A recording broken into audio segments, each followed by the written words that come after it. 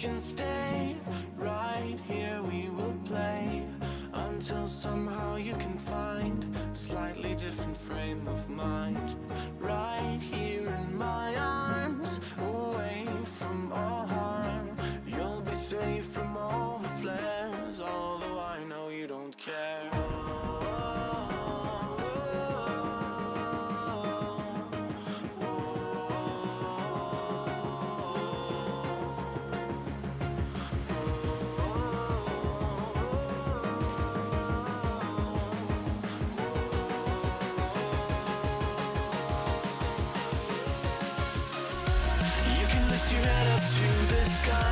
Take a deeper breath and give it time. You can walk the path among the lines with your shattered frame of mind. Risk that you could always stay. We can wait right here and play until somehow you can find a slightly better frame of mind.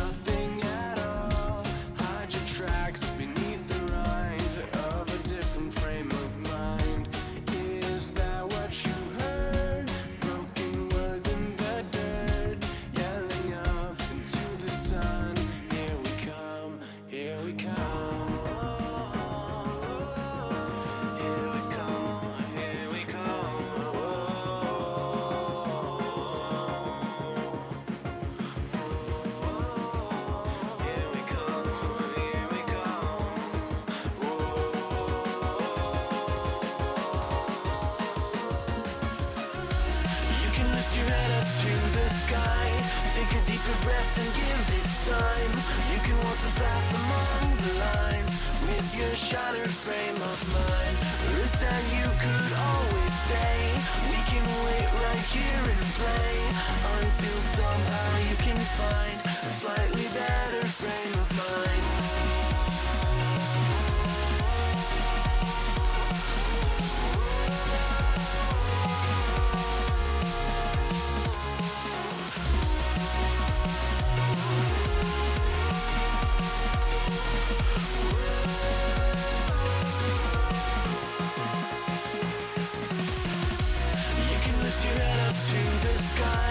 Take a deeper breath and give it time. You can walk the path among the lines with your shattered frame of mind. Risk that you could always stay. We can wait right here and play until somehow you can find a slightly better frame of mind.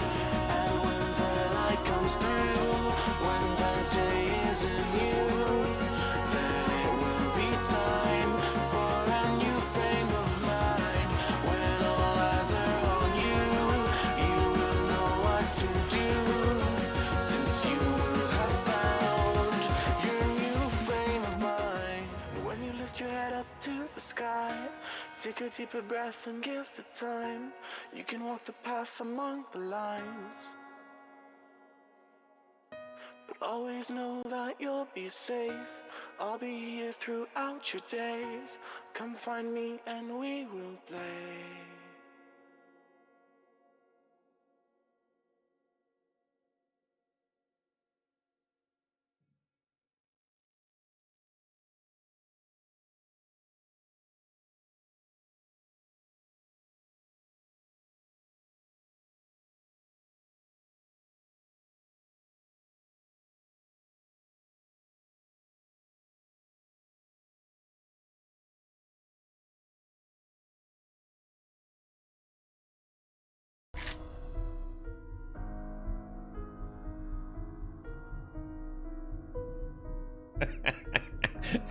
I can see you there, Des.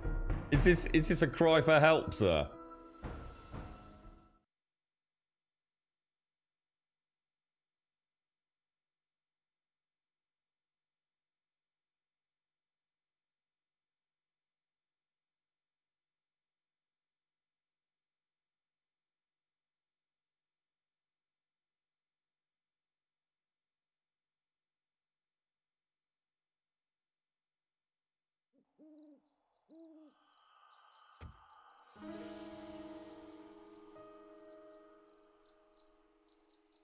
Hello, everybody, and welcome back to some cheeky 7 Days to Die. I'm going to be really croaky today, I'm afraid, folks. It has been a long evening, a very long evening indeed. However, I think all things are good. That could be better, but yes, we had an interesting evening yesterday, which I shall tell you about shortly. Let's get all of this put away. So, Horde Night. Oh god, it sounds really weird. Everything sounds strange. I've not been in the house long. I've not sort of settled in, I don't think. I think my headset's on a bit funny as well. It all sounds a bit... I can hear myself. Hang on, I don't like the sound of my own voice. It's awful. That's why I have a big headset on. Good morning, Daxos. It's also, apparently, I also have put it's Big K's birthday, which it isn't. It should have changed. I don't know why it's still saying Happy Birthday, Big K. That's a bit weird. Doesn't seem to catch up, does it? Good morning, Daxos. How are you, sir? Good morning, Jack. Good morning, Alison. Grumdad not well. Thus the croaky voice. But he's all right, Alison. Noblet, TM, how you doing? Des, you're all right, Des? Do you need an intervention, sir? P-Soup, good morning, Shades. How are you, mate? You right, Caskell? You right, Interlink? Dash, Des. Make a run for it, bro. How you doing, Shades? How's things? Good morning, Missy. It doesn't feel... Oh, that's all right, then. I was going to say, it's Chatty. Whenever the stream starts up, Chatty always like gives me like an update on the stream title. And I've just noticed, in fact, it has. It's just changed. Yeah, thank you. Yeah, it was saying day... Well, it should say... Actually, it's still not right, because it should say day 127, which is what I changed it to. Yeah, because it is. It's day 127. Look. I just had 7 days to it, because it's 7-hour streams. It goes a bit out of sync at time. Right, I'll tell you what, then. Oh, I just feel so weird to be sitting down in my own home. Yesterday was a bloody night. But all right. He's basically he's basically had a fall, not like a bad one. He just sort of like flopped a bit, and it sounds like what's happened is he's gone to catch himself. Like on the kitchen, he was in the kitchen when it happened. But what happened was because he went down like floppy, I think his arm was like cracked into the countertop. And it's quite an old counter, so you know, like it's got quite a sharp edge to it. I mean, it's not like a sort of 45-degree angle or 90-degree angle.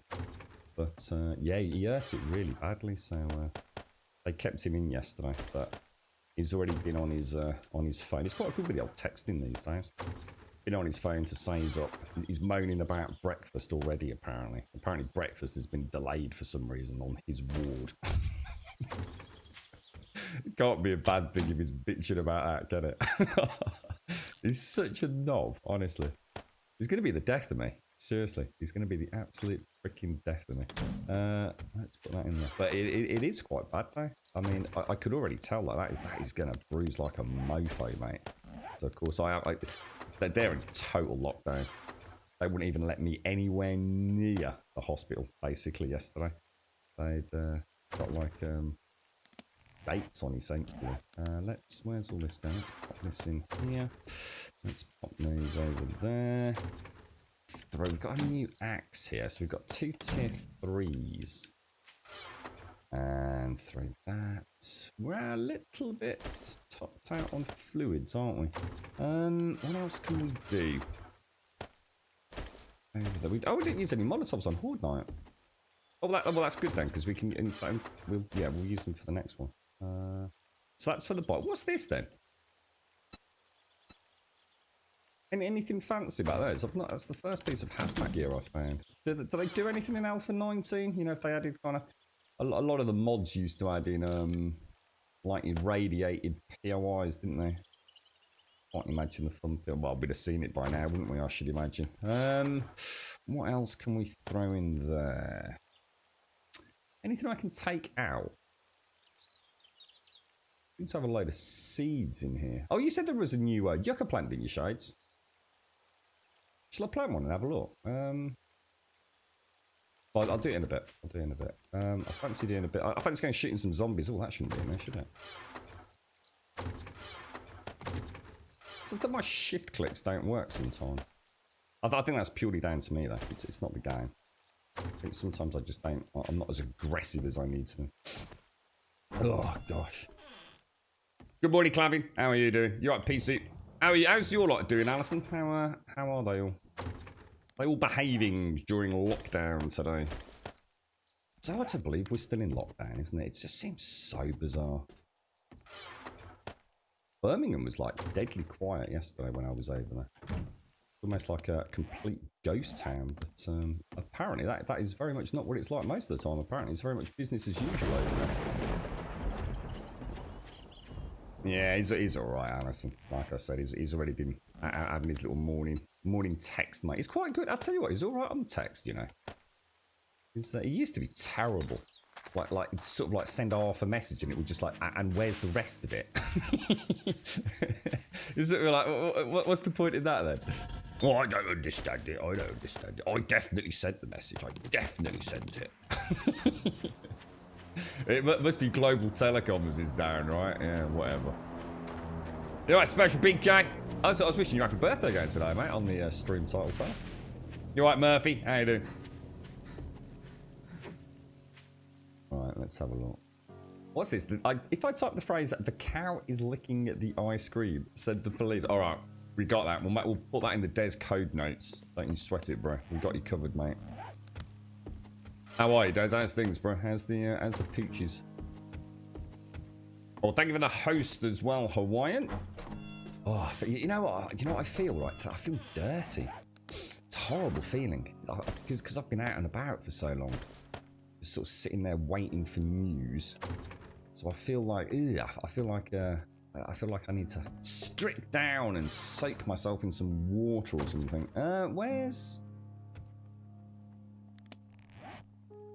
So is that all the concrete I've got? Ooh, bloody hell.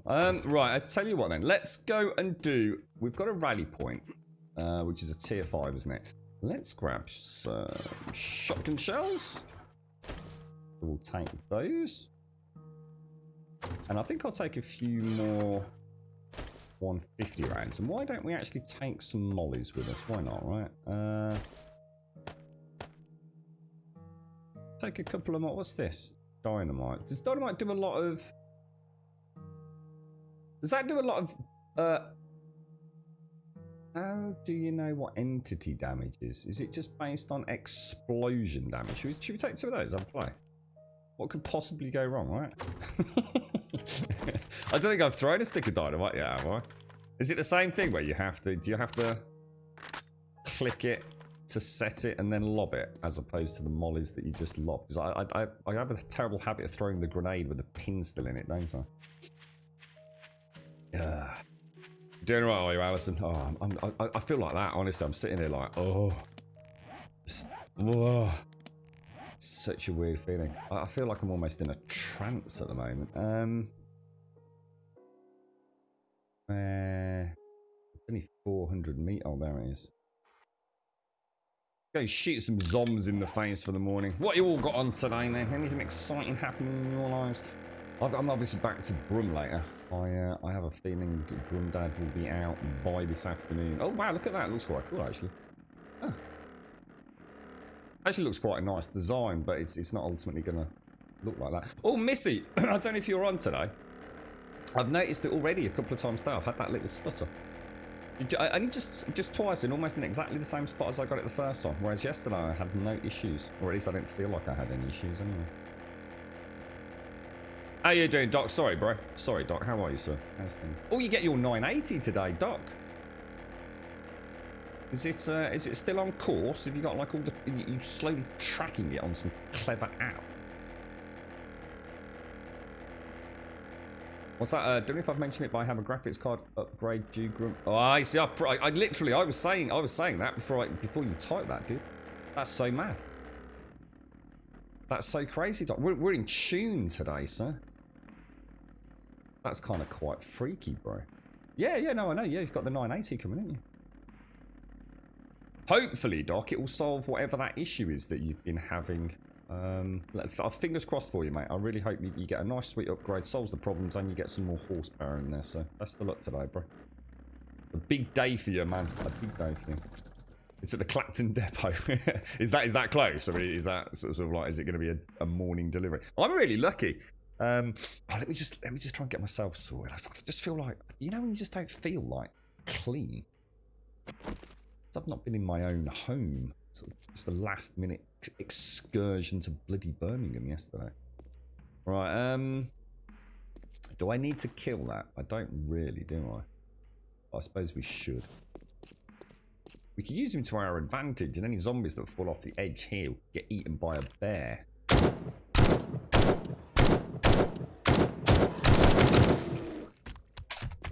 Ooh, yeah. They're beastly, aren't they? Absolutely beastly.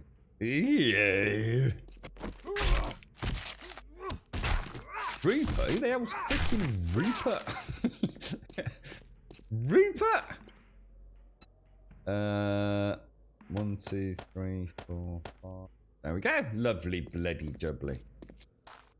You have every time I log on the server, just a little bit in the beginning, and when I drive into a city. And then does it stop for you, does it, Missy? Yeah, it's kind of strange, isn't it?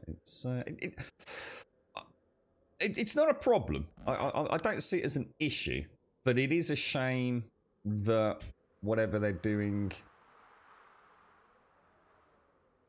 isn't as good as it was before, if that makes sense. So it's a bit frustrating, but hopefully it's had the outcome that maybe people that were struggling to play the game maybe now can play it, whereas those of us that weren't having issues might just have to put up with a little bit of... I don't even know what it is, to be honest. I was monitoring throughout yesterday's stream, but I didn't see any... I didn't actually have any issues yesterday, so... And I've not had a chance to set it all up for today's stream, so... There's going to be no diagnostics from my end.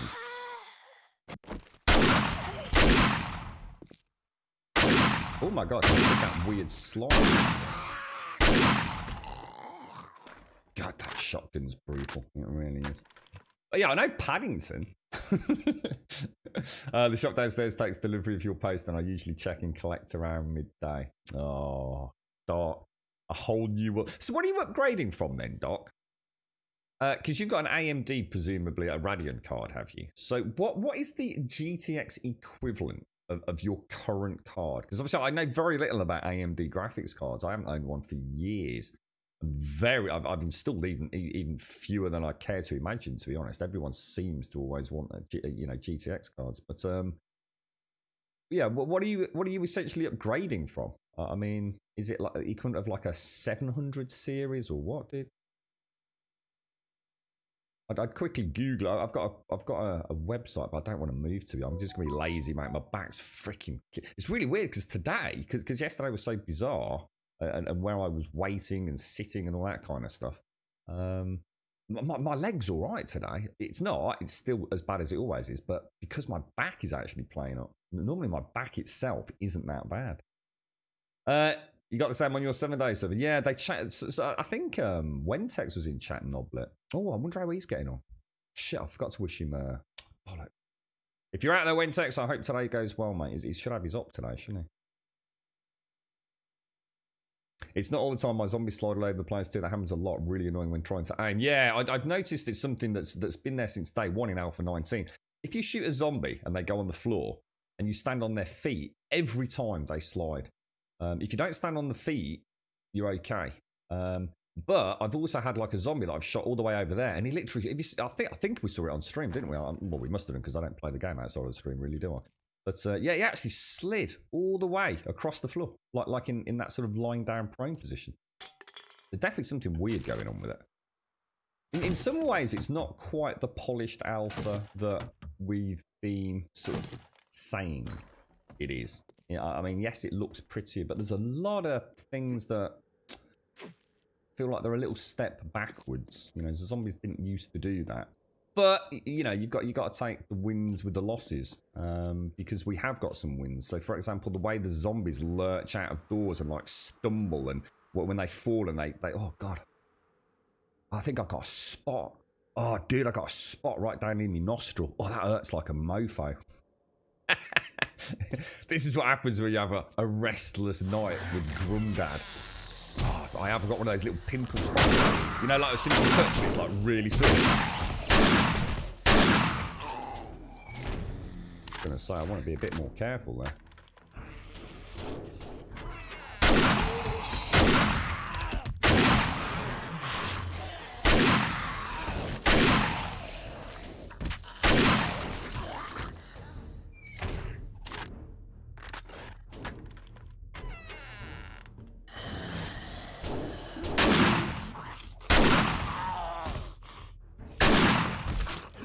Quite cool you can shoot through there. So it's you're going from a 770 to a 980. Wow, nice dot. Nice dude. What's the VRAM on 980? I can't remember, dude. Got no idea. I mean, I had a 980 Ti. I can't remember. Can't even remember what was on my old 670. To be honest, dude. 770, 680 up to a 980. Oh, but it's going to be like a whole new world for you, Doc.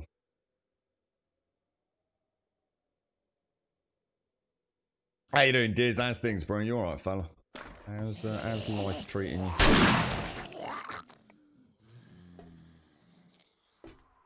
Oh, it's the Microsoft conference today. What time's that will kick off? 4 o'clock, I think I suggested on Discord, didn't I? 4 o'clock for 4 o'clock for Jeff Keighley and 5 o'clock for the main presentation. Ooh, that'll be exciting. That will be exciting. Rupert was the bear I adopted outside of my POI base on my new 7 days that I played through. Have you got a pet bear? Have you? It's always been weird. The bears, they have a really strange persistency as an entity, don't they? I don't know if you remember, but bears, the easiest way to get rid of a bear was literally just walk a few blocks away from it. And they used to despawn almost instantly, didn't they? A distinct lack of persistence with bears. So it's 4G, is it? 4 gigabyte GDDR5. I actually thought it was more than that, Doc. Was there a difference between the 9.8? No, there wouldn't have been. No. I don't even know what my 1080's got these days, but it's more than you'd ever need. I don't think I've ever seen it pushed in any game, really, to be honest. Suppose it's all in fact also we're not a million miles from August, are we? So in August we should be hearing about the new Nvidia cards.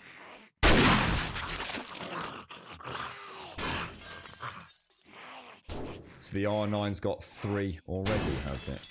Sounds like quite a good card actually, Doc.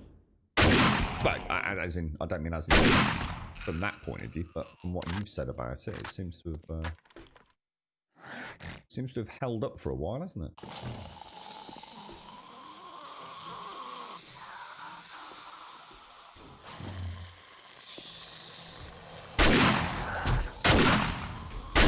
Damn, those dudes don't care. They really don't care.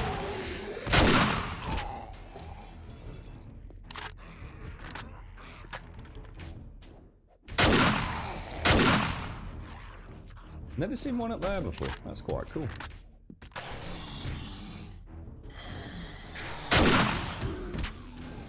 Might have to. I might see if I can host the. Oh, I wonder if we're allowed to. Oh, yeah, apparently you can get. I saw it on Twitter actually. Apparently, if you. Not that anyone here probably minds that much. But if you watch the Microsoft something later, I think you get a free Twitch emote, don't you? Like a little. If you're into Halo. You get a little Halo emote.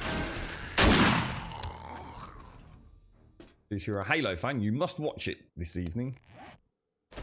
Get yourself a... I think it's a global one. I wonder how many emotes there are on Twitch. It must be ridiculous, man. Millions. Literally, possibly hundreds of millions. Oh, this is the nightmare bottleneck, isn't it? And I don't have a huge amount of Timmy the Turret ammo. No. I mean, to be honest, worst case scenario, I'm not expecting a round return. Because I assume what happens is, I mean, it will probably get there. Because I only sent it off on... When did I send it? Did I send it on Tuesday or Wednesday? It's Thursday today, isn't it? Yeah, so presumably it got there yesterday at some point. So I'm erring on the side of today. They'll probably check that it actually is faulty. And then presumably dispatch a new one, I guess, either today or tomorrow. So I should have it by the weekend, Icon. I mean, I just kind of erred on the side, worst case scenario, of like 7 days round turn. I suppose it just depends on how, what that approval process to dispatch another one is. Because they won't just dispatch a new one just because I said it's faulty, will they? I don't really know. Yeah, so I think it was Tuesday afternoon that I sent it off, Doc. Because I had it packaged and ready to go. Yeah, we'll have to see what happens. Oh, coffee's much needed. I had a cup of coffee yesterday out of a vending machine at a services. Oh, Jesus! I swear to God, I'm not kidding you. I mean, it tasted bad, but I really needed a coffee, and the bottom of the plastic cup, honestly, it looked and sounded like grit. I'm not even kidding you. It was like there were little stone sort of flakes in the bottom of it. Oh, God. And I think it cost me about £2.50 and all, mate. It wasn't bloody cheap. Yeah, it won't. Yeah, I assume that's the process anyway, Dyke. It's normally been like that with, I've never really sent that much stuff back, to be honest. I know Shop 2 had quite a good returns policy. Scan's always been good. I mean, I've sent a few things back to Scan. Oh, I'll tell you, honestly, guys, I'd never seen anything like it. I mean, we were proper laughing about it. I mean, it was bad. You could almost, like, if you dried it out, you could probably use it as a maraca, mate, Oh, God, it was terrible. You're right, lunatic. What made me switch from an AK to the auto shotty? Just like, I've always liked the shotgun, to be honest, lunatic. So I've always been looking forward to getting the automatic shotgun. 7 days to get a controller, that's the one, yeah. You're not using iron pick. They reduce stamina cost on using them on this patch. What do you mean, crazy Canadian? What as in over a steel pickaxe? Are you saying like an iron pickaxe might be better than using a steel pickaxe? Or how are you doing, guys? How's things? Doubled up on the sugar. Normally push the button which fills 1/3. Go for a smoke. Come back in and finish filling the cup. I've not had sugar in my coffee for a long time, but I did used to. I don't think I could drink sweet coffee now, to be honest. Yeah. You had an R9 280X as well, Diz. Replaced it at the back end of 2018. What you got now, Diz? Are you running on a 2080? You've got a super rig, haven't you? Let me just get some of this coffee down my neck because it's not in my Yeti mug, so it's going to get cold really quick, thanks.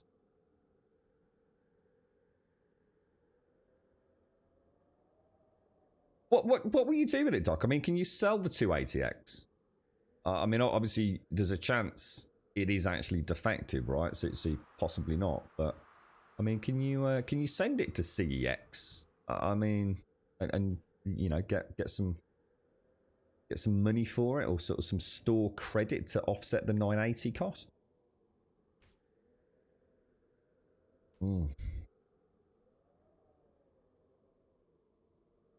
You're right, Lady Elvira. How are you doing? Good morning, Iceberg. I'm sorry if I've missed anybody. I'm in a bit of a daydream today. People read all kinds of things they want to hear in the patch notes. Yeah, it's part of the reason I don't read the patch notes, because I think it gives you a full sense of what's happening. It's better just to get a feel for it. It's like I said, I had a very strong feeling that Hunger was horribly broken. It did seem a bit mad. It's very punishing early game and completely pointless later game. So we might as well go back to the wellness system, to be honest, Gaz. But we'll see. We'll see what's in the store, mate. How are you anyway, Matt? How's the old pottery industry going? Well, this coffee's no better, really, but hopefully I won't find bits of tarmac in the bottom of it.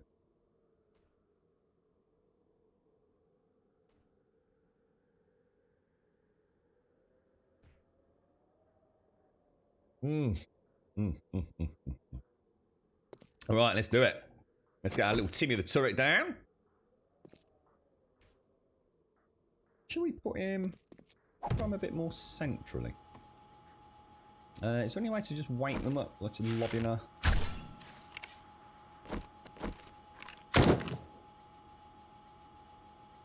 Where the node is for this one.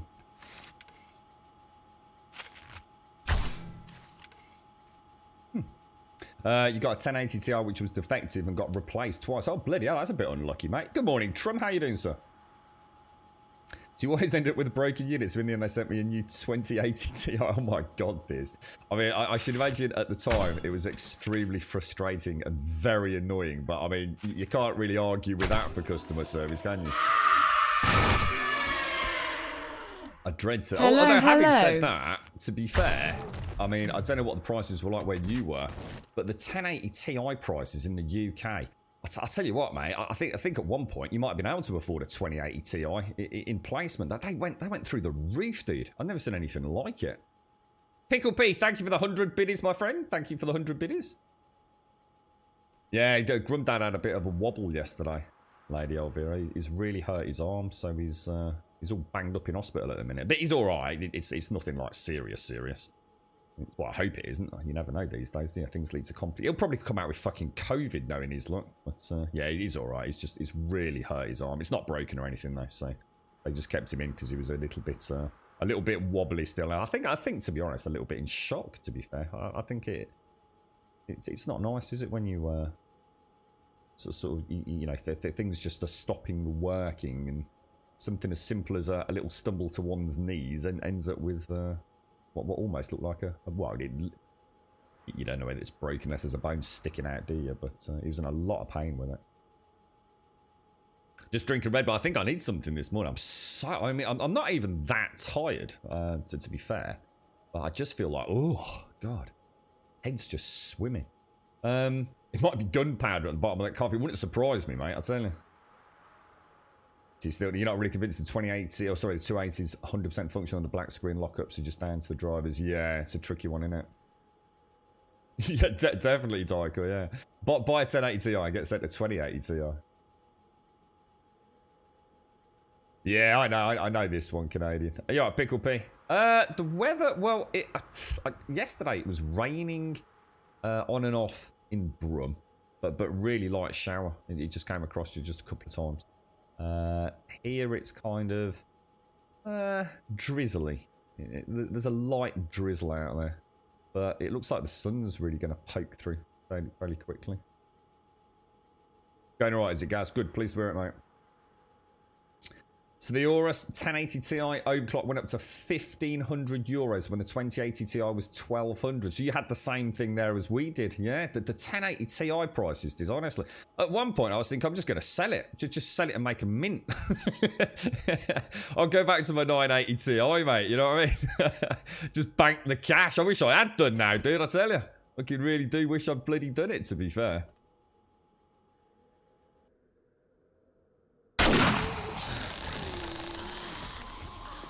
Here we go, boys. Here we go.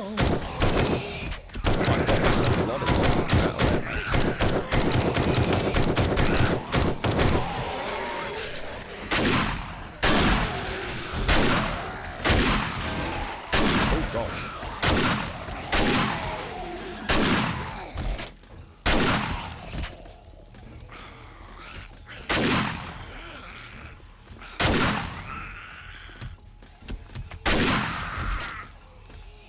Hey, Timmy did alright there. Stopped two of them. Oh, three of them. Well played, Timmy. Well played, little fella. Jesus.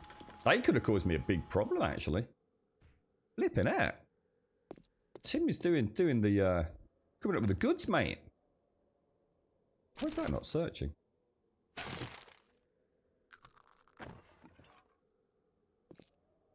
No, it's pretty cool here. It's a bit. I'll tell you what it is. I mean, but I think that's partly because I've not really had a chance to properly clean up. Really, it feels a little bit muggy. So I think the whole evening's been a generally muggy evening. The humidity's quite high. You were looking at 1080 Ti's in the shops and the new 20. Yeah, that was snapped up horrendously, Daikoi. And then, of course, as Diz and I are saying, the few that were available, the hike in price was something like I've never seen before. It was madness, mate. People, the second one would go up on something like Gumtree, it would be gone in seconds, mate. Be interesting to see what the 3000 series brings. I mean, I don't really care about the height and power. All I care about is what is the cost going to be. Actually, you know what? I think we'll... Hopefully they don't go the real 2080 Ti prices, but you never know with Nvidia, do they? It's always a bit of a gamble, really, isn't it? Yeah, that's what I've been hearing, Diz. Yes, it's... I mean... I think this time around... I mean, I don't want to say it and jinx us, but... I think Nvidia have got to change their pricing strategy. I mean... I know a lot of people... you know, in and around Twitch and just general gaming forums that all did exactly what I did. They skipped the 2000 series. And not necessarily because they didn't want to upgrade, even though it was only really incremental. They certainly weren't interested in fucking ray tracing. I mean, the amount of times that the games just didn't work that well. You know, I don't want to play Metro Exodus at 30 frames per second for the sake of a little bit of ray tracing. I'd rather not have ray tracing and play at 144 frames per second. You know what I mean? So most people that I was speaking to weren't that fussed about ray tracing. It wasn't the reason they were getting a 2080 Ti. They just wanted, you know, more horsepower across the board, really. But the amount of money that we were being asked to spend over what the 1080 Ti's were when they were at a normal cost, their pricing strategy entered the realms of insanity when you started looking at what you were getting in terms of diminishing returns. Just so few of us could justify it. Now, obviously, if you were buying a brand new PC, you know, you hadn't already got a decent graphics card, then yeah, you know, it made sense to get, you know, the latest kid on the block, right?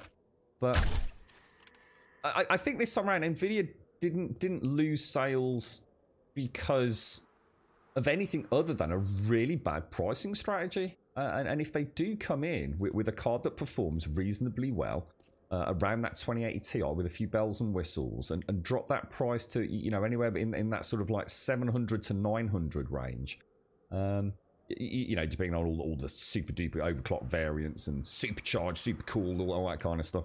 I think they've got half a chance this time around of actually getting people to, because the thing is, a lot of people have skipped a generation there. So they're actually going to get quite a nice increase, whereas the 1080 to the 2080 wasn't that special. But if you're still running a 1080 to jump to a 3080 or whatever they're going to call them, there's even more incentive. It just needs to come at a sweet point. If they're not greedy, they'll make more money. Well, I think so anyway. I hope so. I really hope so. Yeah, I liked it, Daikoi. I'm not saying that ray tracing isn't brilliant, but I'm not taking the performance hit for it. It's just not worth it. I have my PC a few months away, and yesterday's the first day I discovered AMD Ryzen Master Program. My PC is flying now. I don't even know what that is, mate. What's the AMD Ryzen Master Program? What does that do? Are you looking to get one, Diz, or? Oh, that's interesting, guys. It also, sorry, Doc, sorry. I thought it looked like Gaz had posted that on my chatting. All right, so this is quite a serious problem then, Doc. You're right, Ruscarrot, how you doing, mate? How's things? You don't, no. GD, get a PlayStation 5 or an Xbox. They literally have hardware-enabled ray tracing, mate. It's going to be amazing. Yeah. You'll be getting ray tracing if you stick with consoles, bro. Imagine what they'll be able to do with ray tracing on predetermined hardware, mate.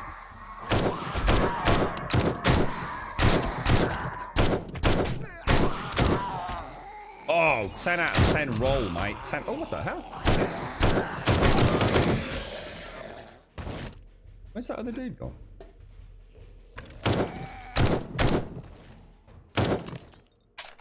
Ooh, that was close. Nearly died as well.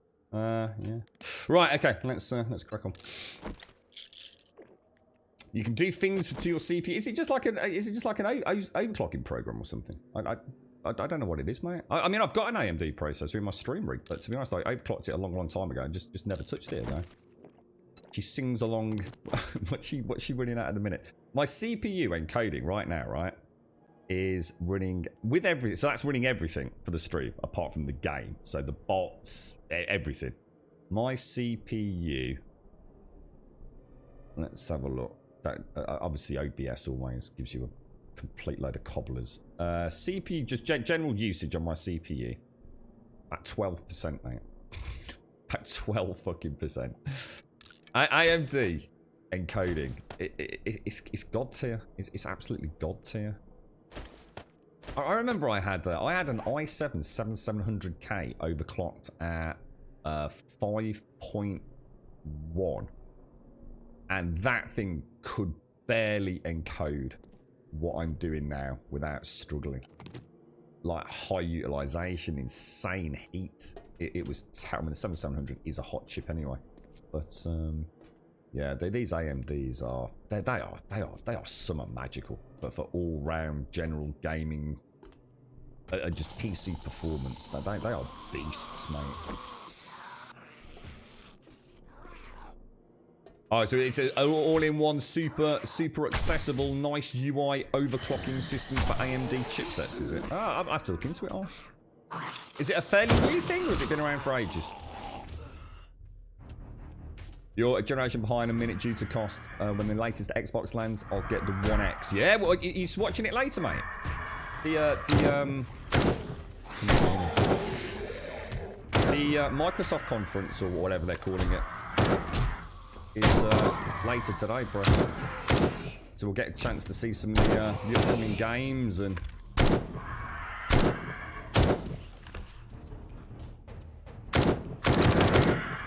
I don't think that's actually the inside, isn't it?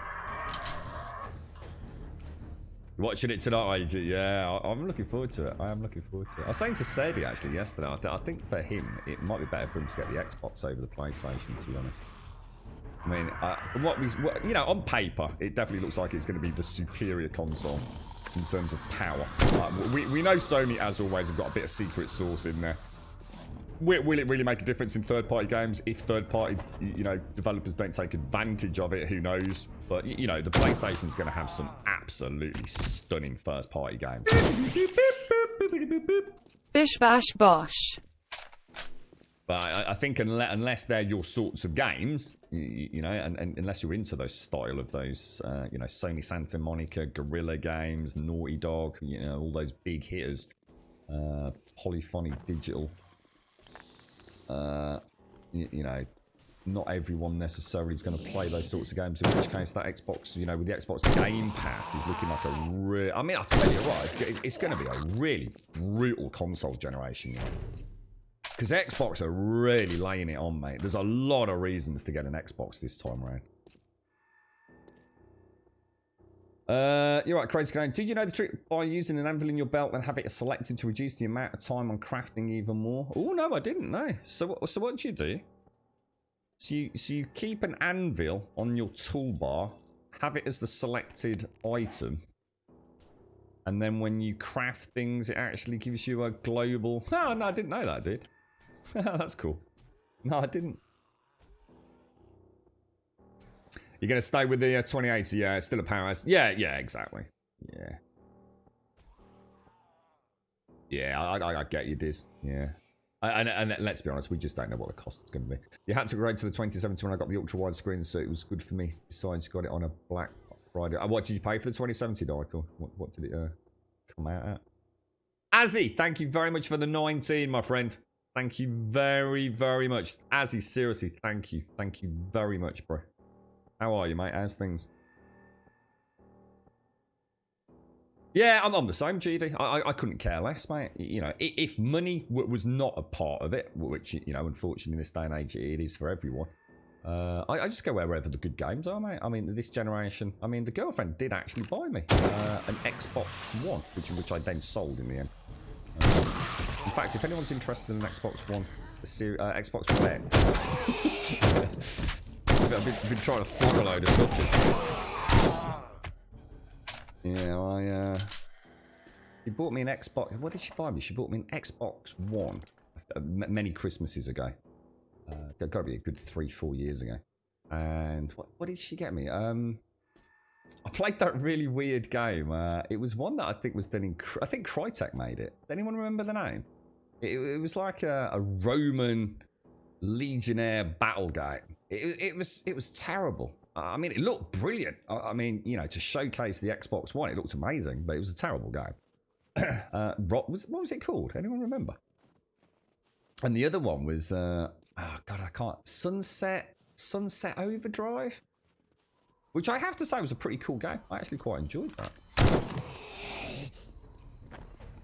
It had a lot going for it. Very bright and colourful as well. It makes a nice change by something like that. Rise, that's it. Rise, R-Y-S-E. Yeah, you got it. Yeah. I mean, it was stunning. I mean, it was absolutely stunning. But it just got insanely repetitive. It was like watching mini tech clips almost. Because I understand, I mean, to be fair to Crytek, what happened was it was meant to be what was it called? That horrendous contraption. Kinect. It was meant to be a Kinect game. And obviously they were told that, because they were originally told that there was no separation between the Xbox and Kinect. Kinect was the Xbox One. There would never be a future where an Xbox One would be sold without Kinect, and Microsoft would die hard on that with internal correspondence with developers. It's like, it's always going to be there, and of course they pulled the plug on it. They literally yanked the plug on the Kinect, didn't they? So Crytek were left with a game that was only going to be potentially viable for Kinect owners, which were now diminishing like, you know, like literally snowflakes in the desert. And they had to rethink the whole game, didn't they? Oh, what's that, Looney? So it has what on the fixed list? Oh, the anvil. Yeah. You alright, Skaldish? How you doing, mate? Have a nice day, Skaldish.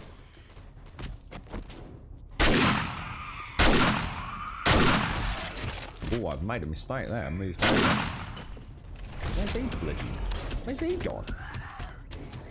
Hey! What the hell? What the What's with the pathing with zombies all of a sudden?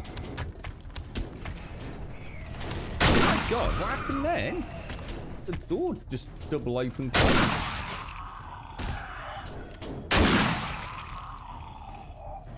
I think they were the only two games I actually owned on the Xbox One.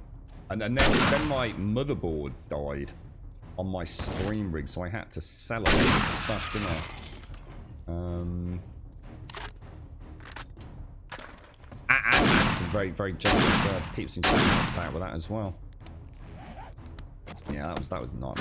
It's horrible, isn't it? PC hardware failure. It's one of those just like. I suppose when you own a car, it's similar to that, really, isn't it? It's devastating. Absolutely, you know, it's going to happen. Something's going to go wrong at some point, but you just live in the hope that it's not going to happen. But it always does in the end, doesn't it? Hard drive fails with you. Your Mobo finally gives up the ghost. Or in my case, it tends to be the power supply. I do, although I always buy a top-of-the-range power supply. I think there's very little reason to cheap out on a PSU. I mean, it is the beating heart of your system. So although I always get a good quality one, they don't last forever, do you know? And I do a lot of overclocking. Right, let's repair that. You're getting more and more tempted to get Ghost of Tsushima, get it on PlayStation and later on the PC as well. I don't think it'll ever come to PC. I'd be really surprised if that sees a light of day on PC, mate.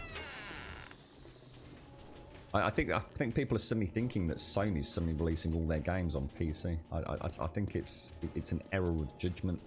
The only two games they've released on PC are both essentially with the Decima engine through Guerrilla Games. I mean, Hideo Kojima approached, you know, he toured all the Sony studios, didn't he?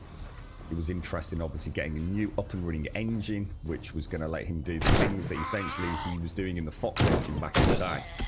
And he toured all the studios, meet and greet, and he fell in love with the Decima engine at Guerrilla Games. So we've got Guerrilla Games with Horizon Zero Dawn, and of course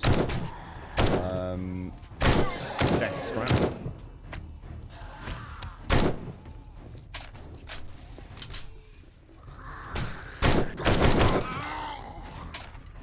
It's really weird how the pathing is now.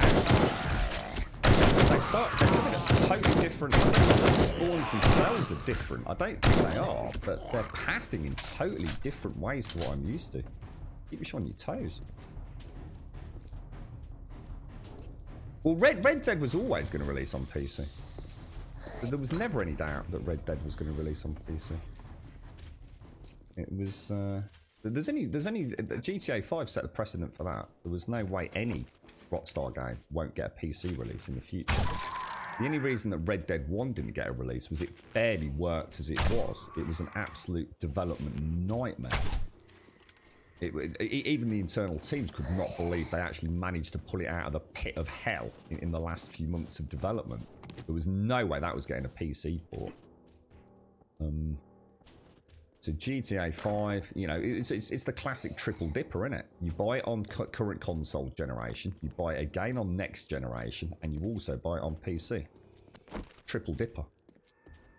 You've got to remember, it works against Sony selling things on PC too early on. You know, many years later, it makes sense to when the new generation comes out, and I think we will see more Sony games hitting the hitting the PC. But it's a system seller. So Sony, there's only one reason that Sony has internal studios.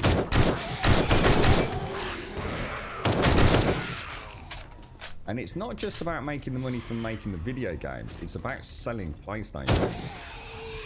And you start throwing things out on PC like Microsoft have done, and you suddenly start cannibalizing your own player base, your own install base, which then generates and leads to less sales in the long run anyway. It's why I was very surprised with Microsoft's approach. They've clearly decided to completely change strategy. They no longer really have a standalone console. Everything's releasing on Windows. Essentially, they're trying to create an environment where a home has Windows 10. And rather than trying to force that through the dastardly measures they had before, the console is becoming that equivalent in business. You know, you'll be able to buy the Xbox Ultimate Game Pass and play your games on PC if you have a PC. Microsoft's a winner. If you don't have a PC, you can buy an Xbox. Microsoft's a winner. So Sony don't have that luxury. So they need to have an incentive to sell those consoles.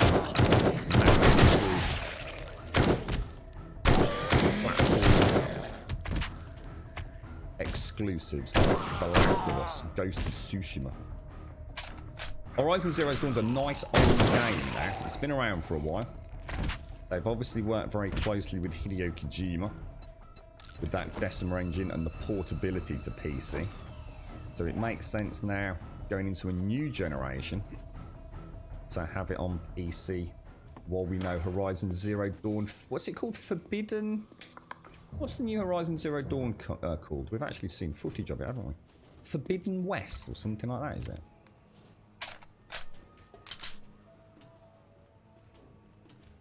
I really like I really like the tactical assault rifle. I just wish that red dot worked, and I'd be a much happier chicken.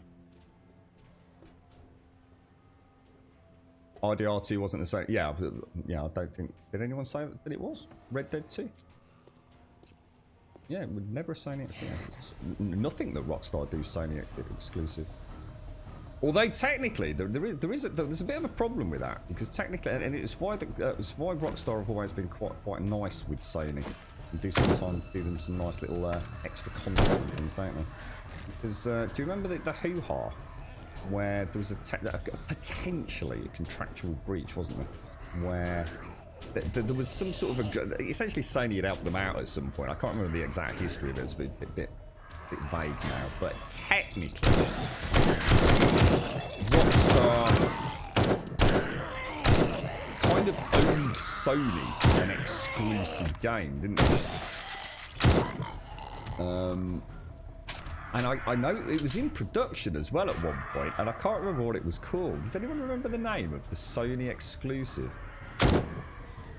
And obviously things went south a lot with the PlayStation 3, didn't it? It was an absolute nightmare to get stuff to run on it. So I think at some point, with the potential loss of something like GTA, that there must have been a deal done behind the scenes to sort of scrap that exclusivity detail. We're talking about... Oh yeah, no, that's because Daiko mentioned it. Yeah, it's because I was only mentioning the Red Dead because Daiko mentioned it. Or Red Dead and Horizon Zero Dawn, that was all. That's why I said there was never any doubt of Red Dead getting released. 100% guaranteed. Yes, I tell you what, you've got to be in a good position. Right? Imagine your IP is so successful, right, that people buy the game 3 times.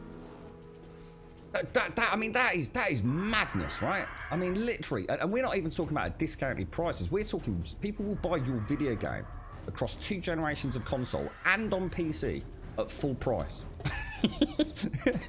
it's like the holy grail, isn't it? Really, for a developer and a publisher. Life does not get any better than that. I think I own 5 copies of GTA 5 because I own it across all PlayStation 3, PlayStation 4, PC. But I've also got like a Super Duper Special Edition. I've got a Steelbook Edition.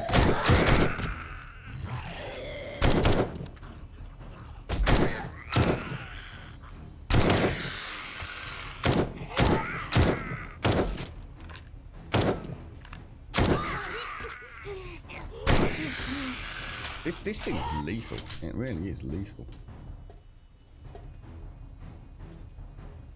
Forbidden West, is that what it's called? Forbidden, yeah. Horizon Zero Dawn Forbidden West. That is going to be something else. I mean, let's be honest, right? Horizon Zero Dawn has got to be one of the...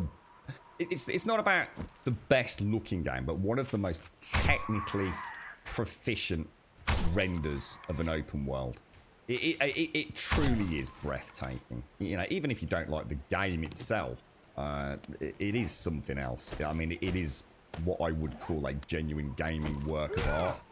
There is something just absolutely breathtaking about that game. Everything, from the lighting, the foliage, obviously the animations with the robots and Aloy herself. I mean, you know, you could pick the game apart a little bit. You know, it might not be a game for everyone, what game is, but... As a creative sort of venture, my lord. I think Red Dead 2 came out first for a PlayStation 4 like a week before Xbox. No, it didn't. No, it didn't. No, Red Dead 2 was midnight launch across both consoles, wasn't it? And then PC was a little bit later, like Diz said. But yeah, it's. I think did you say? I think you said yesterday. Didn't you say Gran Turismo? The next Gran Turismo might be a day one release on PlayStation Alololololololo Grum, just a quick pop in to say hello. Take care, good buddy Grum. Hi Grum Lurk. Thank you very much. Azzy, thank you for the 19. Camera, thank you for the 17. Thank you for the Prime, Azzy. Thank you very much for taking the time out to use your Prime with us, my friend. Thank you very much indeed. Oh. I've got a question for you as well, by the way. I don't know if any of you have played it. Alien Isolation. Is Alien Isolation kind of like... I don't know how to put this without ending up with a spoiler as an answer. Alien Isolation. It's not me just wandering around hiding from an alien, right? There's an actual game there, yeah? You know, there's a plot and there's other things going on. It's not just me and an alien, no? I don't want to spoiler, but... yeah, totally, Doc. It is a really beautiful game. Yeah. There were definitely moments when you could... I mean, on the PC version, presumably, just having a high... I mean, I've played on the Pro, Horizon Zero Dawn, and I can't remember if that's a full-blown 1080 at 30, or whether it's like a 1440 30, or what, or even a 4K 30. I've got no idea. I can't remember now. It's been ages since I played it. But,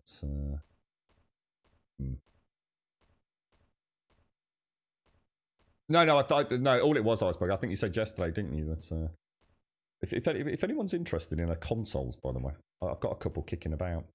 You always really hated an Xbox Gold subscription, no brainer for me.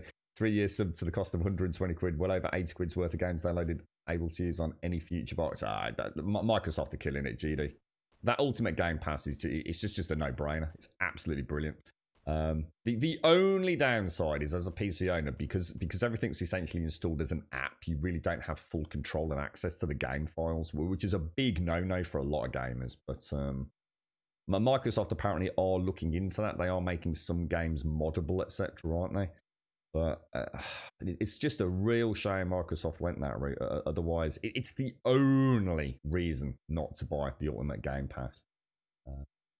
For most people, it's not. Most people couldn't give a toss about something like Reshade or what have you. So, you did it, Daikoi. Nice one, mate. Nice one. You pulled the plug on it, dude. It's a good game, Daikoi. It is a really good game, mate. Alien Isolation sitting on your hard drive has been for 6 months. Not too far outside what you just suggested. Yeah, I'd like to give it a go at some point. You right, String Pies? You bought a PlayStation 3 just to play Demon's Souls. Yeah, I bought it just because it was on a deal in Blockbuster. My PlayStation 3 with Uncharted, and fell in love with the whole PlayStation 3 sort of ecosystem, to be honest, mate. And then discovered Demon's Souls. And even ended up with an imported bloody copy, mate.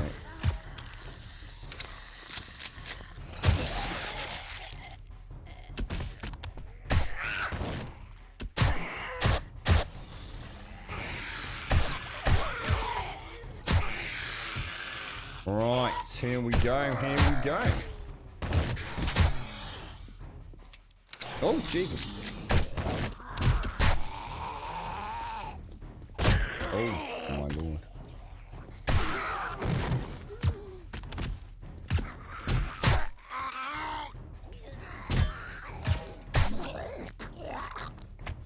Terrible. Oh, just terrible. This is quite a tricky bit, actually. I should probably take something. Let's use that. Don't need that. Don't need that. We will make ourselves some robotic turret ammo. Don't need that. Alright, looking tasty, mate. Looking tasty.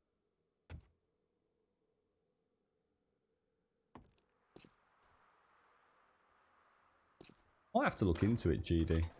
I've got it. I think Simpsy. Yeah, it was Simpsy bought it for me on PC.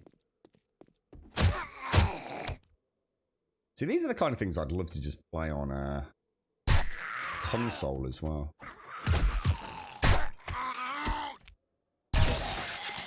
Seriously considering selling all my PC stuff. Keeping the bare bones for a stream rig. And taking that money for things more urgently required right now. And then seeing what the future holds in the console world, I suppose. It is very tempting just to go back to the simplicity of console gaming. I've always just enjoyed that so much. I mean, it's not that I don't enjoy PC gaming.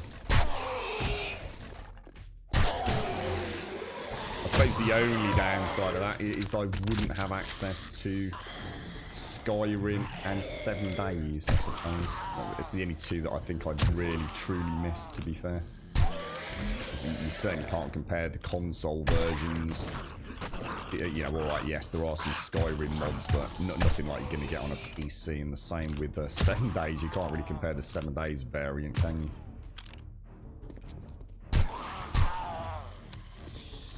And it might as well just be two completely different games.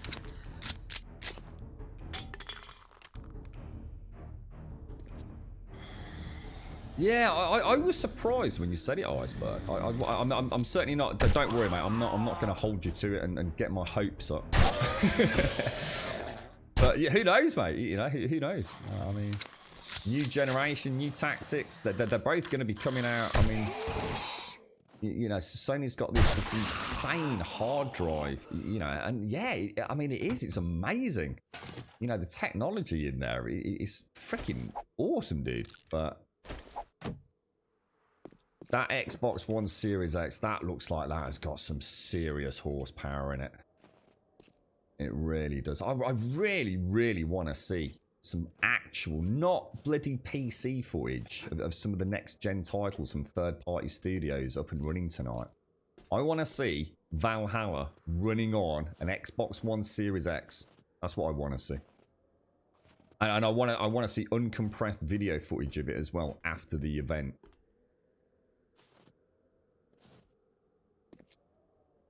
You could do with some advice on that front, Grump. The Twitch app for consoles okay, but now have to look to a stream rig to go down the road of overlays and things. Yeah, all I'll say, GD, is, you know, you're going to be paying a lot of money.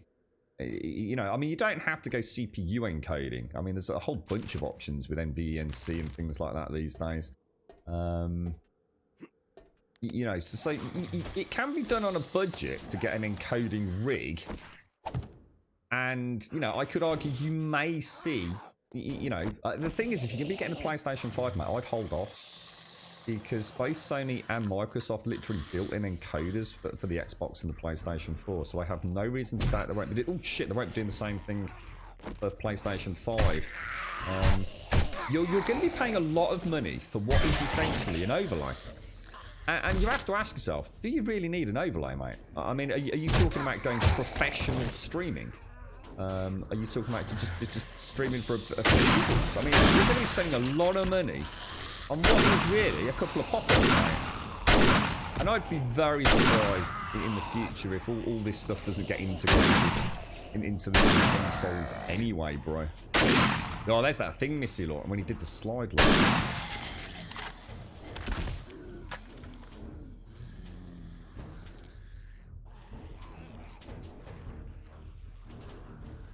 Exactly, G. And I mean, look, yeah, that's brilliant, man. I'm glad you've drawn that conclusion yourself. Exactly. If you're going to go down the route of encoding, you might as well go AMD. It's a no-brainer to go AMD, mate. So already you've got a really nice CPU. You can get a decent CPU just for a couple of £100 on top, mate. GPU. You know, you don't have to get a 3080. You know what I mean? You know, Doc's just buying a 980. I had a 980 Ti for years, mate. Fantastic card. I would run a 980 Ti today. No issues, mate. You know, as long as you're not expecting 144 frames per second at 4K, you know, be realistic. And there you have it, you see, mate. You might as well say F it and go full PC gaming. But it comes at a cost, dude. It comes at a cost. You know, you are now in a rat race, you know, constantly wondering, you know, is my PC going to run the latest game? You've got, you know, the chance of hardware failure without a nice returns policy like you get on a console. I mean, all right, you can still return components, but I'm not saying but it's a nightmare, dude, you know. So if something goes wrong with a PC, it's downtime. It's time you don't need to worry about with a console. You've got the simplicity of just buying a game on disc and popping it in, or having a quiet weekend and speaking to your mate who's going on holiday and saying, "Yeah, have you got Last of Us 2, mate? Yeah. Do you mind if I borrow it? Yeah, of course not." You've got that sense that you know you don't have to worry that the game you're streaming or the game you're playing is any different to anybody else. You know, when I play Ghost of Tsushima, I don't need to worry about, oh, you know, my frame rate's a little bit wobbly here. If my frame rate's a little bit wobbly here and there, which it isn't, everyone else is having the same problem. You know, there's a simplicity to console gaming that just makes, for me, gaming more fun. You know, I can come on the stream in the morning, turn on that PlayStation 4 and boom. If anything's ever gone wrong with console gaming, it looks like Game have done the dirty on me and sold me a refurbished DualShock 4. I mean, it's Sod's Law, isn't it? it's you know, other than that, you know, you put a game in and you play it. You know, you've got the second-hand market. I'm not saying one's better than the other, but I tell you what, for me personally, console gaming is it's just more raw. But at the same time, you know, I can't, you know, I understand the limitations. I can't play 7 days on it. I can't play a heavily modded Skyrim on it. And you know, you might have different games, you know, that are your go-to. I love, you know, my flight sims. I wouldn't have access to my flight sims either. But I would have access to racing sims, you know. And I have a much bigger pool of players on console that I know and have some fun with in racing than I do on PC, you see. And the beauty of it is, you know, we can literally go around to someone's house at a weekend. I can pick up a console, pick up my G27, which obviously doesn't... Oh, shit, that's bad.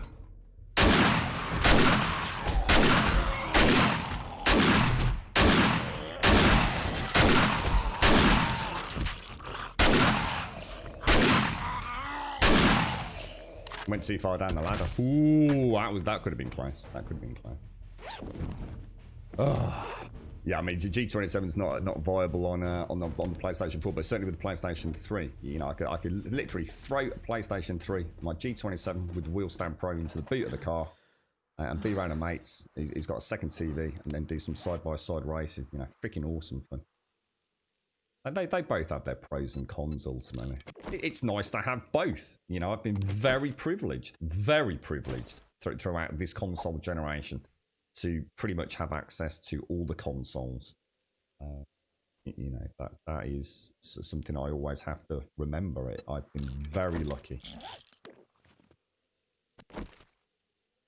What's that? Nothing pro about Dark Drunk Soul streams. I guess I can't even imagine playing a game drunk, mate. Not something like Dark Souls. I'd either sit there just like laughing at how completely inept you are, or I should imagine some people probably rage. I can say I spend a lot more money on games since I got a PC next to the PlayStation 4. Yes, yeah. I found console gaming very, very cheap, to be honest. Mainly because of the second-hand market in the UK is just phenomenal, absolutely phenomenal. Yeah, I mean, here's an interesting one. I mean, I've got a good friend who we mentioned him the other day who's got a lad who goes to school. Honestly, the second-hand market at school, you know, if you're a young lad with a PlayStation 4 or an Xbox, you know, you've got access to every game on the planet. You just swap it with your mates at school. It's crazy, dude, honestly. It's terrible, really, when you think about it, because it literally kills the industry. You know, one hard copy of Ghost of Tsushima's, but probably going to do the rounds at schools when it opens up again. You know, that's money the developer's not getting. I mean, it is bad, but, you know, the simple fact of the matter is that's what happens. You know, that's what happens when you've got a Blu-ray disc, right? Yeah, I thought that might. I went a bit too far down the ladder there, Gaz. Flight sims. Oh, so some flight sims. To be honest, mate, I've only ever played flight sims. I've never had a physical copy of a flight sim. I've only ever had downloadable stuff from, mainly through. I've got like a flight sim account with all my flight sims on it. World Rally 8. What's that on, dude? Is that a new one or?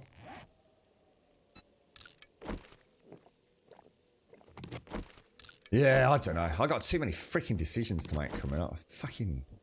Oh, I might have to pop some pre-gambling and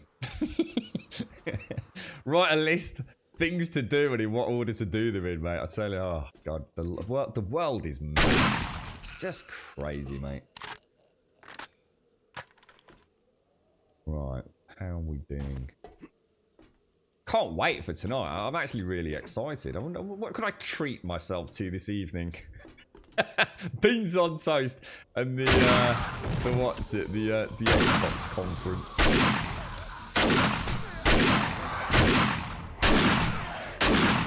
Time to get away. Too many hits. Taking way too many hits there. Oh, he's falling off.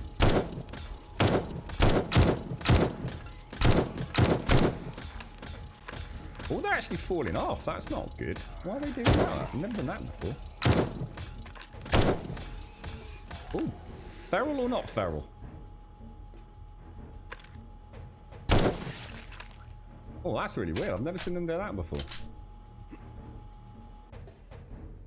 It's never a good idea to stand with them hitting your feet. That's always always going to end badly, isn't it? So let's treat ourselves to a first aid kit. Why not, right? Alright, Lady Elvira.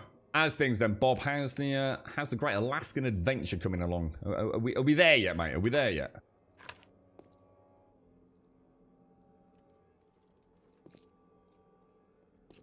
Yeah, I could say I can't remember the first flight sim I ever played. I didn't get into it until really just a few years ago, to be honest. And I've done very little of it recently. I just haven't had the time. It's the same with my racing. I haven't had a huge, because I use the G27 on my PC, you see, because I can't use it on the PlayStation 4, which is very annoying. When I win the lottery, I must admit, I think that would be one of the treats for myself. I would get myself like a PlayStation, Gran Turismo, and whatever the latest compatible wheel is. It's not even that expensive in the bigger scheme of things.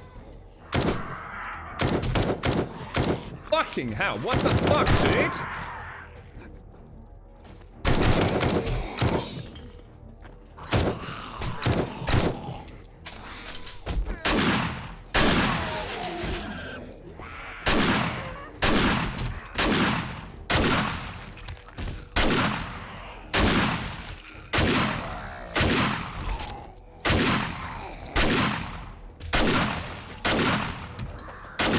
Oh my god, I can't hit shit, dude. They're acting so weird, aren't they? They're so unpredictable now. Before it was like, they just pathed so easily. And it's making me miss more, because I'm actually panicked, like legit panicked, that I'm gonna suddenly get a wave come up the stairs that I'm not ready for. So it's actually putting me under a lot more pressure than I'm used to, actually. It's quite a nice way to play. That's how I got caught out in the Dishong Tower. Because I made the fatal mistake of going back into the stairwell and missed my exit. So I ended up in the bottom death trap, basically. But yeah, they're pathing so differently, aren't they? It's nice to see, actually. I don't know whether that's by design or whether or not that's... I just don't want to keep the pressure up, you know. Even if I'm missing, to just keep shooting, try and stun the bloody things. I'm having a lot of problems with the vultures. I mean, I'll be the first to admit that's down to me just simply missing. I just can't seem to tune in on them. I mean, the hitbox is a weird hitbox. I'll be the first to admit that as well. But I shouldn't be missing them like I am.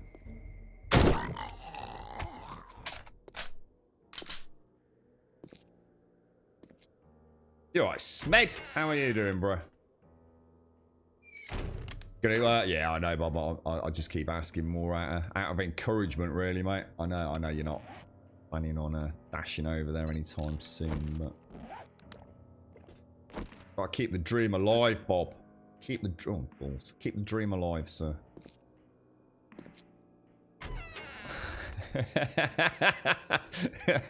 Take care, GD. It's gonna be one of them days for you, is it, mate?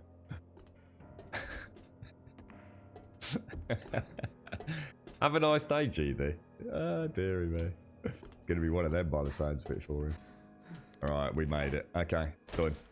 Oh, I've got all that TNT and things.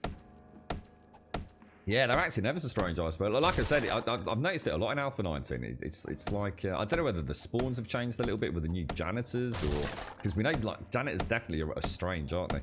They don't seem to be affected by electrical fences. I think Gaz sort of jokingly said someone forgot to click a checkbox or something. So yeah, it's these tier 5s are keeping me on my toes, I tell you. I mean, I went down. Oh, nice, very nice magazine extender mod for the old tactical assault rifle look. Oh, that will be nice. We'll switch that out for the foregrip mod. What does that give me? Oh. Great to think what that puts that up too, but that is a very nice find. Take a breath, GD. It'll all be alright, mate. Probably. Maybe. You can but hope so.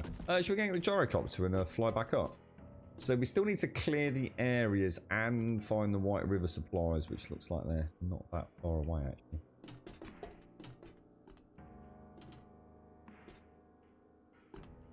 Ganders.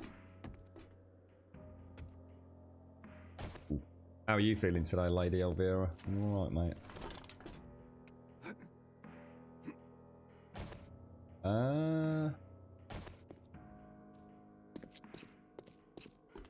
Oh, dearie me. The old Grum Dad's alright. He was looking very sorry for himself yesterday. Gotta be hard, innit? Getting old, mate. Getting old. The silly sausage. Aha! What should we whip out of there? Let's just eat the vitamins. Take that. I've only been fatigued once, so. And then it's just a case of clear areas, but. Where have I missed? This isn't the one. It's the Shamway with the collapsing floor, isn't it? So where have I missed Z's? Is this the one with? This isn't the one with the office either, is it? That's the Shamway as well. I've got no idea what I've missed, guys. Anybody think? I think we've come through fairly linearly, haven't we? I don't think I went off the beaten track anyway. Make some noise as we travel. You actually go back this way. Come on, Zoms, where are you, boys? Look at that, right up there. What a nightmare.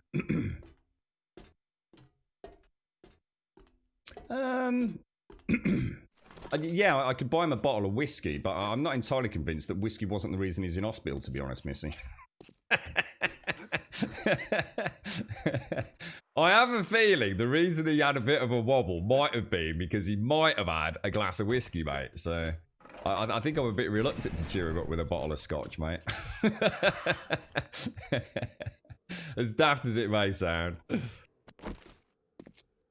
I mean, he wasn't. I mean, I shouldn't say that because it probably sounds worse than it is. I mean, he wasn't drunk. He definitely wasn't actually drunk. But I think what happens is if he has a little tipple, because it's, you know, it is nice, and you know, let's be honest, you know, he's always liked to drink, and I suppose when you get to that age, you know, why not have a bloody drink, right? You know what I mean? Life's throwing a few curveballs at you and all the rest of it. I kind of get it. It's, and I think what happens is it affects, I think it just affects him a little bit more than it say, would you or, well, actually, if it, probably you and I, Missy, you don't drink, do you? We'd probably be shit-faced, but it's probably a bad analogy, really, but, yeah, I think it puts him at, it's not that he's drunk, I think it just throws his whole body out of whack a little bit, you know? You know, when you're a young man or a young lady, you're a bit more stable on your feet anyway, aren't you? So I think just having a little tipple can sometimes, it can be just enough. You know, you don't have to be shit-faced rolling around like you've had 20 pints of lager on a Friday night. I think sometimes it can just be enough to sort of like, ooh, take it easy. He likes his food, but I've really done him a Barbie this week, so.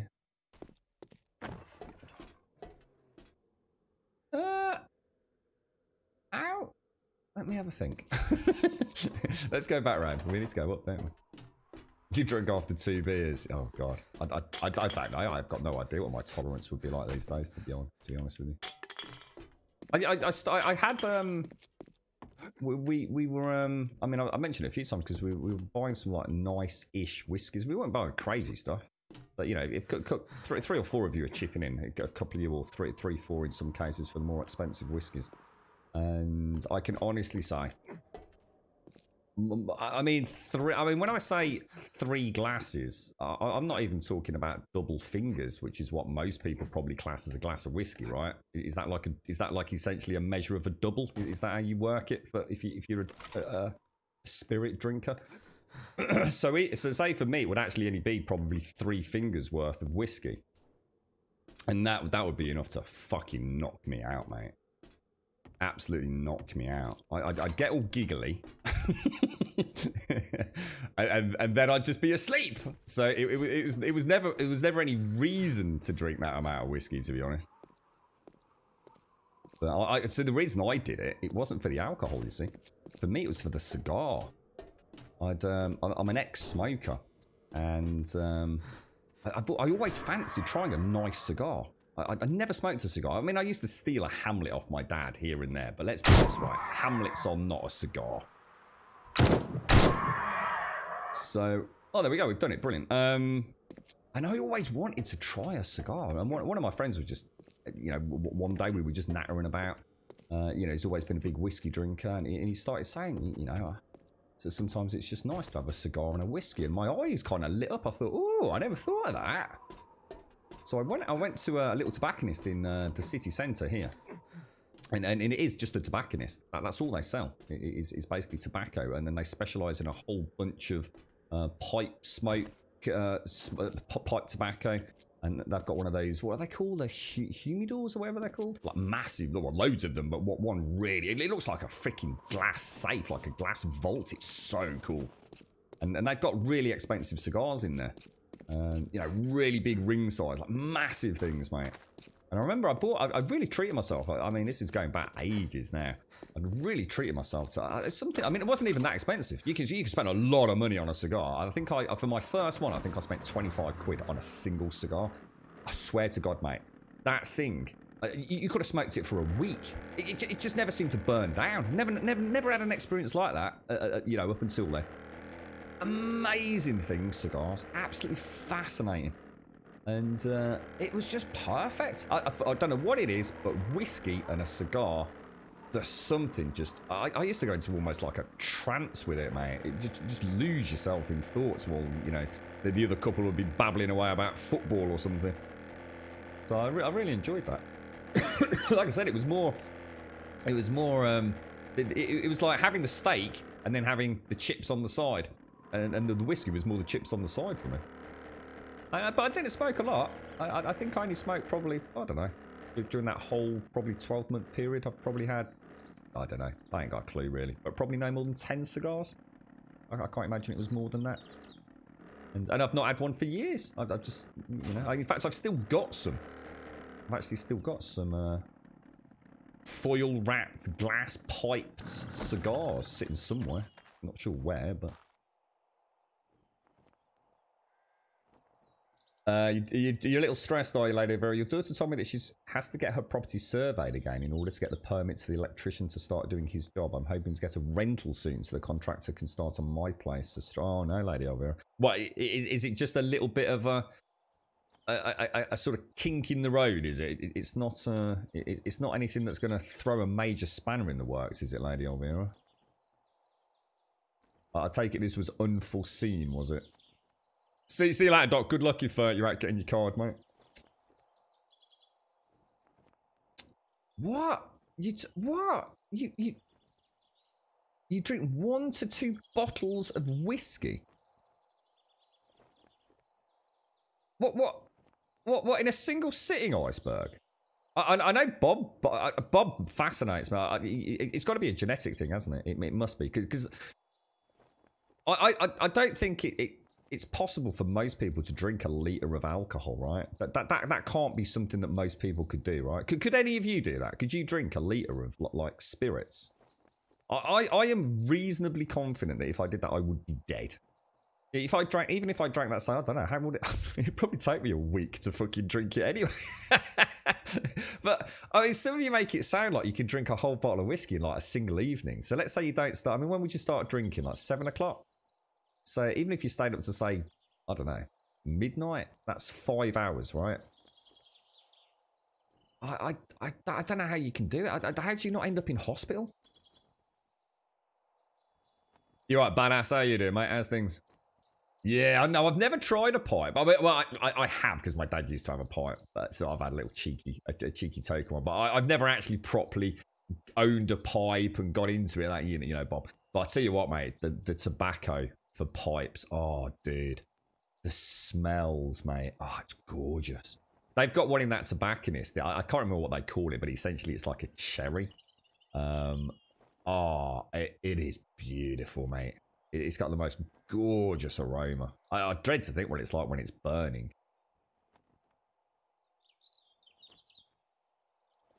Are you using mod? No, this is completely vanilla, give me.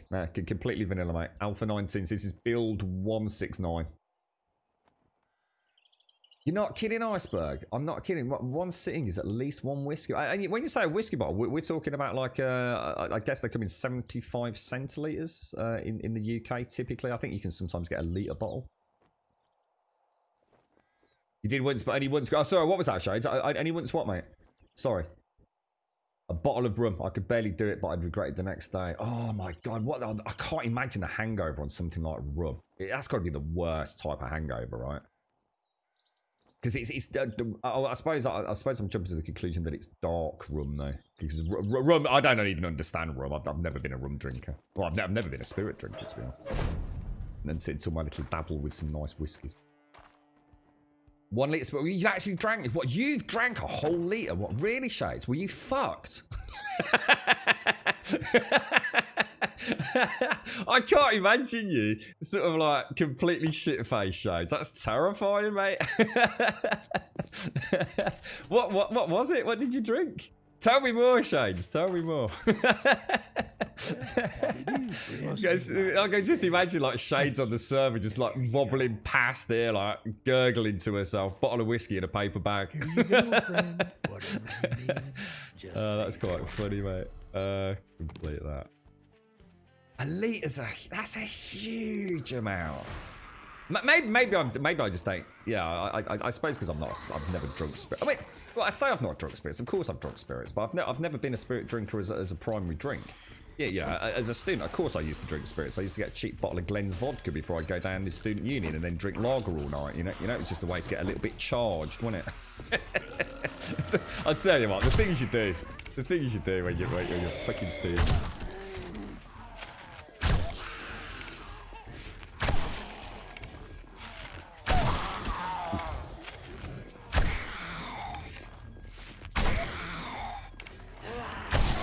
They are not dying, are they?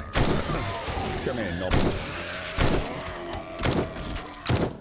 Really?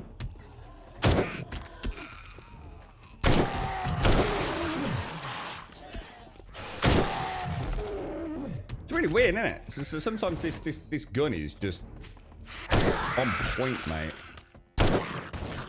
And other times it's it just seems, I don't know. This thing's devastating. It really is. It's an absolutely... I mean, is it better than the shotgun? Starting to think it might be. Right. Okay. So let's go back. Let's go and drop everything back over. Danish snap. Oh, is that like schnapps? Schnapps, as we'd call it. I don't even know what that is. You know.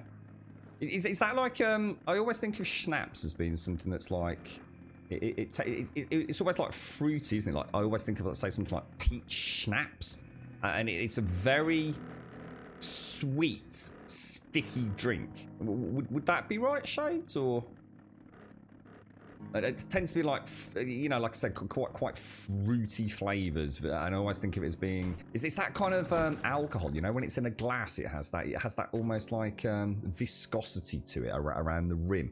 Does that make sense? You're right, Bernie. No, this is on a server, Pandito. We are on a server.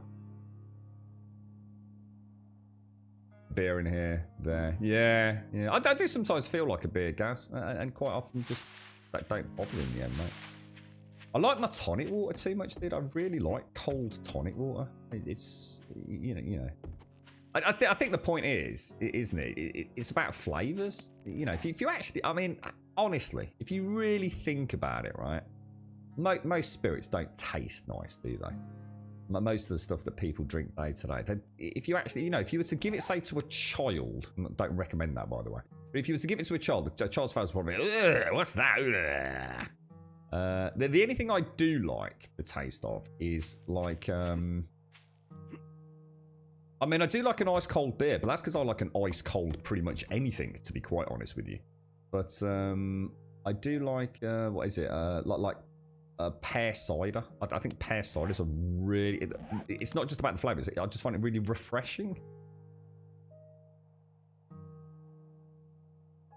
You enjoy a dark beer or a port. What's port? I don't know what port is. Isn't port like some sort of fortified wine, is it? Or... Schnapps is a devil's juice. I don't know what snaps is then. I don't know what snaps is. It's obviously different to what we'd call schnapps. Snaps is the devil's juice. I have got a cheeky infection. Yeah, it's not 5% yet though. So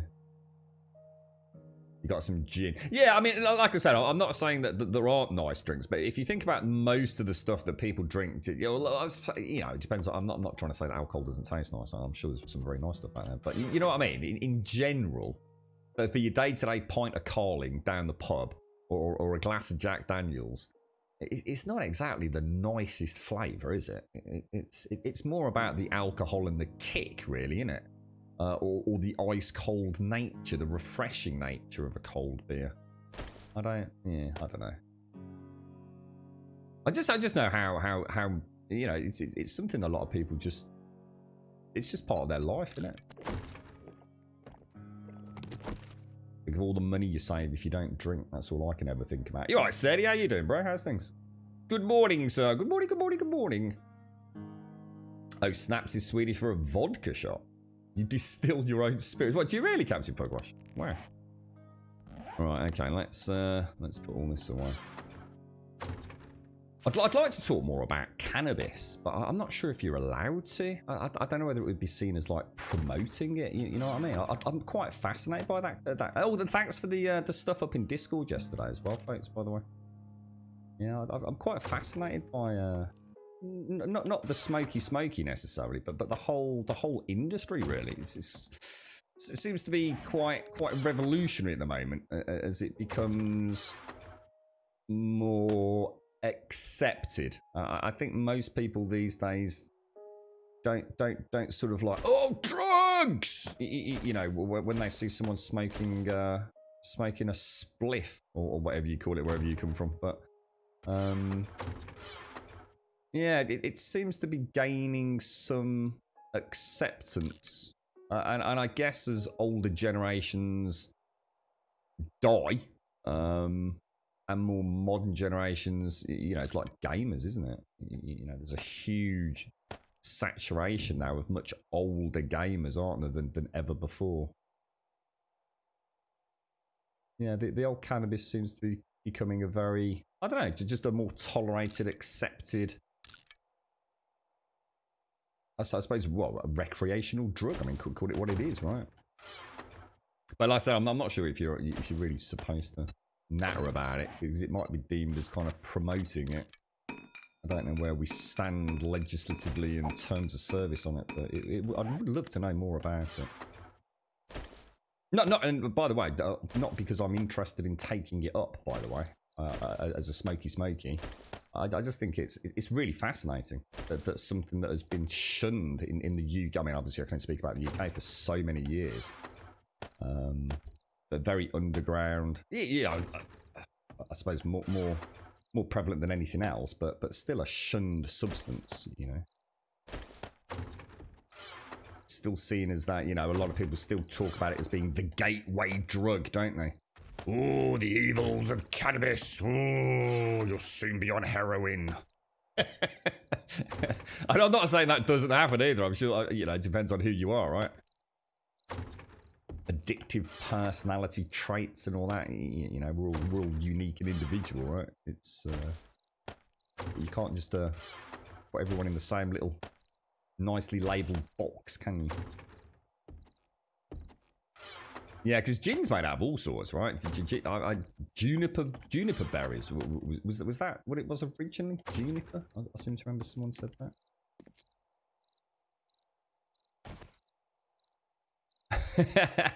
You're just topping it up with iron brew, right, Sadie? I suppose you can't drink, really, can you, Sadie? Because of medication, right? Would that not be a dangerous cocktail? Yeah, that's right. Exactly. I mean, that's an interesting comment. Yeah, I mean, there are more elderly people now who are actually it's not just a case of it being accepted by you know, some of the more elderly citizens in the country. They're actually using it. I mean, absolutely, dude. Yeah. They've gone all the way through the barriers. It's not just a case of, oh, you naughty boy. It's now like, you know, let's get some down the old neck, mate. Snaps here or akvavit. Snaps here or akvavit is distilled from grain and potatoes, and it's flavoured with a variety of herbs. Let's have a quick look at that wiki page. Is this like a really common drink over there? Is this like your go-to spirit? All right. I thought it would be much clearer. So principally produced in Scandinavia. Grain, potatoes. Also popular in Germany, apparently. Oh, right, okay. Drinking culture. An important part of Nordic drinking culture, where it is often drunk during festive gatherings, such as Christmas dinners and weddings, and as an aperitif. In Iceland, Sweden, Denmark, and Germany, it's chilled and often sipped slowly from a small shot glass. Oh, okay. So it is a pretty big thing over there, yeah? Cool stuff. Thanks for that. Every snaps tastes like poop. And your head is bigger than your house the next day. Yeah, I suppose that's the one thing. I suppose that's the one nice thing about cannabis, right? Presumably there's no after effects the morning after, no? Right, okay, so... we got another 4,000 Jukes tokens. I'll tell you what I'm going to do. I'm just going to go and stick... Oh, hang on. We want to take that lot out, then, don't we? That, and that. Keep that on there. Might as well, because we've got a couple, just in case we need to refuel anywhere. I'm just going to take half of those and go and smelt them down in the old forge, I think.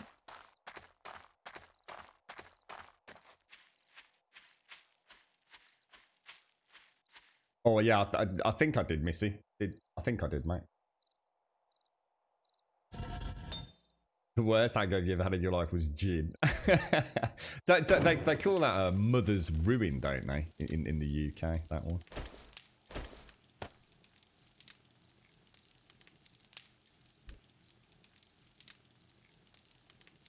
Oh, you couldn't drive yesterday. What? Just too much pain, Sadie, or? Oh, you're getting the headset. Oh, nice one, dude. Nice one. Doc's getting his GTX 980 today, Sadie.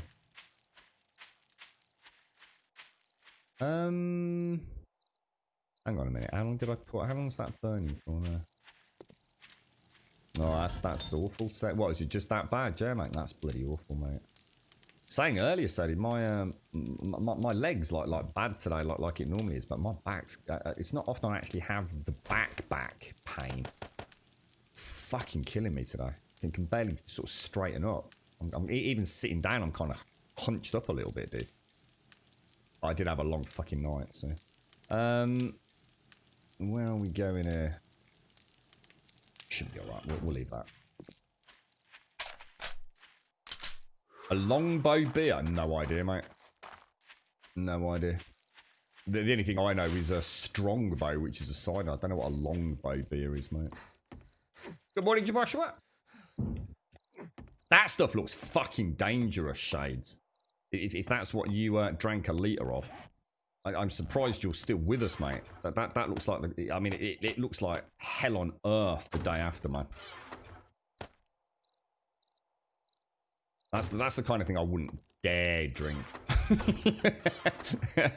I'd be having the hangover before I'd even finished. I'd be that terrified.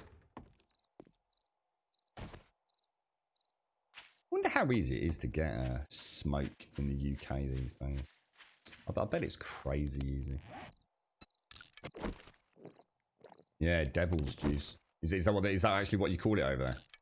Well, we have a gin called Mother's Ruin. I seem to remember someone posted like a black and white sketch of London, but back in, I don't know, like 17th century or something, or whatever it was, and all these characters like lying out in the roads and dogs eating dead people and stuff. It was a haunting image, and it got something about Mother's Ruin on it.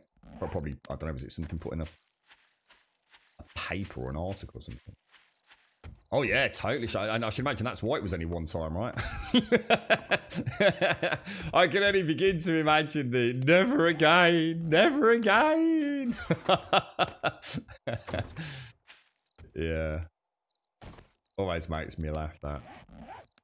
The amount of times I've, back in the day, especially when we were a really big group of rugby lads, and the amount of mornings you'd wake up at someone's house or apartment, and it would just be like, never again, man. I swear to God, never again. You'd be out on the lash in about 4 hours, mate.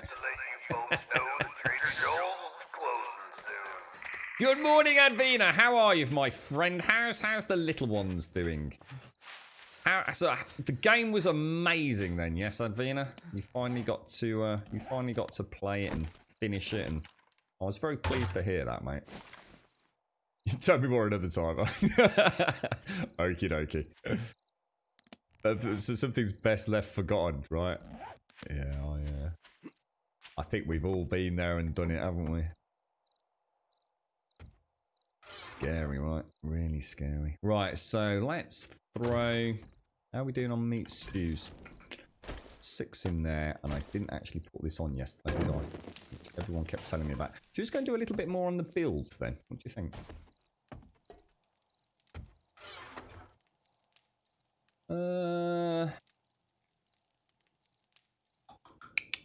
So if we take, I'll tell you what I'll do is I'll take, say, those out of there, and we'll turn those into flagstone blocks, right? That'll be, so that's 700, it's not as many as I thought, actually. Is that 8, so that's 800 rounds of Magnum ammo for Horde Knights. That's pretty decent, actually. I didn't realise I'd made that many. And I guess I could also take that out and make some myself. Let's go and see what we can do over there. Oh, it's bloody night time. Fudge, fiddlesticks, fiddlesticks, fiddlesticks. We're going to do a bit of mining. We've not done any mining for a while. Good morning, Kritak. How you doing, bro? How's things, mate?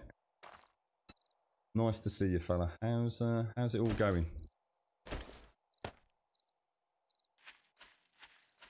So, you just tried to run 3D Mark to get a before rating. The first one was 0. The second one triggered a black screen. Do you reckon it is? Is there no way to... So, I know you were talking about drivers, Doc, and I didn't get a chance to read the whole article, obviously, but... Is this a problem with a recent driver update for the AMD Radeon chipset? And is there or is it not that simple? Because all I was going to say was, can you not just roll back the drivers to a time beforehand, or is this? I really need to read it, don't I? Here's my axe. My axe is there. Should we take a bit of some coffee with us? All right, Tile. How are you doing, sir? It's all this stuff is when everyone's already reaching for the G&Ts looking and a smoke lot. It's over breakfast. We're a terrible channel. The kiddos were good. We went to some shops yesterday. Manimal wanted to visit Hobbycraft, and our nearest one is about an hour's drive away. Oh, what sort of stuff is that then? What was he after? Is that like for his warfare hobby, or? Oh, what did they get, Advina? Oh, nice, mate. Toys for the little ones. That's always so cool getting toys when you're a little kid, wasn't it? It's still good getting toys these days, right? Everyone loves a new toy.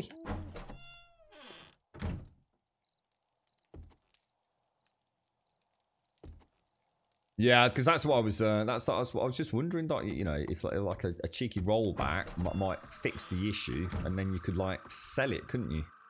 Sort of offset the cost of that 980 a little bit, perhaps. But hopefully, just rule out the card itself being faulty.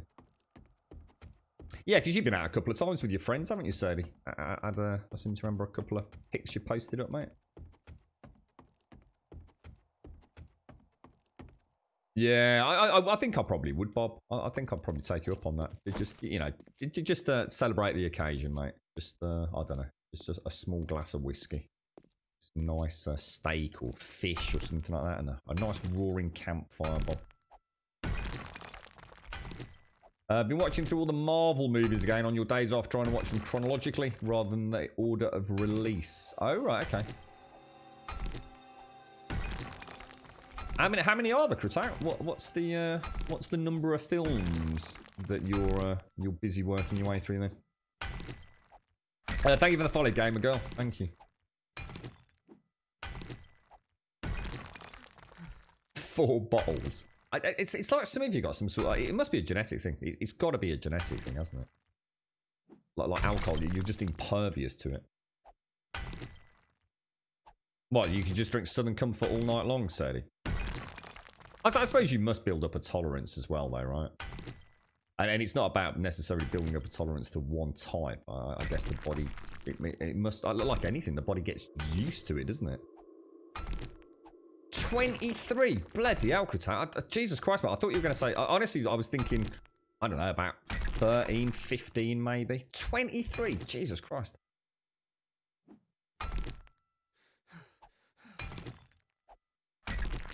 You allowed to kill bears, Bob? It's a serious question. How are bears treated? I mean, I know it's going to be different around various states, but... Are you allowed to hunt bears? Did you have to have a license to hunt a bear? Are you allowed to shoot a bear if it comes onto your property and it's putting your family at risk? I mean, how does it all work over there, dude? See, we don't have a lot like this, Bob. So it's really hard for an Englishman like to kind of get their head around it. You know, even if I lived out in the middle of nowhere, and I really mean like out in the middle of nowhere, there ain't a lot going to come on that land that's going to pose me a problem. You know, as far as I know, we don't have wolf packs. We certainly don't have bears roaming around. I mean, you'd be fucking unlucky to come across a wolf pack and a bear in the middle of Yorkshire or something. You know what I mean? It ain't gonna happen. The most dangerous thing out there is a bloody wasp, mate. You know. So I don't know how it all works. No, it must be 13 Spider-Man. Do you leave Spidey alone? I like Spidey. It's about the only one that I do like. You do need a license, yeah. He has resin. I think his plan is to make a Star Wars diorama. Oh, right, okay.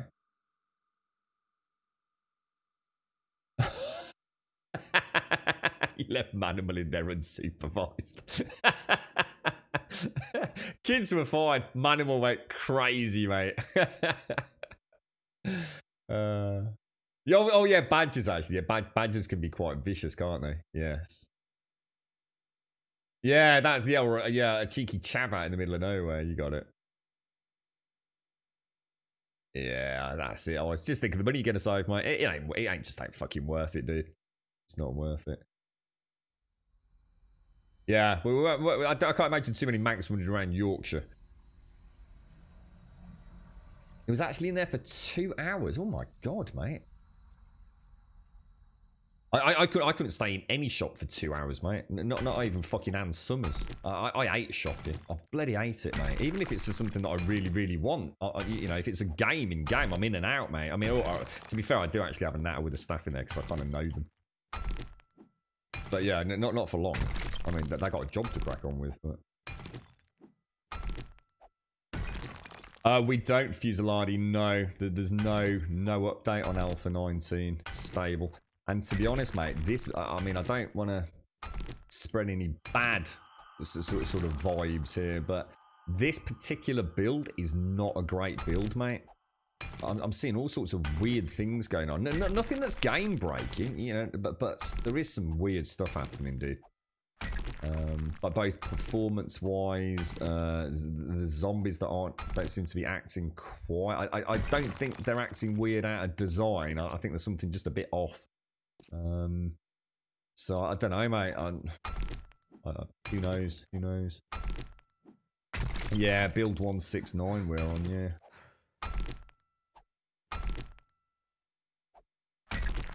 What do you like getting from Ann Summers? I just like Ann Summers. Ann Summers just got some really nice stuff in there, man.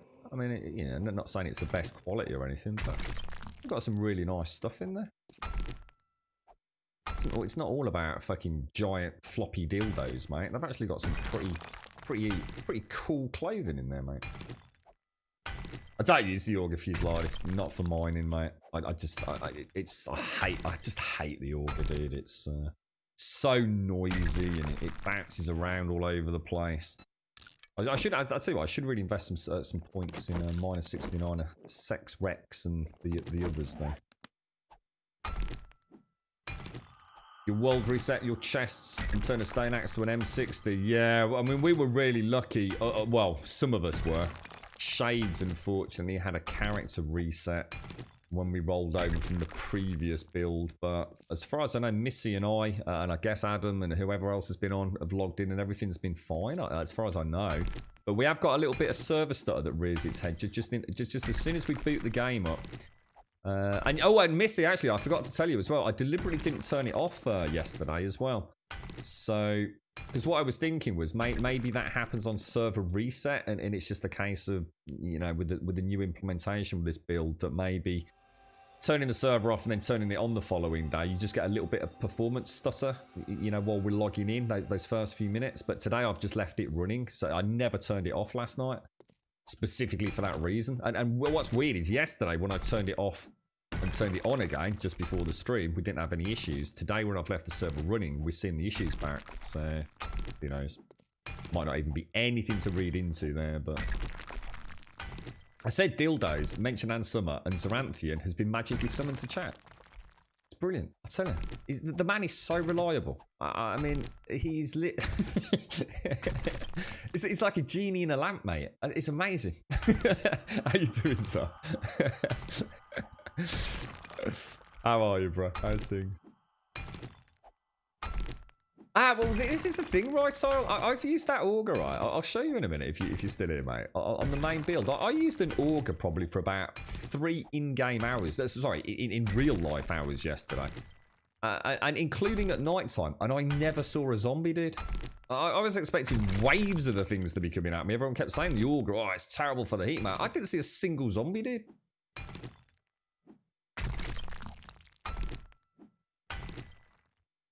Exactly, Zar. You've got it. Oh, Jesus Christ! You kinky dinosaur with your micro penis. You like a sexy, nice grum love, grum love. Thank you very much, Trump. Thank you, bro. Will you leave it off with the micro penis? Who's been showing pictures of my willy around on the internet? God damn it, dude. That's a closely guarded secret, that was. Thank you very much, Trump. Thank you. Thank you for the biddies, bro. Thank you very much, sir. Doc's getting his new graphics card in today. Doc, it's an exciting day. Exciting day. Has anyone played the new... Oh, I've not seen SCR today. I wonder if he's played the update for... What's it? Oh, guys, that George Carlin. Holy shit. I can't remember who it was. I think it was Ravanius who mentioned George Carlin yesterday. Oh, my lord. Wow. Fascinating guy, man. Fascinating guy. I've got a whole bunch of YouTube videos I've put in a special bookmark just to watch over the next couple of weeks, man. Fascinating gentleman. Fascinating gentleman. It's almost like he's a preacher. But he just does it in this sort of comedy format. Absolutely crazy to watch. Really enjoyed that. You say dildo 3 times in front of the mirror when your summons are. I don't need to do it in front of the mirror, mate.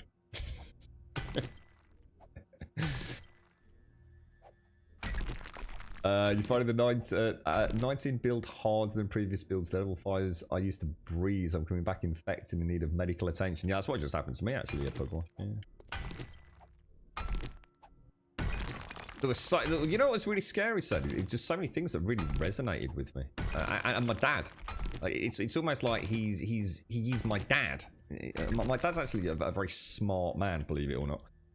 Clearly didn't pass that down the line, but my dad's he's very opinionated, and I'll be the first to admit he's quite old school in his ways of thinking. You know, he certainly has that what would you call it, that generation's prejudices to some degree.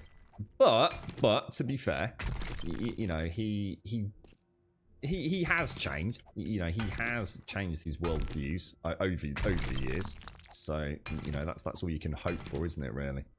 But a lot of the stuff George Carlin was saying, it's just exactly the kind of thing my dad just starts blurting out.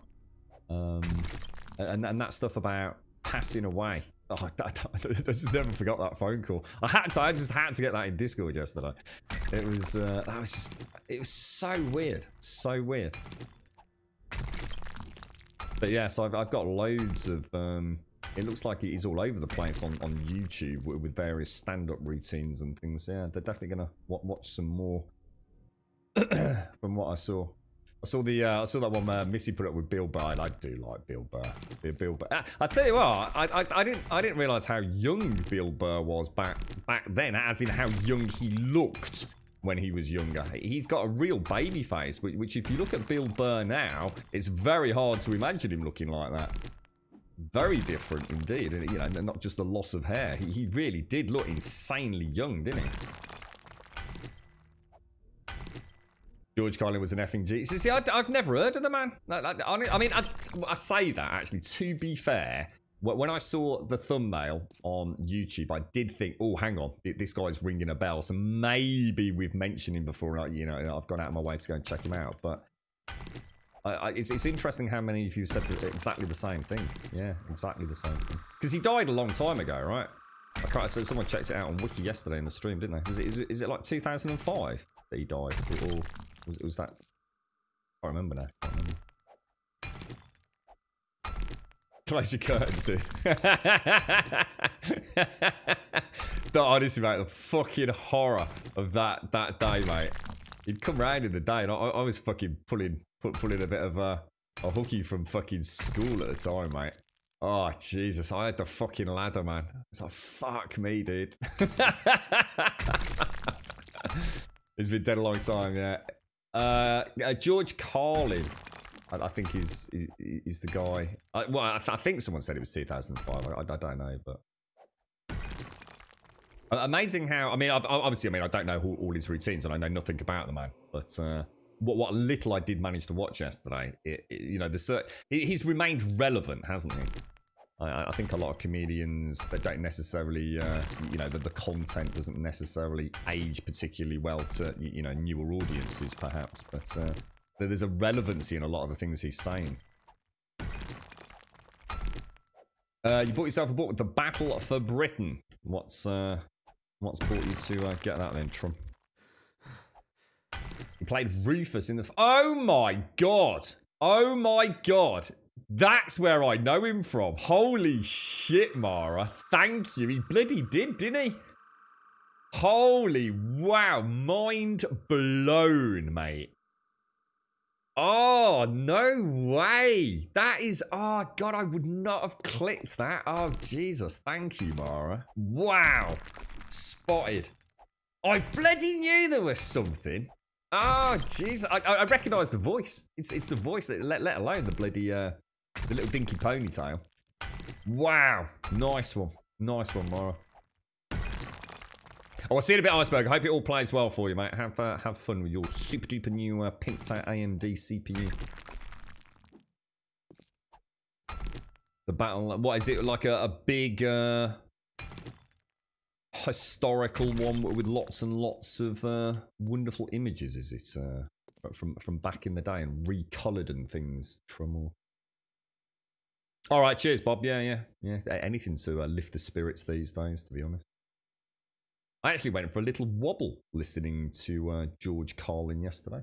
I popped him on popped my Jaybirds in. And just went for a little amble down the lane, if you like. Just listen to him. Very funny man. In fact, and to be honest, I'm not even sure whether I was impressed with the comedy or the messages. I think equally impressed with both, to be honest.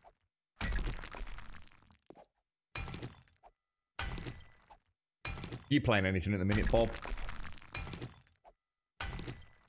Don't forget, a few hours from now, we've got the Xbox. I don't know what they're calling it. I'm calling it the Xbox Conference. But I don't know how long it's going to run for. I'm sure it's not just a 30-minute thing, is it? Starts, and what time is it now? It's 10:23 here, and the show starts at 4 o'clock UK time. So, and that's just with Jeff Keighley, isn't it? And then at 5 o'clock is the full Xbox, whatever it is, you know. Fingers crossed.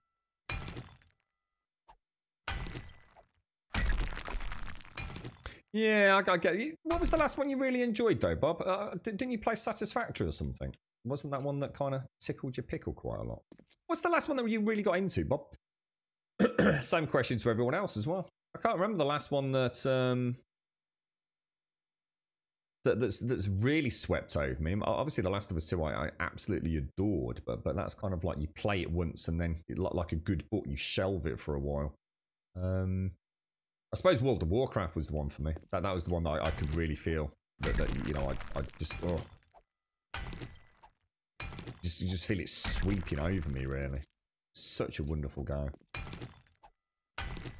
But yeah, I mean, Ghost of Tsushima, again, fantastic game, but you know, it doesn't fall into that category of games that just like absolutely just become an all. You know, it's not the kind of thing I'm gonna. Well, actually, I say that. You know, actually, I probably would if I wasn't streaming it. I was gonna say it's not the kind of game that I'd stay up till midnight playing, but actually, I probably would.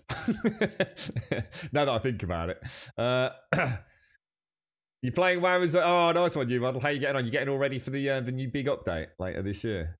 What's it called? I always say Shadowfall, but I don't think it is it? It's Shadowlands, is it, or something? Oh yeah, Vintage Story. Oh yeah, I remember you were super hyped about that, weren't you? Yeah, I saw an update on Twitter about that, Bob. They've added seasonal changes and what have you to it, haven't they? So yes, I should really build. I should bring the tunnel over to the Horde build as well, shouldn't I? What was that? That was a strange noise. Let me just see what that was. I have to put a password in. It won't let me use my thumbprint for this for some reason. What was that? Dingle, jangle, jangle, dingle there. Did I? No alerts. What's the date today? That's a voicemail from yesterday. Strange. Oh, you're playing Classic, are you? You're going to be playing Shadowlands when it comes out, though? You're just playing Classic as a stopgap.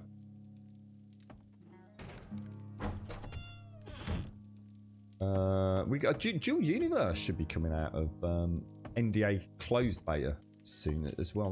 That's another one I'm quite interested in. That's got a lot of potential if they can stick with their plan. Grim Dawn for you, was it, Doc? Yeah, you're a big fan of that one, aren't you? I do. I mean, I can't really comment because I haven't played anywhere near enough to really have a legit opinion on the game. But what little I did play of it, I definitely enjoyed.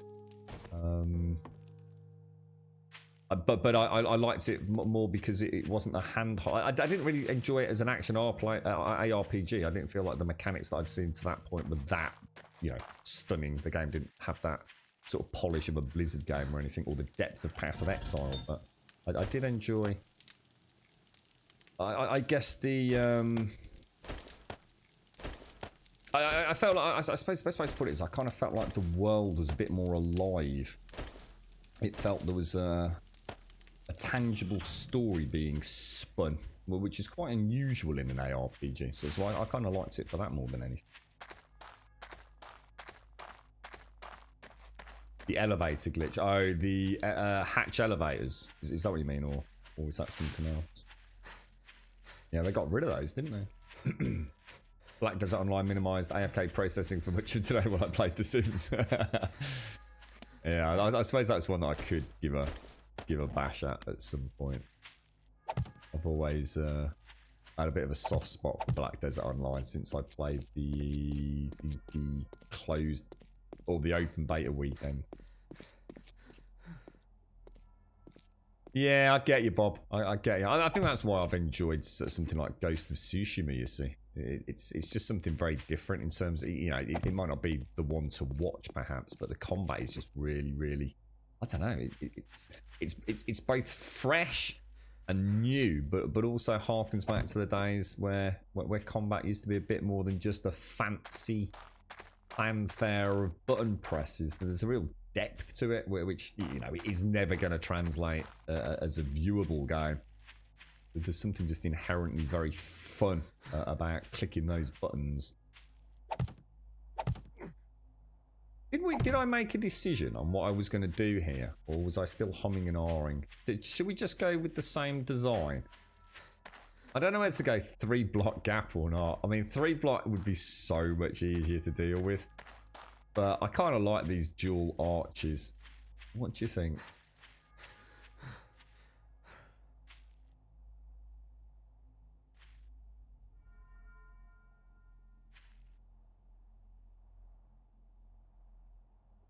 So, see, the only downside of this is that there is no way for me to really add anything else to it. I'm not going to be able to put... I mean, but let's be honest, do I need to? Do I really want to end up with bloody fidget spinners in there? So what you could do, there's some interesting shapes in here now, aren't there? Is there... What's that? Flagstone Gable. What does that even look like? Well, that's actually the one I was thinking of adding. So you could do...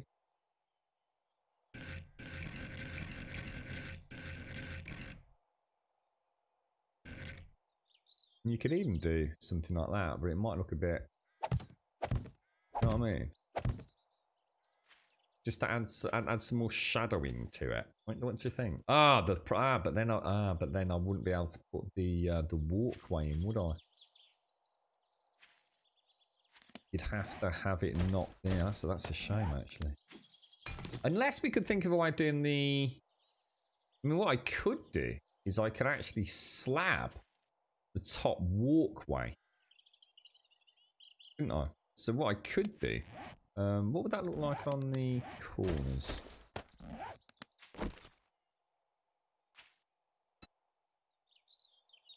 Do you think that might affect pathing? Because that's actually a second block, you know. That can actually have a huge impact on pathing. I could be playing with fire there.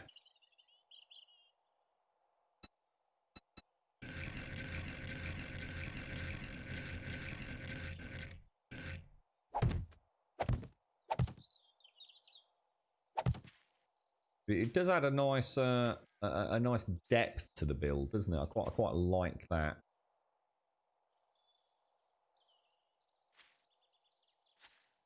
Yeah, unfortunately, I can't do a gap of 3 technically, Zar, which is why I think I'm trying to think outside the box. Because although I'd have to make this a 3-block build, and I can't really do that. It's too late now. Oh, hang on. I'll tell you what. I'm just going to go and grab a coffee and take this phone call. I'll be straight back, folks.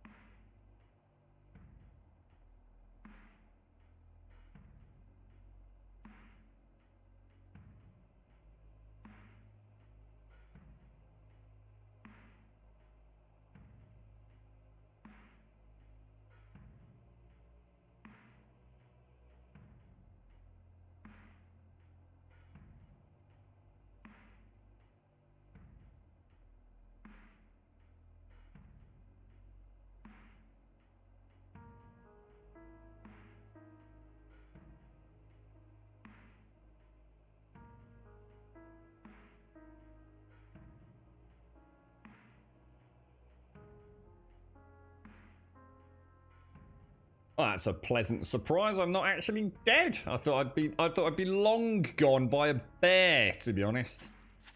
I'm not sure. What do you think? Does that look nice or not? The problem we're going to have is what's it going to look like over here? It's going to look proper weird, isn't it? Let's have a quick look. Rotations.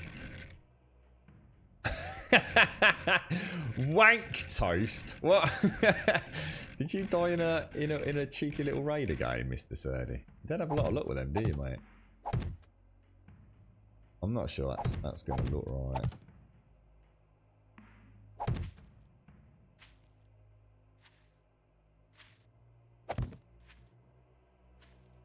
Yeah, I think what I have created though, I think I've solved my problem with why I didn't like the arch. I think that's going to make that look a lot better. You could always put a couple of shotguns internally in the alcove. I'm just terrified that that's an extra block for pathing, which takes us to I think 23 blocks.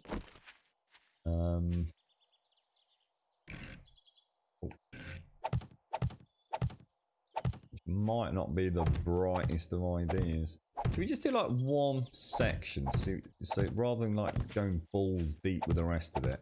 I quite like the wooden spikes. I think they do look quite nice. Let me go make some iron bars. Just completely on your own, Sadie. Well, there you go then.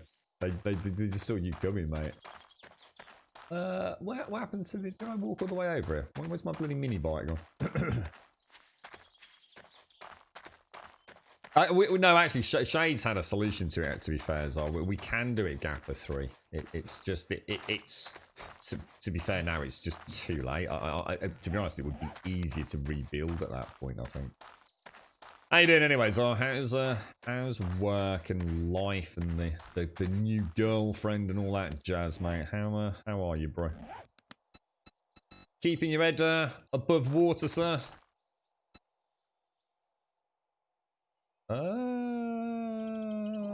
Yeah, that's okay.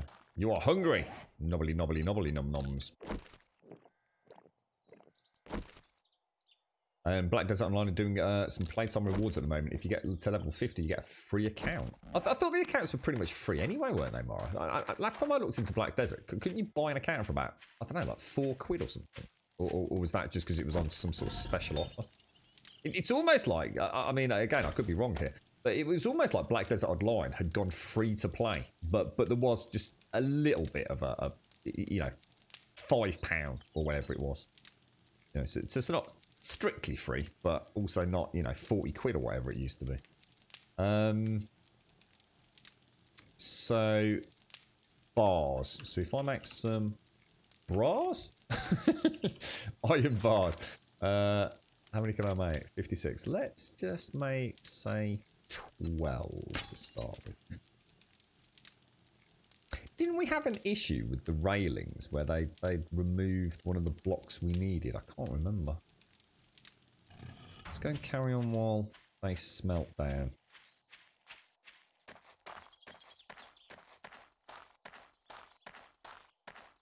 You reckon you'll do Shadowlands? How are you getting on with Classic new model? I enjoyed Classic, but I had no incentive to continue. All I can think about was jumping back to retail and seeing where I could take that. Kind of really weird, lot. It's almost like you can't see the arches.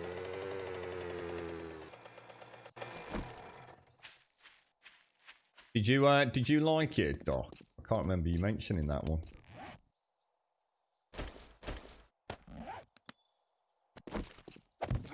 So it's an interesting game to talk about, actually, because there are so many differences of opinion on it.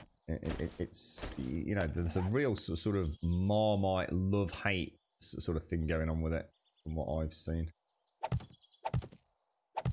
A lot of people that talk very negatively about it, but for reasons that don't seem to be valid in many ways.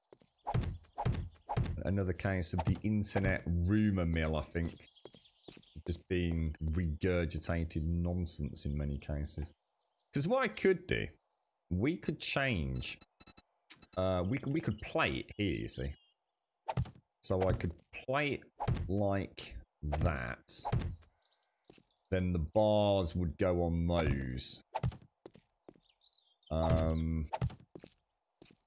Which means I could then still get them all the way around. So I think I'm going to give that a go. Now, if I'm lucky, I've already got some iron bars kicking about somewhere. I'm sure I've got some in the build box. Yeah, that's it, Mario. It almost felt to me like maybe it was like a legal thing. Like if they make it free to play, certain things kick in. But if they have to charge you a small, you know, concessionary fee, it just makes things easier. Yeah, it's weird, isn't it? Weird world. No, see, I never got. I only played like I think we played 28 hours. Then we did 2 14-hour back-to-back streams on the. Was it the Saturday and the Sunday, or the Friday and the Saturday? I can't remember. Had a lot of fun. I had a lot of fun even during that beta stage. Beautiful world. And I'll never forget all the people just lined up fishing as well. The AFK fishing that has suddenly become a thing. What am I back for? I came for onion bars, didn't I? Oh, 4. Well, I suppose it'll be enough to see how it works. That's a good point, actually. There's a really good point, Smirnock Ice. Exactly. There you go. So it's almost guaranteed to be something, or at least a huge part of it, right? Where's the bloody...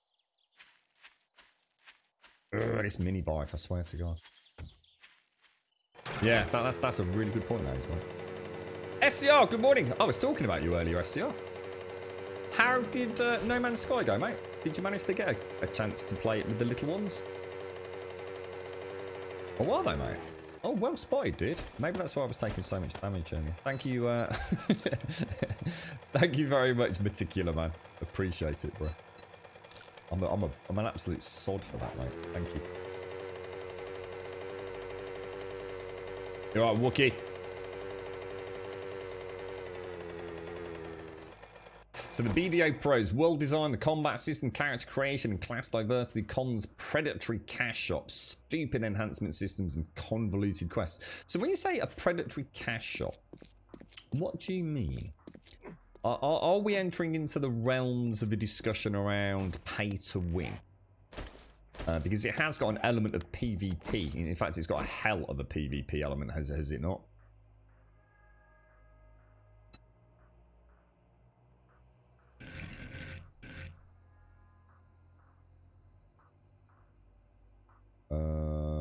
Which way do we want to run these? I suppose this will be my primary side. So if I switch those, go that way, I think.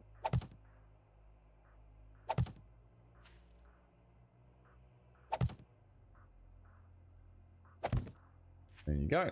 So it would work. It would technically work. And then I know I don't want... Because we used to use the half, or technically 1/4, didn't we? But they don't have that. So I tried it with these, didn't I? But I'm not sure I want to try them like that. These felt a little bit too small. But the thing is, to be fair, visibility is better with them. So maybe I do need to change my kill way.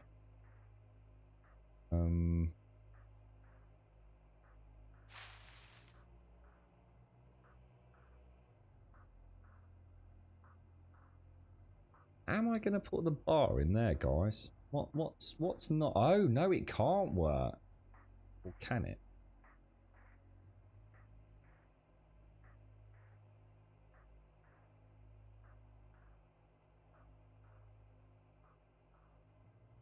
I'm confused. How did I used to do the railings? Because that takes up the block for the railing, doesn't it? How the hell did we used to do this then? Is that because I put it on a slab, so it's not so? Did we used to support? Was it essentially magically supported from the block underneath it? Wait, it can't have been. How the hell did we used to do this?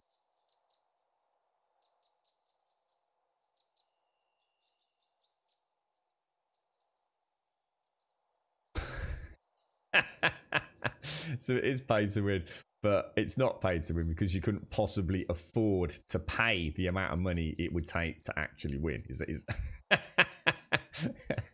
I've never seen that strategy before in terms of monetization of a cash shop. Well, technically it's paid to win, but you couldn't possibly afford it.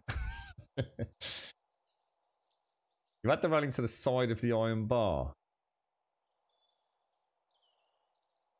No, we didn't. Didn't, Taloya. Well, hang on. What do you mean by the side? Hang on. What, you had the railing to the side of the iron bar floor. How though? Because if you look at that, there's nowhere to place. These used to hang down a block, didn't they? So the iron railing, it didn't. I don't know. I'm completely stuck, dude. For some reason, I just can't. It's the simplest thing in the whole game to build, but I just can't visualize it, Taloya.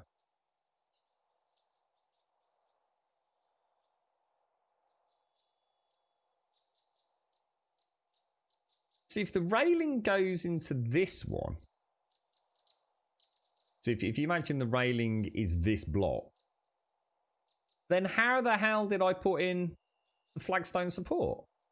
Because it's always had a flagstone support. But the railing used to sit on the flagstone support. And I used to put the railing down, then the flagstone supports, and then, well, I used to put the walkway in, then the flagstone support, and then the railing. Yeah, but it does touch. No, this is what I'm saying. We've done this before. And you end up with a railing, flagstone, it used to be a quarter block, and then the railing sat literally on the quarter block. And the only way that could have happened is if the quarter block is underneath this. It must be something to do with the fact that I've added a slab to the top there, which is just throwing the whole thing off.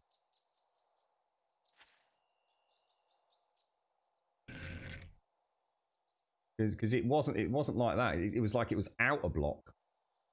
That is freaking weird. I have no idea how we used to do this, guys.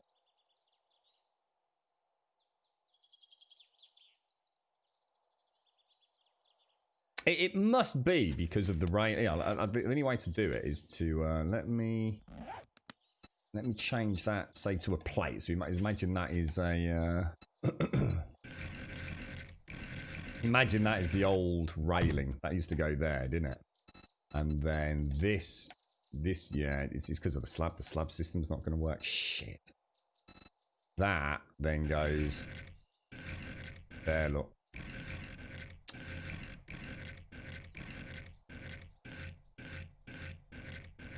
Like that. And then the get out of there. Jump. Really? Why not jump on that?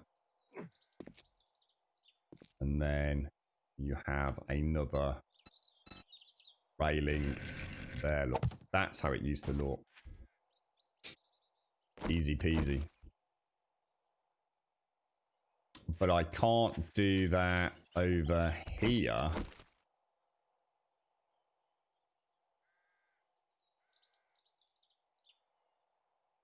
Because it's on a slab, isn't it?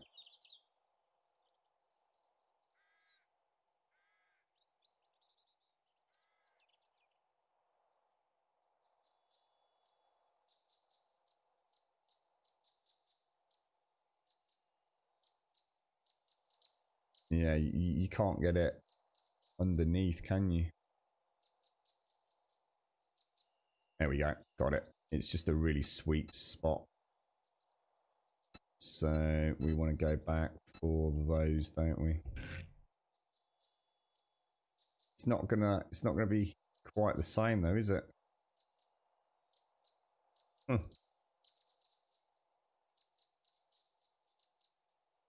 Isn't that strange how that, because of that slab, it completely changes everything. I'm not sure I like it, but that would still work. It's just that we are now supported against this front wall rather than the bars themselves being supported from that middle section. So it's kind of weird, isn't it? It's a very strange state of affairs, that. And of course, the other thing is, I now can't put my little.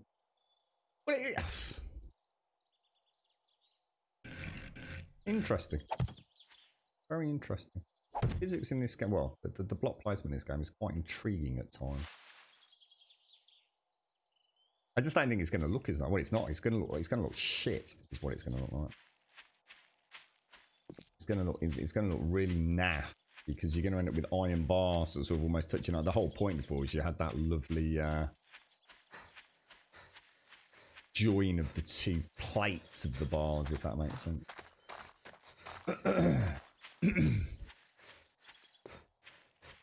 No, it's not. It's on a plate. It's a lawyer. No, it's not on the bottom. It's on a plate. The bars are, because I can't place the bars due to the apex flagstones, the gables as they're called. I've had to plate the top of the runway in order to get them in.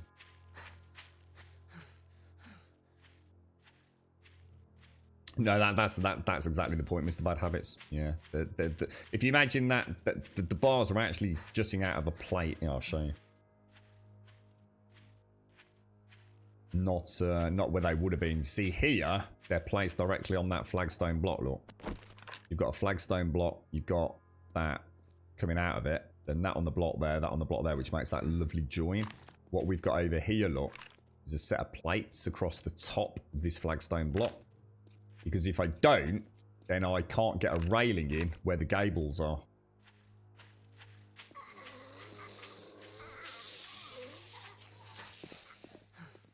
What's you doing in here?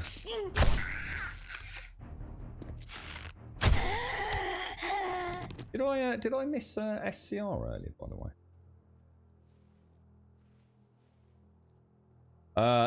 The boy was more interested in Piggy on Roblox last night, but I tried out the new freighter stuff. That was really fun, to be honest. The where you go and break in and do it as kind of a search and clear SCR. Are they big, mate? How long did it take you to do one SCR? If you're out there still. What's the, I don't know what you mean by a dinosaur game, Serdy. Sorry.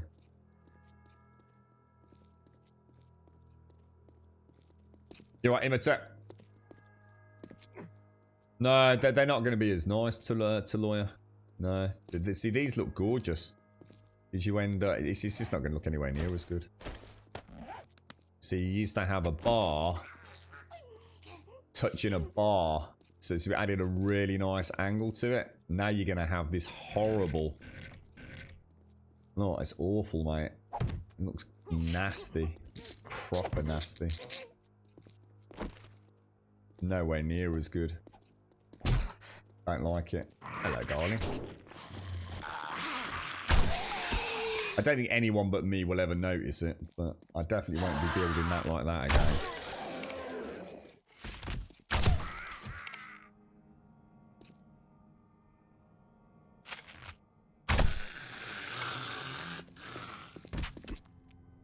Right, let's have a look. Yeah, I don't want to remove the cobblestone support because then it really is going to look shit. It's going to look like exactly what it is, a fake. Yeah, that would look terrible, mate. That would look really bad. That was such a nice design. It just really works. The only thing that is slightly good about this is I can still get now what would be a perfectly flush top piece, which I wouldn't have been able to do before. So actually, that kind of doesn't look as bad. But this definitely looks so much better. It's the way the iron bar meets the iron bar with a suspended flagstone. And the other problem we're going to have now as well is doing anything over the top here. Because we used to like to... Let me just go advanced mode.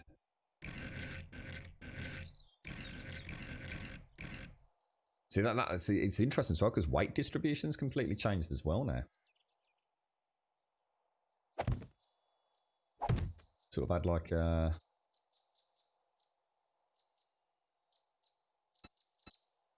just a shame we haven't got a few more block types, isn't it? I wonder if there's anything in that we don't have access to. Have a quick look at that.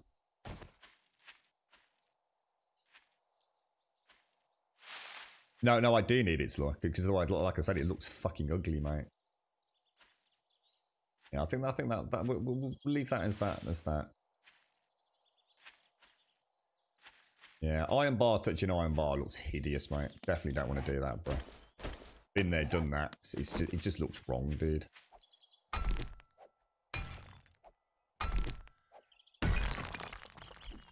Get these out. Yeah, if I take out the triangle pieces, it would work. But I kind of like the gables. See, what I don't want the gables any going up there and then stopping underneath that. I kind of like the contour it adds on the top there. Look, it looks quite nice. See, if I knock that out, I could go to the old kill way. But I don't think... let's just build something a bit different anyway, I think. That's going to look like quite a nice walkway. I might consider knocking that one out. See what it looks like with the bars meeting there. I think.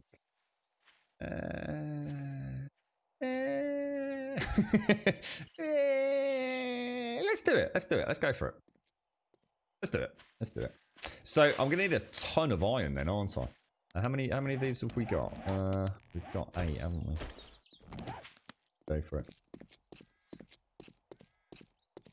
I mean, it's not the greatest design anyway, because obviously zombies can get in there, can't they?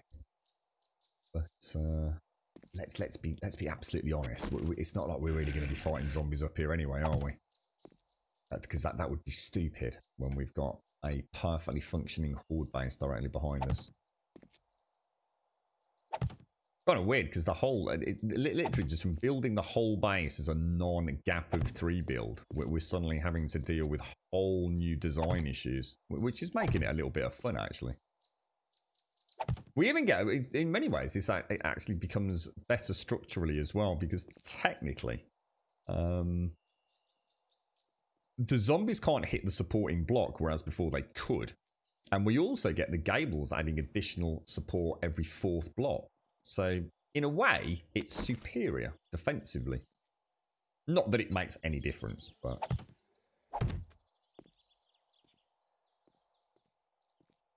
So yeah, it's interesting, isn't it, how just a simple deviation from what we've done in so many other builds.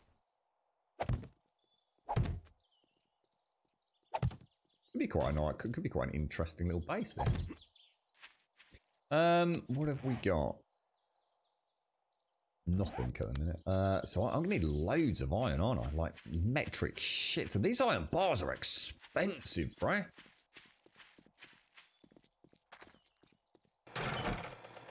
Let's get out of here. Yeah, I could do this, but I just don't think it would look as good, dude. I don't want to sacrifice the gables, mate. I don't even need to remove one layer of gable. I quite like that. I quite like the shadowing that it adds to it. Because you can barely see the arches, can you? In fact, you can't see the arches. The shadowing doesn't kick in. We'll go for it. I think we'll go for it. Oh my god, what the hell happened there? You're right, Princess Daydream. How are you? Something different, Troy, alright? Something a little bit strange.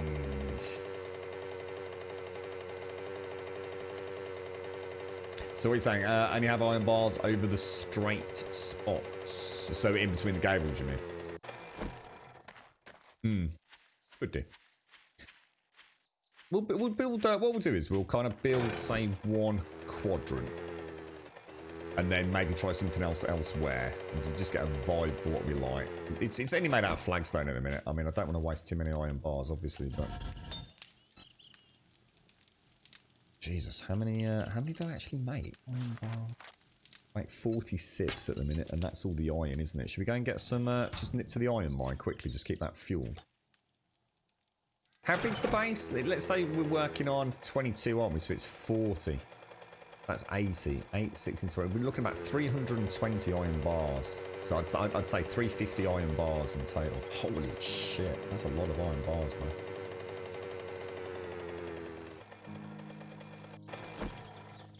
You've got a nice cup of tea. And what tea are you drinking, Princess Daydream? I went to the shops recently, Princess Daydream, to get my girlfriend some tea.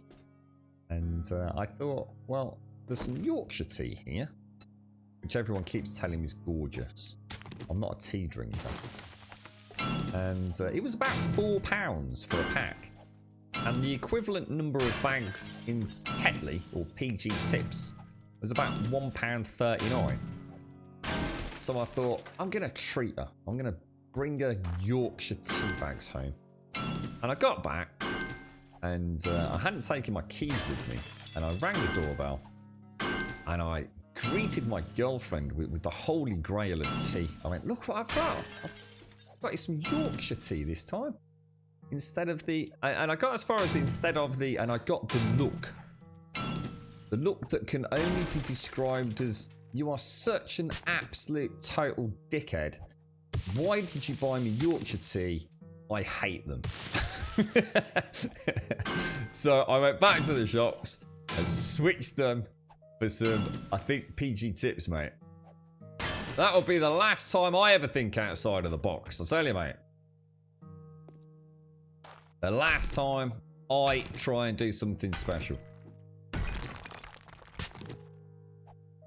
It is, isn't it? So it's, my head's still spinning, actually, from how weird it is, just from placing an iron bar on a plate. It's just like, yeah, it is. It's the whole build's just not organically happening this time.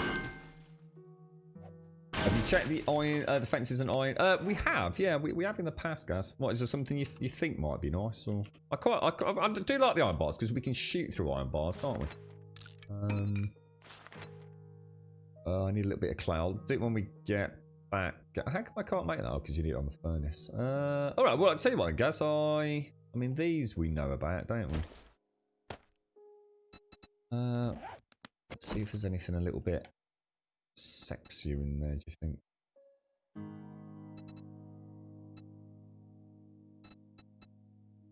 think? I did enjoy using the trellising in the old build. That was really nice.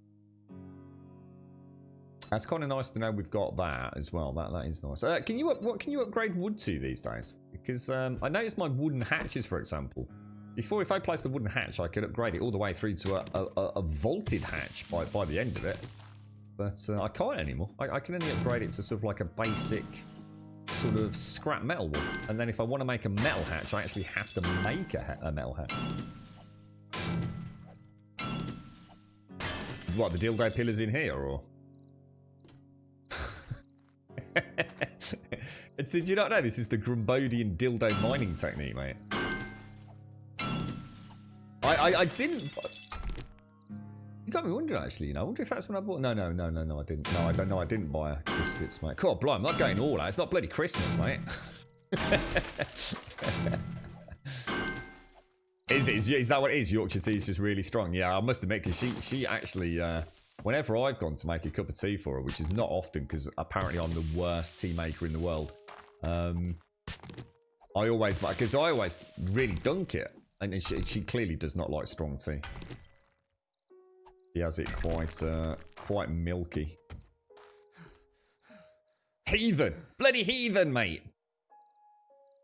You're right, Mario. How you doing, mate? Xbox tonight, Mario. Can't wait, dude. 4 o'clock, I think it all starts, doesn't it, with old Jeff Keighley? And then 5 o'clock for the proper Xbox presentation.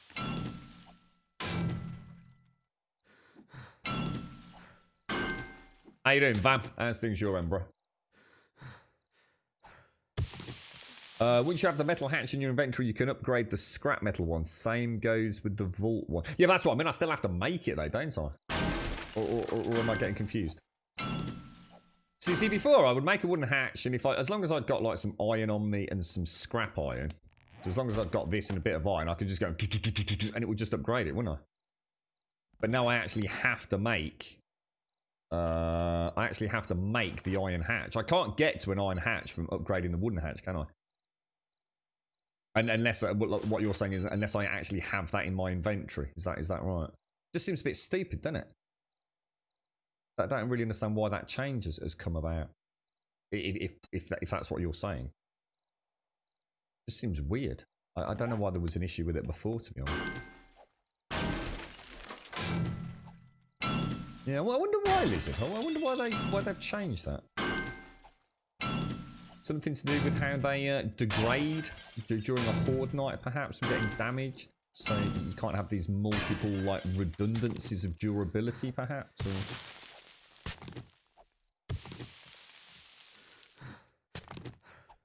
Must have been a reason for it, unless it's some sort of optimization benefit to it.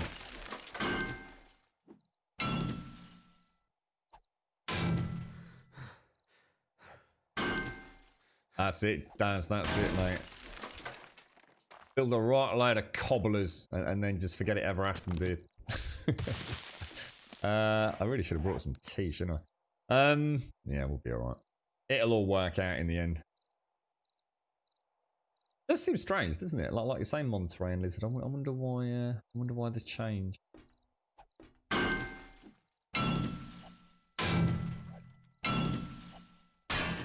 They're fairly cheap to make, aren't they? It's just 40 iron. See, the thing is, does that mean I've lost that? There used to be a really nice intermediary upgrade. Has that gone then? Because that hatch looks like a very clean hatch. There used to be one that I really liked, which was at the end of the scrap metal upgrade. This looks like a very, very clean... Oh no, that's cool. No, that's the one I want. That's okay. I've kept it.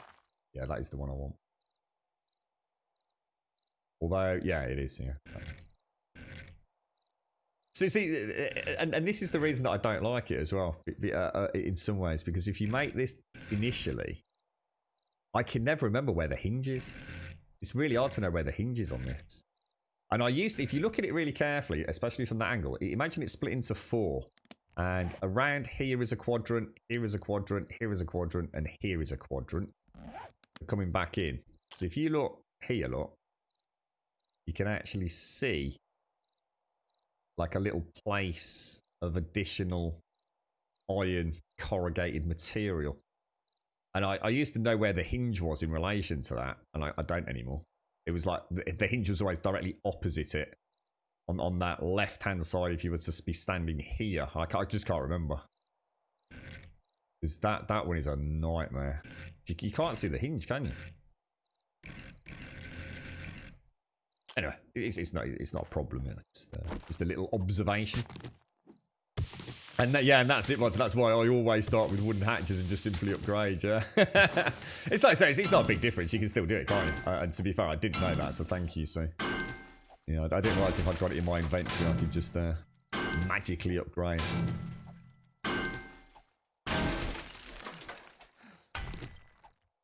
Yeah, I'd have to scrap it though, wouldn't I? To lie. There's no point in worrying about it.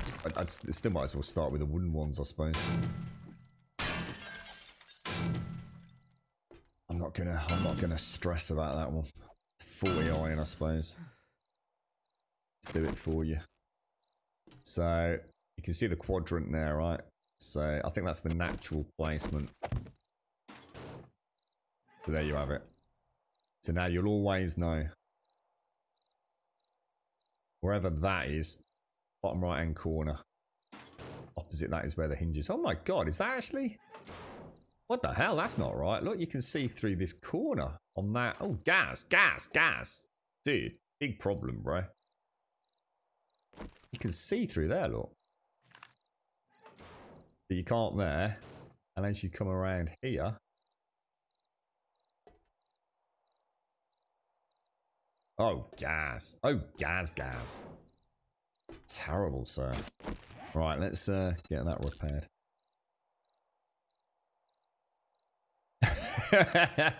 Not Gaz's problem. I don't think they used to do that. I don't think they did anyway. I suppose I might not have ever paid that much attention to a hatch, to be honest, Gaz.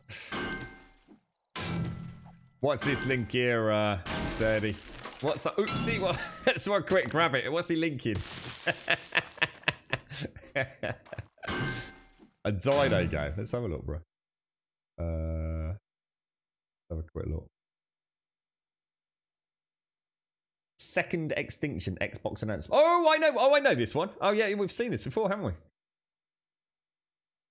Yeah. Jesus Christ. I totally forgot about this, mate. People were talking about it being like a new Turok, weren't they?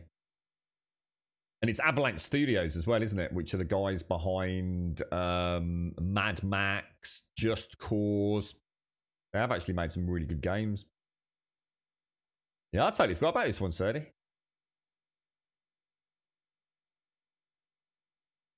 Yeah, that could be one. See, another reason to get the Xbox over the PlayStation 4.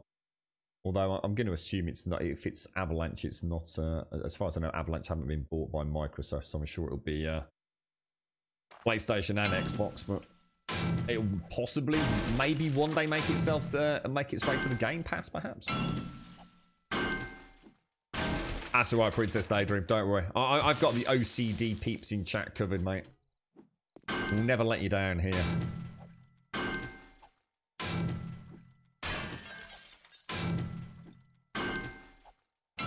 It's Avalanche Studios, so I would have thought so. I mean, Just Cause 3, Mad Max, Avalanche tend to release across all platforms, so I'd be very surprised, unless there's some sort of exclusivity deal with Microsoft, I'd be very surprised if it's not just across all three, sadly, to be fair, mate. Thank you, Alpha. Thank you for the host, bro. You're alright, Rep here. How are you doing? It's been a long time since we had a good dino game, isn't it? What was the last good dinosaur game we had? Obviously, you've got Ark, so Sadie, you stay out of this conversation. I can't really think of anything else. There was that one that was kind of like a Jurassic World theme park. I can't remember the name of that. Was it just called Jurassic? Was it called Jurassic World? My stamina seems to be really mullered for some reason. Can't really think of any other dino games, to be fair. I suppose Ark was the big one, wasn't it? Everyone probably panicked when they saw that and stopped making them. PlayStation 5 tomorrow? What's happening tomorrow, dude? Testing my PayPal. Yep, it works, mate. Just add some zeros to that and we'll be on our way to the local Chinese tonight, mate. It works! Hurrah! Dino Crisis 2. I don't remember that, actually. Yeah, I don't think I've ever played any of the Dino Crisis games. I remember playing Turok. We picked up Turok on whatever as a cartridge, so I dread to think what system it was on. One of our infamous car boot sales. And I remember having a lot of fun with Turok. A right old blast to the past, mate. In fact, I think there were a couple of Turoks, weren't there? Probably the N64 or something. Jurassic World Extinction, which is in itself is basically Planet Dinosaur. You got it. Turok was the N64. I thought it might be. Yeah, I thought it might be. What are you most looking forward to tonight then, Mario? What's the one that you're really hoping to see something on? I mean, what is it tonight? I mean, do we even know how long the presentation is? Is it like an hour? Is it a 3-hour super extravaganza with everything you need to know about launch day, apart from the price, which they seem to be keeping quiet? I really hope they do announce the price, but we've been told ahead of time not to expect that, haven't we? You got it on 360. It might have been the 360 then. But maybe I have played it. But I know I got a cartridge. I really spent like 30 minutes donating to you, so you kind of owe me money at this point. Lol. I'm so sorry, mate. Thank you, bro. Thank you for taking the time out to sort your PayPal link out, mate. I do apologise. I tell you what, I'll stream for the rest of today till 3 o'clock. How's that sound, mate? Thank you for the 10, my friend. Well, thank you for the 11, actually. Thank you very much. It's very generous of you. Hey, look, it's working now, dude. You put the time in, you put the effort in. Bish, bash, bosh. Thank you for the 0, man. Appreciate it. Very kind of you, man. Very kind of you indeed. Thank you. Yeah, I'm thinking maybe I have played Turok on 360. It's ringing a bell weirdly, but I know we found a cartridge. A car boot because I also found on the same day and you'll have to help me out because I don't know which one it was, a mint, and I mean a mint copy, box and everything, of Tomb Raider. And I'm really struggling to remember which one it was, to be honest. Oh, and I also found on the same day as well, I found Hey, what was it? I can't think of the Blood Bowl. A mint condition Blood Bowl from Games Workshop, which I'd already got one of, but they were selling it for something like £1. I got a mint condition Blood Bowl set for £1, all boxed up in all its original glory. They've got a copy of Talisman as well on that stall. But I think at that point, I owned 3 copies of Talisman. I really struggled at car boots. My biggest issue was that if I saw something that was like 50p, I hated the thought of, like, you know, a copy of Talisman after a car boot sale, it didn't sell, just getting thrown in the bin, or a skip, you know? I loved all that sort of stuff. I used to just buy it as a collector, really. You know, I used to set myself like a £10 or £20 limit, go to a car boot sale, haggle, have a bit of fun with it. Amazing what you can pick up. Car boots are really good fun. You just got to make sure you go to some of the bigger ones. A lot of folks, the best deals aren't the boys and girls that do it week in, week out. It's the little family ones where someone's cleared out a bedroom or cleared out an attic. They only do a car boot like once a year or once every couple of years, and that's where you find the hidden gems from the attics, and you know the lad or young daughter that's gone off to university, and mum and dad are clearing out, you know, all the gaming paraphernalia and things like that.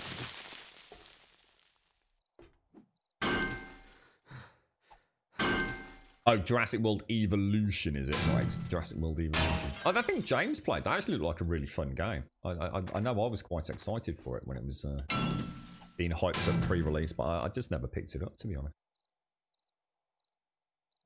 Thank you very much, Brew. And Anthony, thank you for the follow. Alpha, thank you for the host. Cheers, Brew. Dinosaurs in 7 days. What about that, Gaz? There you go, that could be a mod. Somebody out there. Get a nice little pack of dinosaurs from the Unity store and replace all the zombies with raptors and T-Rexes. Now that would be a game. You right, Neo? How are you? You right, Yeti? Sir Hairy. Are you even hairy, Yeti? I know you're a Yeti, but... Zombie dinosaurs, there you go. Perfect. The perfect game. Why are we playing this crap? We need to go and play 7 days to sort of T-Rex or something, don't we? Zombie dinosaurs with guns. Oh my lord. Imagine that. T-Rex is coming over the hill. Oh, mate. With bandit riders. There you go. Got bandits in your game. They just ride the dinos. Bish, bash, bosh. I'll have that one for free, alright, Gas?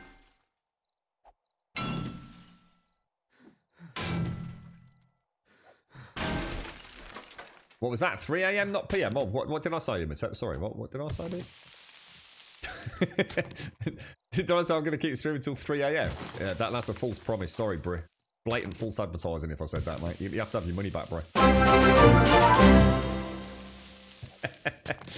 I can't subscribe. PayPal won't open a window to complete the sub. Any tips? I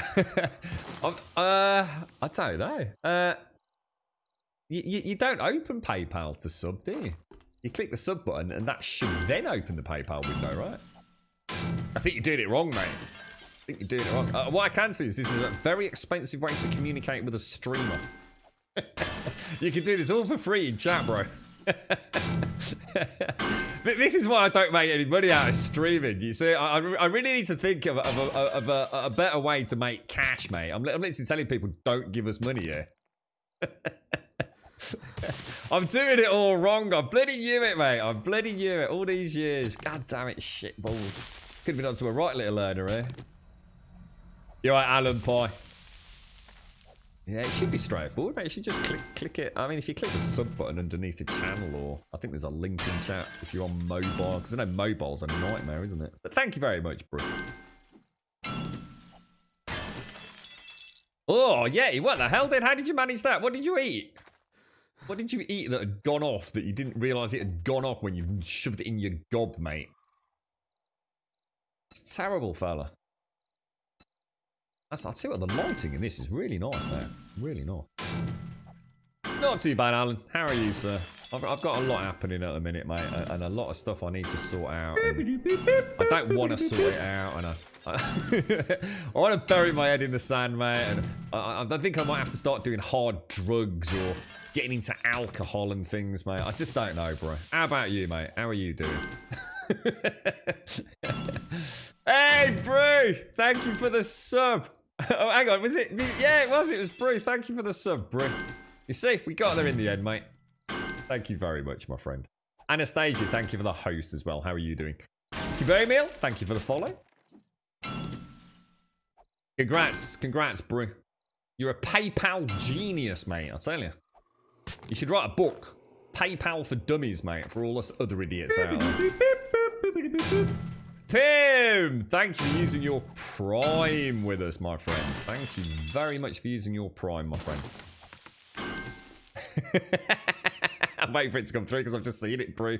Here it comes. Oh, now it works. You just wanted another $1, lol. Ah, see, I'm bleeding you dry, Brew. I'm one of them sinister streamers. I'm only in it for the cash, mate. Thank you, Brew. Seriously, mate. Thanks for the giggles as well, man. Thank you, Pim. Thank you very much, Pim. Thank you for the thank you for taking the time out to use your Prime with us this month, my friend. Thank you very much indeed. How's things then, Anastasia? How are you doing? So yeah, what did you eat, Yessie? You're right, Oz. How are you doing, sir? How's things? Yeah, we had a link, didn't we? We did have a little link somewhere. See, a lot of streams have all this covered, mate, because it's the very reason for existing, isn't it? They got links for how to sub and how to use your primes. I don't have any of that. I suppose we should really do it, but I don't know. I'm weird like that, you know. I was just saying to Alan, Anastasia, I'm thinking about just throwing caution to the wind and ruining my health and just I'm gonna start smoking again and drinking and recreational drugs and things. I'm at the end of my tether, Anastasia. The end of my tether, my friend. The world's gone mad. And I'm not sure I'm equipped to deal with it right now, mate. It's not too bad. My dad ended up in hospital yesterday, but he's alright. He was texting me earlier before the stream, moaning about breakfast being delayed, so he can't be that bad, can he? He just had a little bit of a fall and hurt his arm, but yeah, he'll be fine. I know, no, it's not that bad, Anastasia. And to be honest, that wouldn't solve anything anyway, would it? I'd just be skint. You alright, Oz? How are you doing, bro? You had some salami on a slice of bread and the salami was bad. Oh, no, mate. What, so you've had a dicky tummy, have you? Ugh. Did you not notice? Was there nothing strange about it? No. Ugh, putrid salami.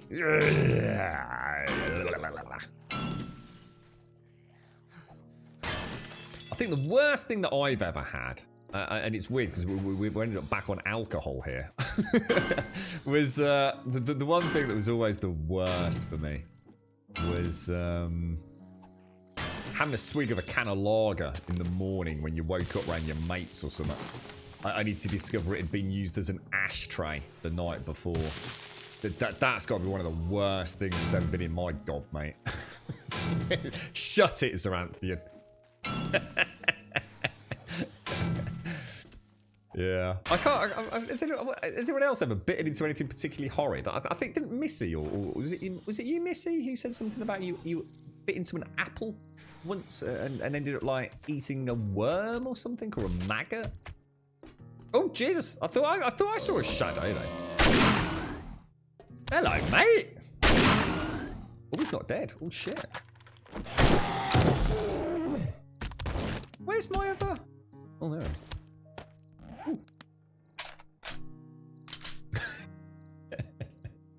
It was pretty common, Fat Middle. It definitely didn't only happen once.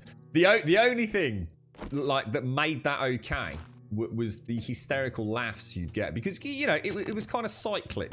You know, it wasn't always you that did it. Sometimes it'd be your mate that did it as he rolled off the sofa, and you'd sit there thinking he's not. He is. He's gonna. He has. Ah!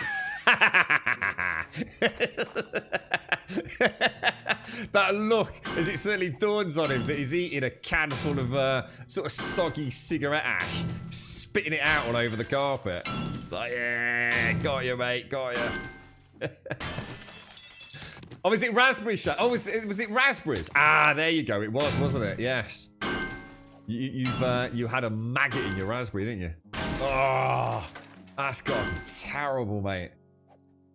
Hey, there's nothing wrong with Mackie D's. What are you on about? So basically, it sounds like it was off before you even got it then, sir. Oh no. Mega thirsty one day, opened the milk, drank straight out of the carton, swallowed 2 Oh, Jesus, dude. Oh, God.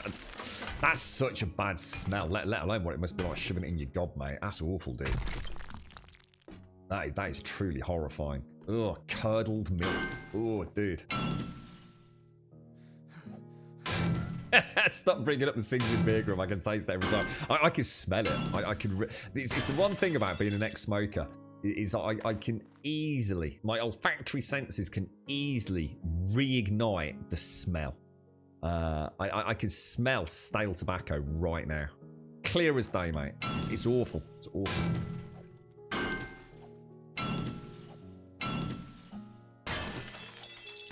Yeah, it's what makes it worthwhile, isn't it?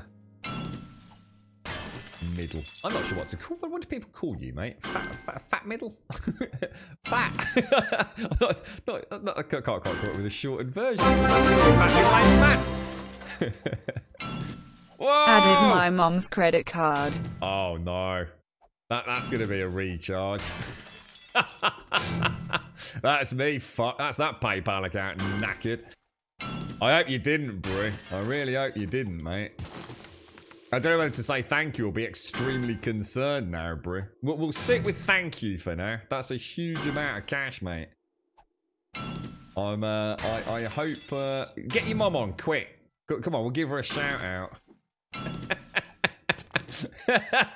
You're right, Bruce, Mom. Thanks for the $50. She's in the kitchen. You fucking what?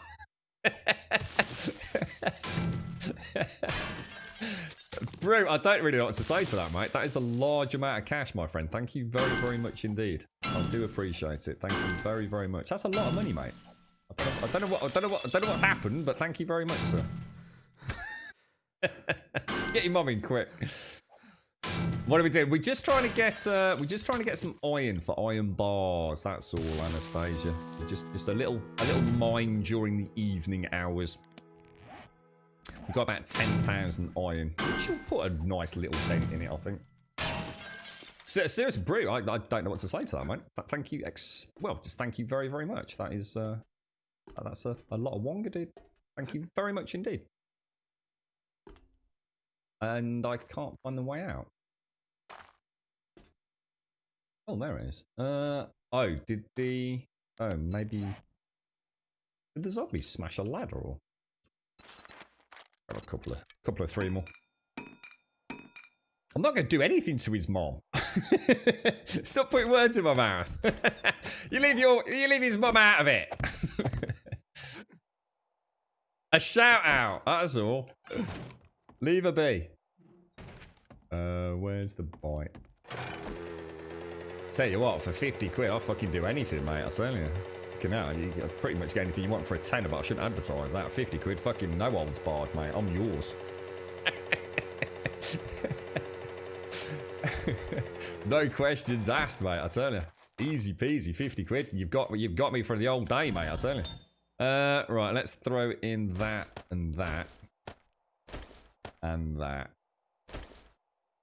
Yeah, anything she wants, definitely serving. So I don't mean to say it's not. It's 50 only. 50. I'm an expensive young man. You don't get a lot for a tenner.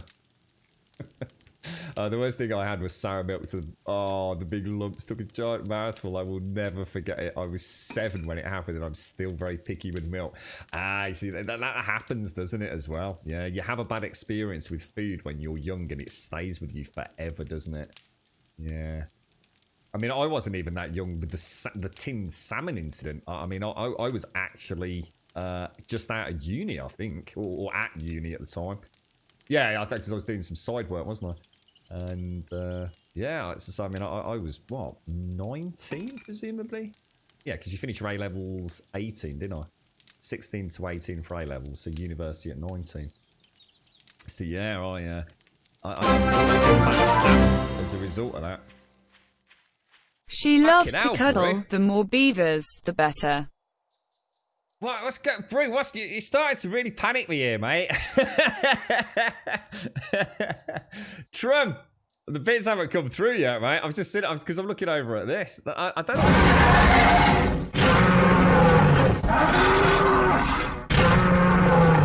know.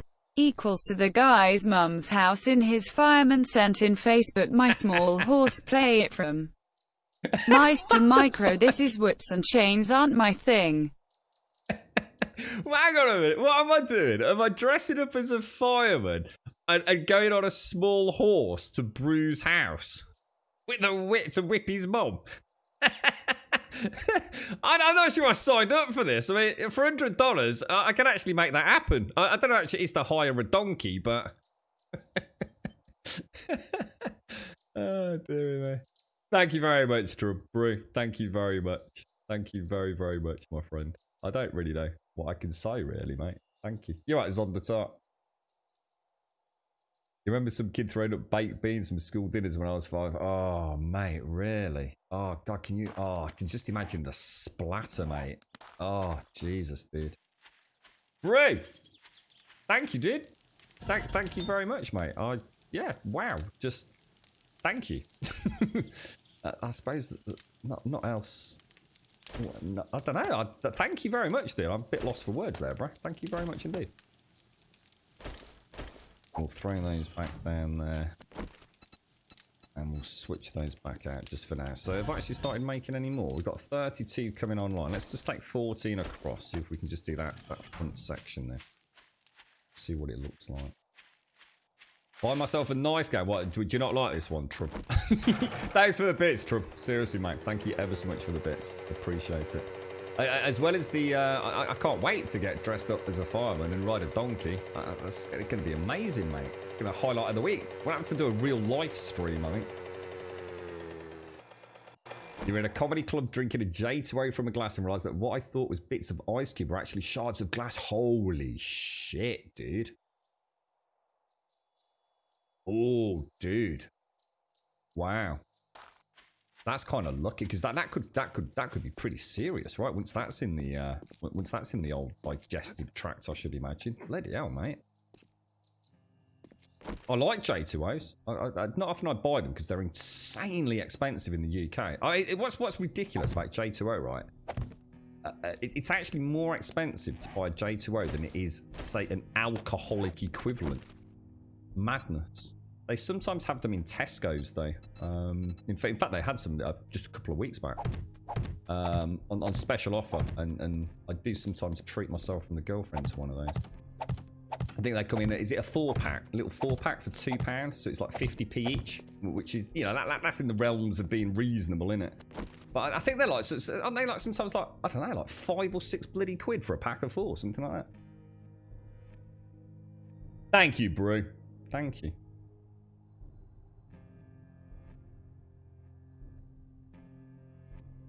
Your mate down a glass of Buckfast, barfed it back into the glass, and then oh, set what? Oh, dude, why? Why? No. Why? Was he just oh god! I think a gag reflex is kicking in. Oh, that's awful, mate. What? Why did he do that? Was he just absolutely paralytic, or? Oh, jeez. Oh, that's awful, dude.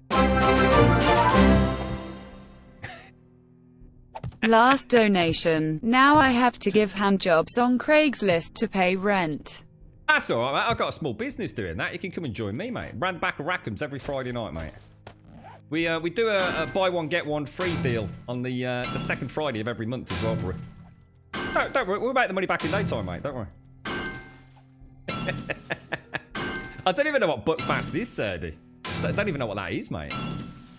Bro, I don't know what to say to that, mate, other than seriously, thank you very much, and good luck with the hand job business, mate. I wish you all the best, sir. It's a difficult art, but you know what? Think of your forearms, mate.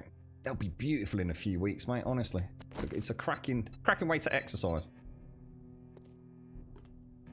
I've got no idea. Yeah, I was just saying you don't waste a good. But I don't know what a bucky is, bro. Honestly, no idea, mate. Is it like a whiskey or something, or is it a very much a Scottish thing? Thanks ever so much, bro. Seriously, man, that's a bit bonkers, that, mate. Thank you very much indeed, sir. You diamond little geezer, you diamond little geezer. It's a tonic. What? Oh, Bucky is a horrible tonic wine made from monk's old underwear.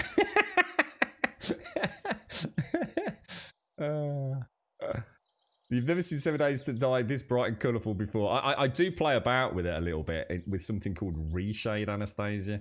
And I'll be the first to admit that sometimes when I'm playing about it, I do go a little bit overboard. The thing is, I play the game so much the default color palette and general washed out settings, it can get on your nerves a little bit, mate. So sometimes it's nice to have a splash of color, and this game can look really dull and a little bit sad and lonely at times. So you know, I do play about with it. So 7 hours a day, 7 days a week. You need it looking a little bit nicer, I think.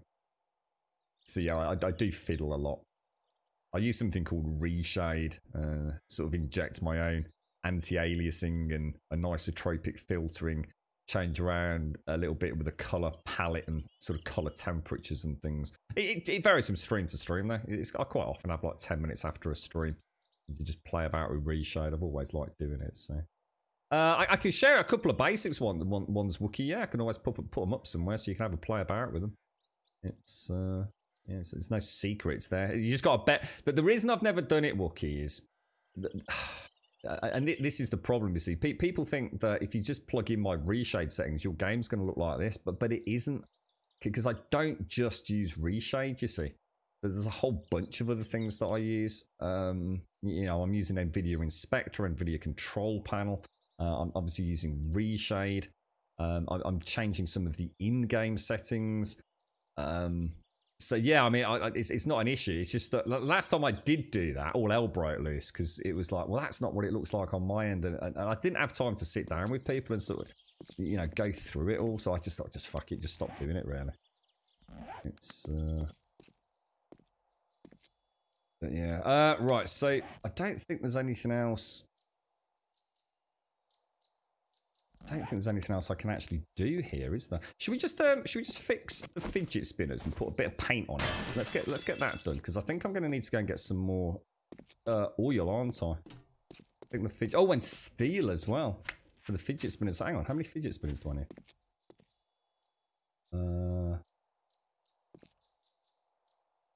1, 2. So it's only 2 there, isn't it? Did we keep the 2 rear ones? Oh, we did. I only need 2 fidget spinners. That's actually a pretty good result for us.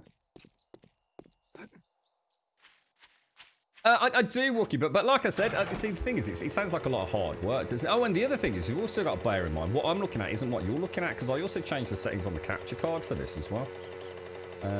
Because what I'm seeing, it might look a little bit funny. So, because obviously you guys don't necessarily have any sort of HDR. I mean, this game doesn't have HDR enabled. I do some stuff for the monitor that I use, which wouldn't translate particularly well to the stream, if that makes sense. So, like I said, it's not, you know, Reshade is one of many tools we have, right? Let me get up here. I suppose this is the beauty of it as well, though, because it's a game I play so much. It's worth me playing because I like tinkering anyway, and it does make it good fun for me. It's a hobby within a hobby in that sense, isn't it? Right, let's get all of this farm done. So it's actually really this game, right? Has given me so much enjoyment outside of the game itself. It's one of those ones that is a really interesting one to tinker about with. I'm sure everyone here, to some degree, if you own the game, have played about with mods and looked at XML files and realised, you know, a little tweak here and a little tweak there can have huge impacts on the game. But you know, for me, and in image quality, because the game has always suffered terribly from a washed out sort of vibe. You know, you've got all those wonderful things. You know, it's got a really weird sort of motion blur and AA sort of filter going on. Going to bed. Got to work for the man tomorrow. I'll be back to check on your progress. Fucking Buy hell. some beers on me. If I spent all that on beers, mate, you wouldn't see me for a fucking year, fella. I actually probably would be round the back of Rackham's. Completely destroyed my life. I think the thing gonna happen to be a shopping trolley, mate.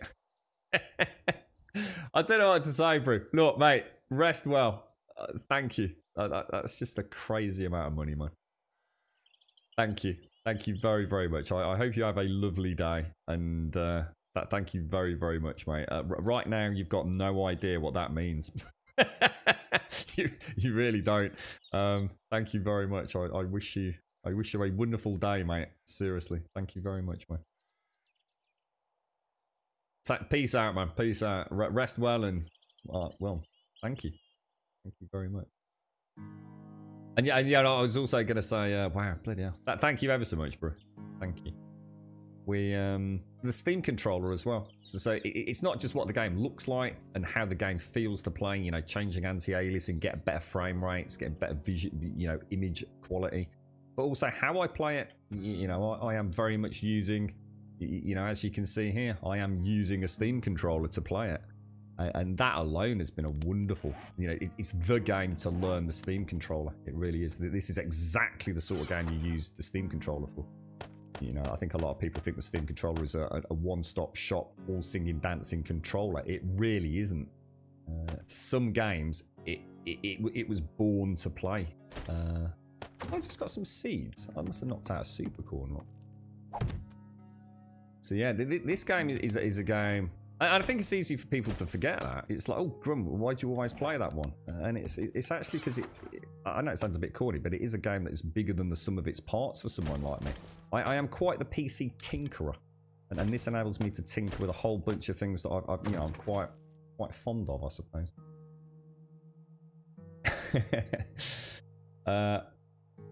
Yeah, so sorry, Sloy. Yeah, I just saw that. Yeah, nice one. So sorry, Edwin. I'll just try to catch up there. Thank you, bro. You rest well, mate. Rest well. Thank you. Your weird one is Black Currant.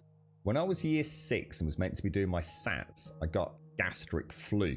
I had some fluid replacement stuff that was a powder that you mix with water. Oh, I know this stuff.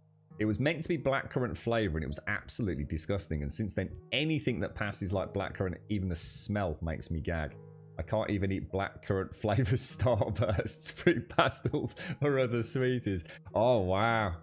So that's really... Yeah, I was thinking of stuff like Fibrogel. My dad's had a lot of that when he's struggled to maintain his hydration levels. The hospital gave him a ton of the stuff. I can't remember the brand, but yeah, it's used. It's ever so common in hospitals. Yeah. Wow, Advina. So I love Ribena. So basically, you can't drink Ribena then. You got no chance, have you, Advina? Yeah, I don't like licorice. Yeah, I don't like licorice. Hey, Doc's got his 980. Yeah. Oh, thank you ever so much, bro. You take care, bro. Pumpkins. I did the pumpkins, Joshua. I actually remember this time, I think. I suppose it's really a waiting. Should we just go and do it? Should we go and do another tier 5 while we wait for the yeah, let's go and do a little bit of a Pew Pew Bollimagree. Get some more.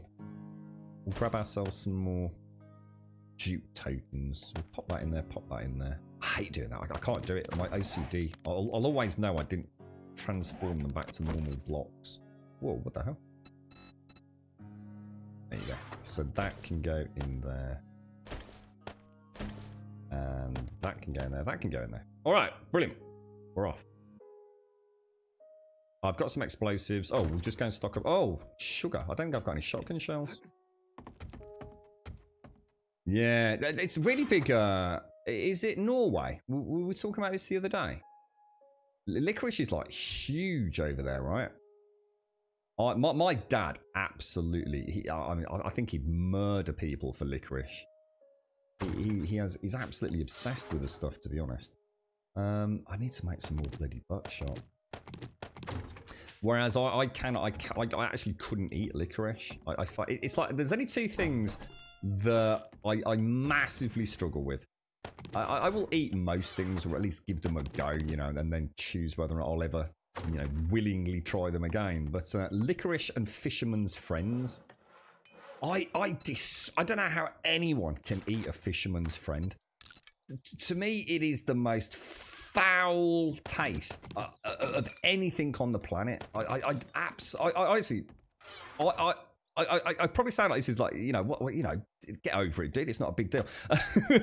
the point is, right, fisherman's friends are so evil on my taste buds, right, that every time I do get a bit of a cold or a sniffle, I always think, look, everyone always talks about fisherman's friends as being quite good. As you know, a good thing, decongestion and all that kind of stuff when you're a little bit under the weather. And I know I had one, you know, last year, and I know I sat there going, it's the most foul thing I've ever tasted, but it can't be that bad. You know, I'm literally in denial that something can possibly taste that heinous. And every time I will try one again, and I'll pop it in my mouth, and I'll go, oh, come on, this it just has to be spat out instantly. I can't eat them. There's something just, it doesn't make me gag. It doesn't make me want to vomit. I just can't keep sucking them. I hate fisherman's friends. And licorice isn't as bad, but I don't like it. I don't really like the texture of it, and I don't like the taste of it. Do you think that's what it is? Do you think fisherman's friends? Because I've always thought that it must be licorice related. Because I always thought fisherman friends. It's like licorice gone bad almost. I don't like them, and they're also horrible. They actually are really pasty and grey, aren't they? They're not. You know, they're not even a nice sort of looking sort of sweetie, are they? Ribena is your idea of hell. We also have it in our house because Manimal drinks it. Yeah, so I really like Ribena. Oh, wow. So it's a real, you know, you got a real connection with it, Advena. Shades' apartment's made out of licorice. Look, you literally live in a licorice box, Shades. Yeah, I can't eat the stuff. And your uncle is down into these. That's it. Yeah, I remember Missy linking a load of this. Yeah, so it's like a salty licorice, isn't it? Yeah, it's really big over there, isn't it? A fisherman. Oh, fisherman's friends, mate. Honestly. Oh. About a third of our candy aisles are black licorice related. It sounds like hell to me. You like fisherman friends, do you? Yeah, I can't eat them, dude. You got the GTX 980. How's it looking, Doc? Is it all in one piece, mate? Does it look like it's going to work? Best of luck, dude. Seriously, best of luck. Don't forget, purge those drivers. We have great prices. Right, what have we got in here? Factory LG1. Factory LG2. Factory LG1. And Factory LG2. You can do it. So we might as well do Factory LG1. Best of luck, Doc. Best of luck, mate. I hope you're up and running in no time, sir. Well, it's not exactly the most difficult thing to switch out, is it? It's good alcohol. What liquor? What you can get? What alcoholic licorice? Ooh, God. What? Ooh, God. That sounds like the worst of both things. To be fair, mate. If you're still out there, bro, my hat is off to you, mate. Thank you very much, sir. Stranger.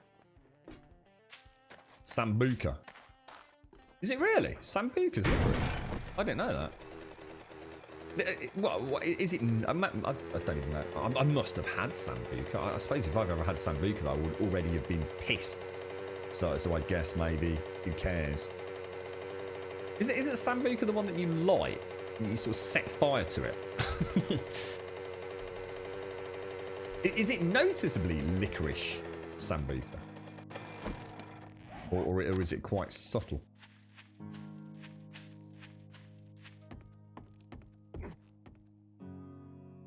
Very common taste to add. Oh my lord. See, that'd be my worst nightmare. Getting drunk and having to taste the licorice. Oh god.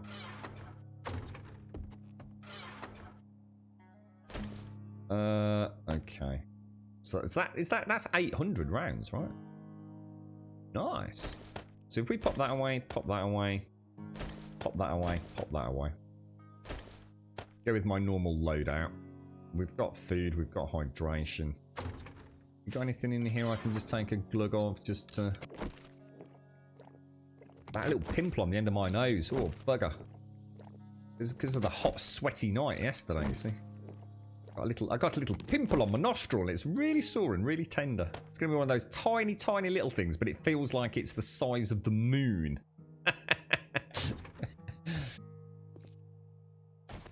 Yeah, well, the thing is, if you set fire to something that's alcoholic, aren't you kind of destroying it anyway? You're literally burning it's the alcohol that's burning, isn't it? So by setting fire to a shot of Sambuca, you're getting rid of the alcohol, right? Doesn't make a lot of sense anyway, does it? Well, I think that's right anyway. I can't imagine what else is burning in there. Black Sambuca was liquor. Ooh, yeah, I couldn't drink that. The thought of chewing licorice is bad enough. The thought of actually, I suppose, drinking licorice. Oh no, I couldn't do it. I know I couldn't. I really don't think I could. You can actually order or deliver a bag of penis-shaped licorice to whoever you want here in the Netherlands. So if I ever get a bag of assorted Danish licorice penises, I'll know where it came from. What did I come back for? Right, let's have a look at this. So what are we doing? Ah, there we go. Is that going to be enough to do a tier 5? It's not really, is it? You're right, Smed. You are not burning any percent. Oh, so what's actually burning then? So you're not getting rid of any of the alcoholic content. What am I doing? Oh, 762. Sounds like it, doesn't it, guys? Yeah. It's a nice big bag of dicks. Thank you very much. Oh, dear. See, anywhere else in the world, you get sent a bag of dicks, you probably think you got a stalker or something. In the Netherlands, it's kind of like a warm greeting. There you go, big bag of licorice dicks, mate. Oh, you're not, but oh, sorry, Smed. Got you. Oh, sorry. I thought you said. Sorry, I misread the typo as any, I suppose. Got you. Yes, so you're burning the alcohol, but you're not burning a sufficiently large enough amount to affect the alcoholic concentration. Yeah.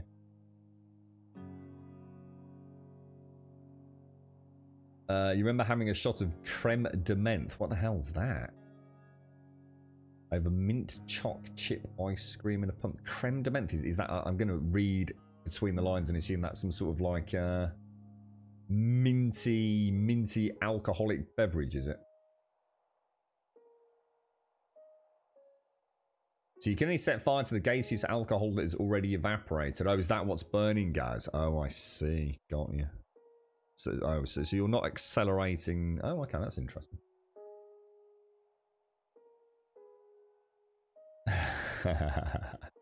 Quick on the internet, Missy.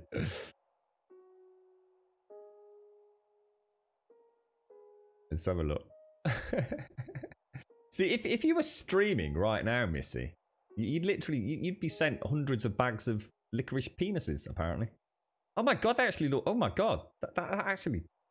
Wow. That's. It's more elaborate than one thought. It's quite a lot of effort went into that licorice penis. I'm pleasant. I did not think we'd get such a high fidelity licorice penises. It looks a bit like the real thing, really, doesn't it?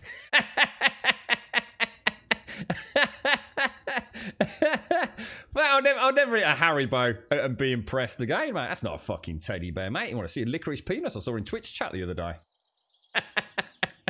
It's a fucking work of art. My God. Wow. Jesus. The things you can do with licorice. You know. Hopefully that's not life size. Where are we going? Fuck me. Wow. Well, that's you never know. Life is like a box of chocolates, isn't it? Twitch chat has taken that to a whole new level today. Tier 5, 1.8 kilometers away. Tier 5, Claire. Good lord, sir. We got any fuel? Let's top up the old gyro while we're here. Alright, let's go. We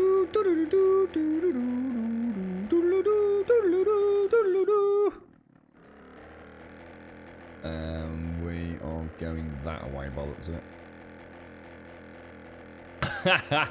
Are they salty? What are you like? I bet they come in a salty variety, mate. Used to make, is that like aniseed sort of things, flavoured pits? What's pizzle? I don't even know what pizzle is. Anderson was used to sell clitoris all sorts. No way. Did they really? No. No way, dude. Clitoris all sorts. That's class. Oh yeah, we got a view bot. Oh my God. These who's I was watching the other day. Was it? God, what's his name? Oh God, I can't remember his name. Yeah, he had one of these things that his channel. It went on for about 20 minutes, mate. They're fucking everywhere. Someone do a quick YouTube on Viewer God. See if you can actually see if... Because the last one that came in, which was, I think it was last week, wasn't it? So, some of you kind peeps actually did go and have a look at the name that was being given on YouTube. But there was nothing there, was it? So someone's going to all this trouble of trying to advertise these viewer bots for whatever reason. And yet, if you go and actually look it up as Viewer God in this case, there's nothing there, is there? So it's like someone's gone to all the trouble of advertising it, but even say you wanted to take advantage of the service, there's no way to find out how to get access to the service. So the whole thing, it just makes no sense. Do you know what I think it is? I don't think it's anything to do with viewer bots. I think it's somebody, as in just upping viewership numbers, which is something that apparently you can buy, and it's extremely expensive as well, apparently. I think it's someone testing bots and just unleashing them out there for possibly more nefarious purposes, if I was to be honest. Yeah, maybe tying into that, what is it, things like the free Amazon Prime accounts and things like that. I don't think, because otherwise it makes no sense, does it? It's not a logical... Yeah, hopefully it will stop fairly soon. It's an interesting one though. Look at the names.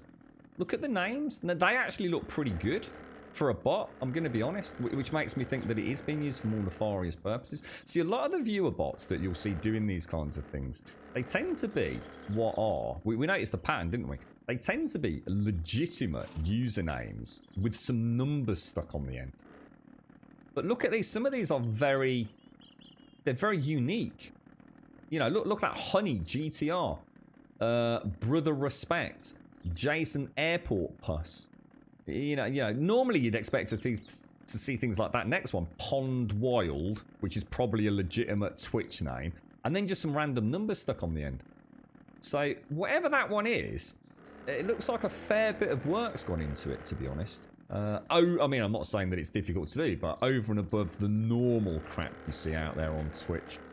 Like I said, you know, you'll see like Grumble 1298 and things, won't you, out there? And, you know, your own username with a bunch of, a classic one's an underscore and then some random numbers or letters, isn't it? So, but you can sort of see, you know, when you see a spam like that, you can see the pattern, can't you? Whereas those are actually pretty good, actually. Exactly, Genoa. Yeah, and that's what I'm saying. You see, there's got to be another reason for it. But unfortunately, I don't really know much about it. I didn't even realise viewer botting was actually a thing, to be honest, until it started happening to us when we were applying for partnership. And I think the only thing I can think of is that somebody was actually, I suppose, I don't want to sound funny about it, but I think it was possibly somebody that was maybe trying to help some of the 7-day streamers, because a few of us started talking about it, you know, behind closed doors, saying, if you notice something's a bit off here. And it turned out we were being view botted, but it wasn't a malicious, because there's nothing you can do. You can't stop yourself being view botted. It's impossible. But what we think was that someone in the community was actually trying to help some streamers out by trying to help them get like partnership status, and we never got to the bottom of it. But I think in our own quiet little circles of friends, the word must have got out. You're actually not helping. In fact, you're doing the exact opposite. You're actually making it worse for us, because Twitch know about view bots, and if you essentially put in a partnership request, and you know you're going to sit out like a sore thumb. You know, it's going to be obvious to Twitch that you know you are using a view bot, even though it's not you using it. So it's counterproductive. You know, you're not doing streamers favors. You're really not. It's and also from what I understand, I mean I don't know. You'd have to look into it yourself. I've got no idea. But apparently it's freaking expensive, and I mean really expensive as well. So people are making a lot of money out of it, because I think some people think it helps. I think they do think it helps, but it really doesn't. Twitch aren't idiots. if you've got a stream that has let's say 10 viewers, and then suddenly you're getting 1,000 viewers, did you really think Twitch aren't going to be straight onto that? That's the kind of growth that's like unheard of, right? It just doesn't make sense. You just looked up on YouTube. My guess they're selling a proxy site. Yeah, I don't know. Just a strange one, isn't it? Just a really strange one. They don't even follow either. A lot of bots will follow, but it's like I said as well the last time it happened. There's no point having let's just say you were using a view bot. The last thing you want is advertising the fact that the view bot exists, or advertising the names of the accounts that are the view bots. So if you were to go to somebody else's stream and see Wielder Tech and Jason Airport Plus, which are now stuck in my memory, I know that person's got a view bot running. So the whole thing doesn't make sense. It literally is the exact opposite of what they're trying to achieve. So either the person doing it is a complete idiot, and I don't believe for 1 minute they are, looking at that you know, the nomenclature used for the names there, or there's something else going on. There's another reason it's happening, because I think this has been happening for about 2 weeks, and I must admit, Twitch is cyclic with bot activity. I think what happens is Twitch only does mass bans periodically. So what happens is you see a flurry of activity, and then all those bot accounts essentially just get terminated. But it might be like 3 or 4 weeks down the line, and then you get that other period where it all goes quiet. I remember, I think it's probably 2 years ago. And we noticed it, you know, as in streamers who were playing Ark. Ark was being decimated by them. But it's like I said, I don't really understand why anyone would want to go down that route anyway, unless, like I said, it's tied into Amazon Prime accounts, which is a whole new realm of Twitch since they started giving a free Twitch Prime subscription as part of the Amazon account. Because obviously there's huge money to be made there, isn't there? Is everything loaded? I just better check, actually. I'm not sure I've got all my... Yeah, well, that's it. I can understand that, I suppose, the temptation. See, the thing is, though, even as a viewer, you're going to notice it, though, dude. You know, if you've got a stream, you know, let's say, I don't know, let's say Stardew Valley. You're playing Stardew Valley, and, you know, top streamers, say, got, I don't know, let's just arbitrary numbers here, just make it simple. So, say, got, I don't know, 300 people watching. And you use a view bot, and you've now got to get up there. You know, just say you've got 4 or 5 streamers with about 2 streamers. You're going to have a view bot that's going to put you up into that echelon there. So, let's say you've only got a realistic viewer base of, say, 10 people. If you're suddenly up there in the 300s as a viewership, which doesn't sound extraordinarily strange, you know, plenty of channels, successful channels running with 300 people, right? Chat's going to be dead. You've only got 10 active people talking, and you've got 290 of them are bots. You're going to know straight away something's not right, aren't you? So I don't really. I mean, you're right. I mean, I can understand why people do it, and I get it. And you know, people want to succeed and all that, and they'll do anything to try and succeed. But it's kind of counterproductive ultimately, isn't it? You're only really doing your channel damage, I think, over time. Well, let's have a look here, Yeti. Nectbuttic. This looks like a rather intriguing URL. Oh God, is that? Oh, dude. Oh, I couldn't drink that. Is that literally like a bottle of licorice alcohol? Oh, mate, I that would be my. Oh, dude, no, I couldn't. I just don't think I could do it, even if a large amount of money or something relied on it. Yeah. Yeah, well, that's it. See, the thing is, you know what? If it was something that was being used, let's say, to the detriment of a channel in terms of harassment, they wouldn't do what they're doing, because what happens is they just come in, they spam a load. I think what it is that maybe the bot, maybe someone's cottoned onto something that Twitch must do with viewer bots. Maybe viewer bots, like, you know, if they have a message history, regardless of what the message is, maybe they can circumvent the mass bannings or something.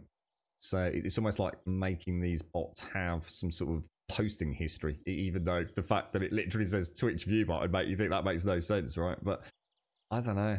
I don't really know enough about that dark side of Twitch, really.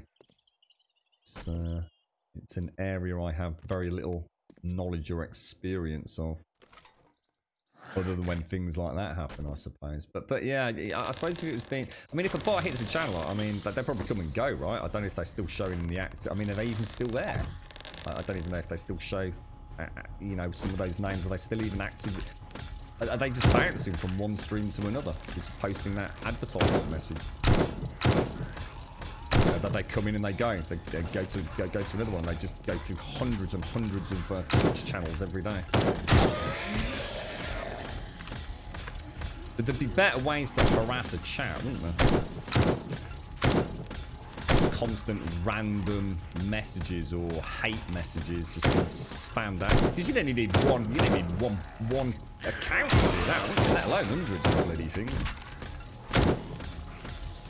Problem with all this stuff, I really struggle to put myself into somebody else's shoes with that. See, in all other walks of life, you know, it's trying to understand like what someone's going through, or, you know, to try and put yourself in somebody else's shoes to get an understanding of what life's like for them.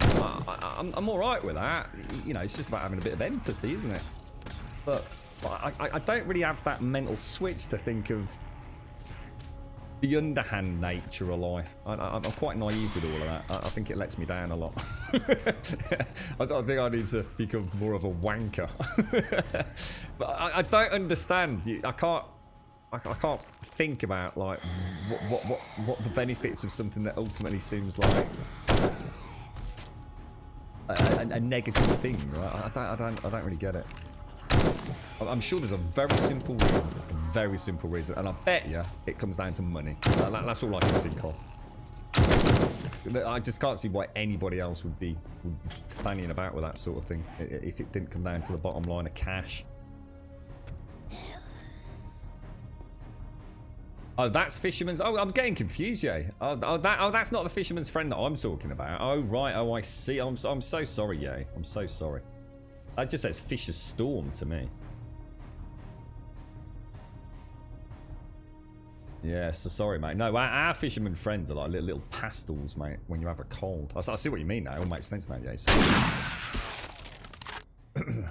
Jägermeister. Oh, I've heard it. Is it Jägermeister? I've heard of it. I don't know what it is though. A US teenager spent $20,000 on Twitch after his mother gave him a credit card to buy meals. What do you mean he spent it on? What did he spend it on? What did he buy?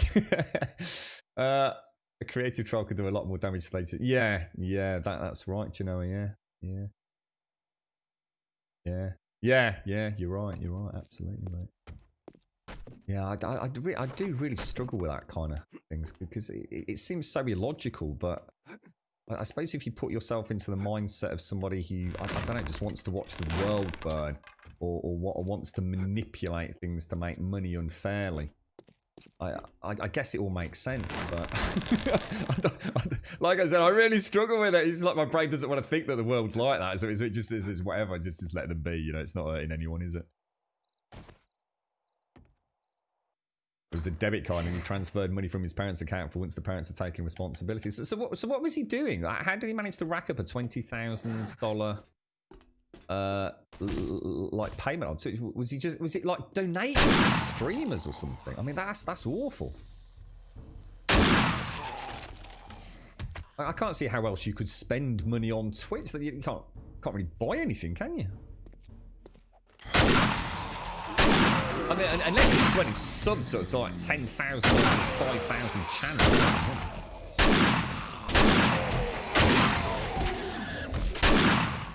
That's awful. I can imagine being your mum and... Oh my god. It's terrible, isn't it? It's all the heartache it causes behind the scenes, you see, with like refunds and PayPal accounts getting frozen and nasty letters from the bank. You know, it all seems so innocent on the face of it, but it can cause immense difficulties. And as you know, I've got a tale about a certain gentleman on Twitch who fucked me over royally.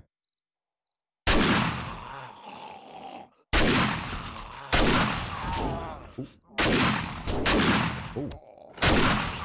Getting a bit panicky with the pew there. So that was who just sponsors donations and bits. Oh, mate, that's terrible. I bet parents were heartbroken, weren't they? Imagine that. I mean, you know, if your kid goes out and buys himself like a brand new PC and, you know, some so I don't know, so some what is it? Apple phones. What are they called? iPhones. And something like that. And a new super duper TV and some PlayStation 4 and a load of games. I suppose you can say, well, at least we got something to show for it. Maybe we could sell it or something. But I mean, that's just money that's vanished into the ether, right? God, that's awful, mate. Remember one fella talking about logging hours of BBS? What's BBS, mate? Bulletin board service? Something I seem to remember.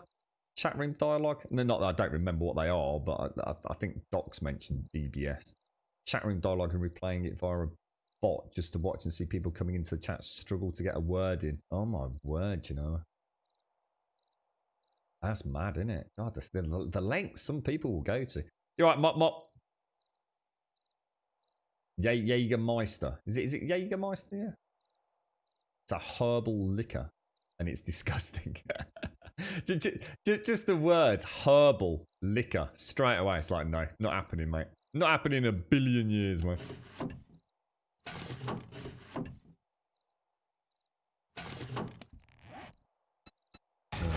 News.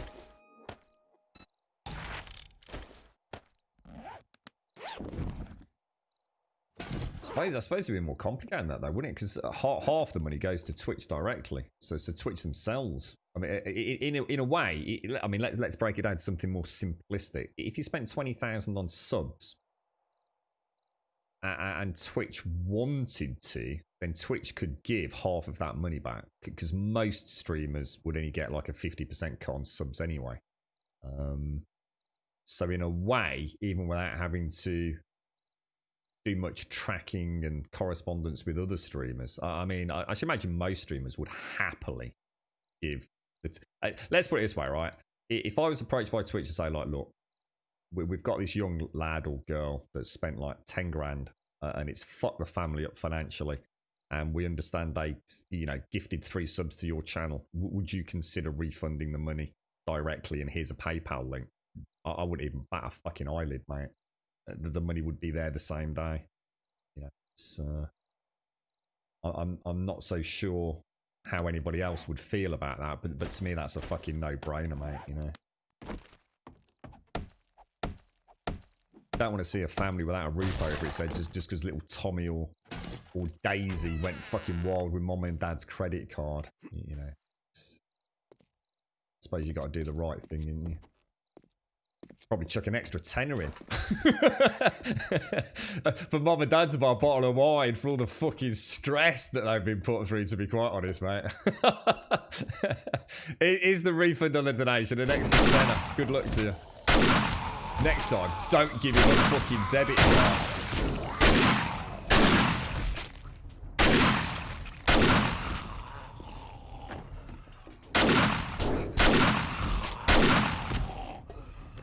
You hear it a lot, don't you? I hear it all the time. Well, I used to. I don't know whether things have got better. But kids with microtransactions on mobile games is the classic here in the UK. The amount of moms and dads who had handed their mobile phone over, which was linked to their bank account, for the little one to play. I don't know what games are out there. I'm not a mobile gamer, but whatever it is, I don't know, Roblox or Minecraft or something on their iPhone, or Clash of Clans, I suppose, is one that I used to hear about a lot. And little Tommy's like buying freaking gems left, right, and centre. I mean, it's a horror nightmare, isn't it? Absolutely. I mean, you know, you could argue parents need to know more about how the world works, but you know, I also know a lot of people just oblivious to it, really. Is it ultimately your fault? Yes, it is, but at the same time, you know, like I said, if I was approached under those circumstances, it would be an absolute no-brainer, mate. You know, what's that going to be to me? Like $7. You know, that's $7 times 10,000 times for that family. You'd have to do your bit. You couldn't not. They contacted Twitch and Amazon and apparently have gotten no response. I should imagine that's corporate just stance, though, isn't it? I guess that's it. You know, tough. I suppose Twitch don't have. I mean, I don't know. Maybe in exceptional circumstances like this, perhaps something will happen. But it would only be done as part of a publicity stunt, though, wouldn't it? See, the problem is they open a precedent there, then, don't they? You know, it's like I said. I suppose the corporate stance is you need to take responsibility. You know, at the end of the day, you shouldn't have given your child access to that debit card. It's as simple as that. You know, what happens after that and where that money goes is not our problem. I suppose that would be Twitch's stance, and I get it. You know, I can't really argue that, but you know, who knows, mate. It wouldn't have been 3 streamers, though, would it, guys? Oh, I don't know, mate. I don't know. I think that they would, dude. I mean, honestly, if someone came into this chat right now, right, and dropped $10,000, yeah, and then I found out that it was, you know, a young kid that had done it, you couldn't keep the $10,000, mate. You'd never fucking sleep at night, would you? I think they'd give it back, Gaz. You know, 3 streams, that's $7,000 each. You know, you couldn't hold on to it, bro. You just couldn't, mate. And if you did, I don't know. I don't know. I just couldn't. It's not even a question in my mind, mate. Can you blow off both zombies' arms without killing them? I tell you, you can blow all the limbs off. Whether or not blowing both arms off would trigger the hit point drop to death, I don't know, to be honest, mate. I don't really know what the prerequisites to trigger a dismemberment are, and if that has a minimal hit pool hit, if that makes sense. Oh, that's good news then, Future. I was going to say, I think most people would do the right thing, wouldn't they? That's it, Candy Crush. That was a really well... Candy Crush and Clash of Clans. Yeah. We used to see it all the time. On Twitter, you know, UK child blows £3,000 on Clash of Clans, and there really should be some sort of built-in. I don't know. Maybe they should have a limit on these things. Like you can even spend $100 a day or something. I don't know. Maybe there is. Who knows? I don't mobile games. So. Oh yeah. I'll show you. You can definitely blow all the arms and legs off one. Once they're dead. Oh, where are you going? Oh, hey, what's going on?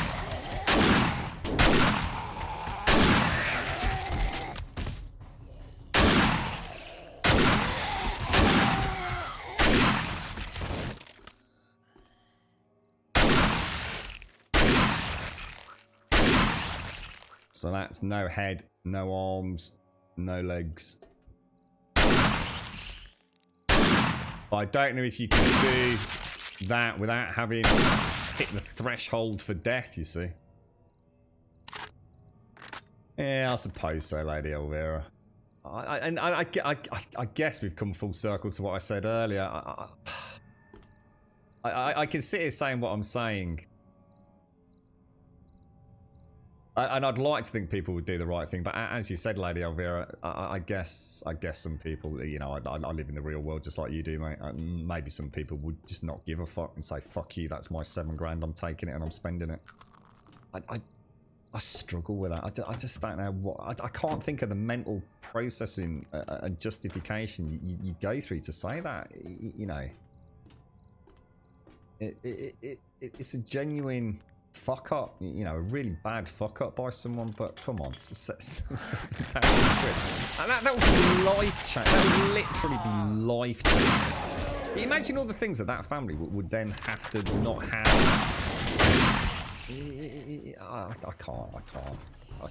I can't believe someone would be the right. But look, there's murderers and fucking rapists and God knows what out there.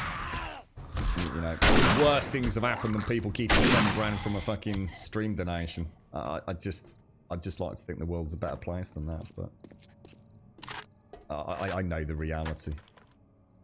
Sad. You've got rid of the auto shotting, gone back to the old pump action. The auto seems to miss more. That's why I have the red laser dot sight, mate, on it. The problem with this thing is, why have I not got my... Oh, this... Oh, sorry, that's my level 2, that's why. I was getting all confused by my red laser dot sight. Yeah, have you seen this, Captain Pugwatch?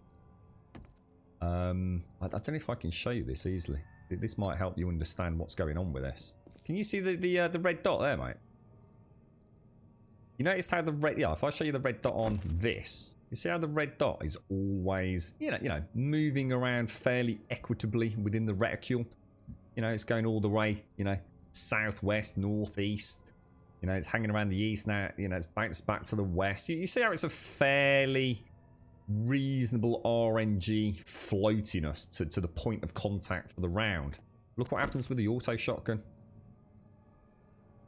The auto shotgun deviation on the red laser dot sight, which is where the round's going, by the way, is always in the northwest quadrant. It actually makes it more accurate than it really is. It's not a case of it's broken. It's completely OP. Because you should have variation all the way in this area, but it's not. The thing hardly ever moves, mate. If you can visualize only shooting in that northwest quadrant, you've basically got a precision shotgun. But that's why it feels like it misses a lot, because if you don't have the red laser dot sight, you don't know that, and you're not aware of it.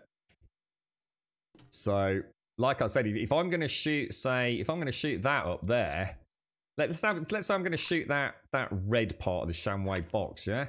I don't do this. You want to be doing that. And I think that's what's throwing people. It's the trick is put a red laser dot sight on it and you can't go wrong, basically. You should always have some idea. I mean, I'm not saying you'll always hit. It's still, you know, there's still an element of randomness, obviously, but you can certainly improve your aim endlessly.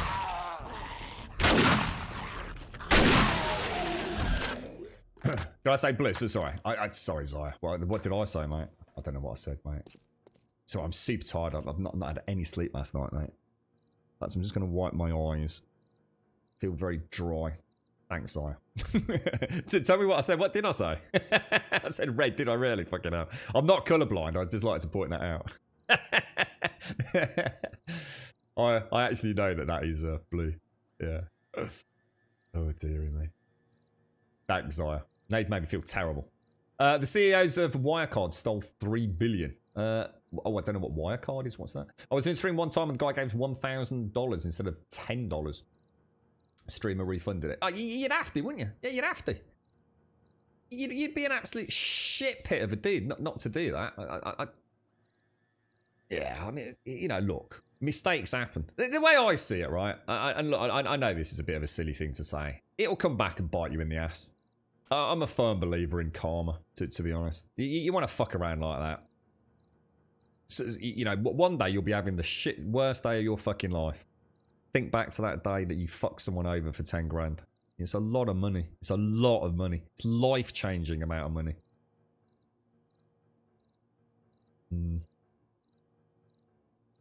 Positive vibes, I guess. What colour is this, Grum? Oh God, it's really small shades. Story of my life. So that is red at the top, then orange, then yellow, then what I call cyan, then blue, and then purple. Do I pass the test? What is that, by the way? Is it paint? Oh, it's Pride paint. I've not seen that one before. That's a nice one. I like that. Roy G. Biv. Red, orange, yellow, green, blue, indigo, and violet, isn't it? Roy G. Biv. Buy a lot of smoke. Imagine how many Arabos. Imagine how many Arabos for 10 grand. Holy balls. Why is this not moving? No, Roy G. Biv was from Paranoia. It was a role-playing game, and you were security coded according to the Roy G. Biv spectrum: red, orange, yellow, green, blue, indigo, and violet. That's the only reason I know that. Because I used to struggle with it because I used to DM Paranoia. Oh Jesus! I went into the corner. I didn't think there was anything.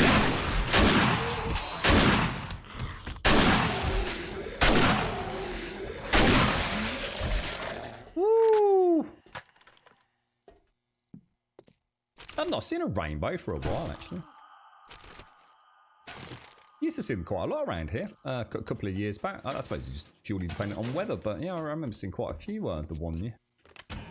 Don't think I've seen one all year. Is that the one you remember, Richard? So is that the rainbow one? Richard of York gave battle in vain. Red, orange, yellow, green, blue, indigo, violet. Oh, but did I say so that is the colours of the rainbow then? There's no difference, though. Yeah, I don't know why Roy G. Biv. I don't know why it stands out so much. It's such a huge part of the Paranoia game. Thank you for the bits, Trump. Thank you for the bits. So Wirecard was something like PayPal, and so what did they do? They stole 3 billion. What do you mean they stole 3 billion? How did they manage that? What just nicked it out of people's accounts? That's terrible, mate. Wirecard.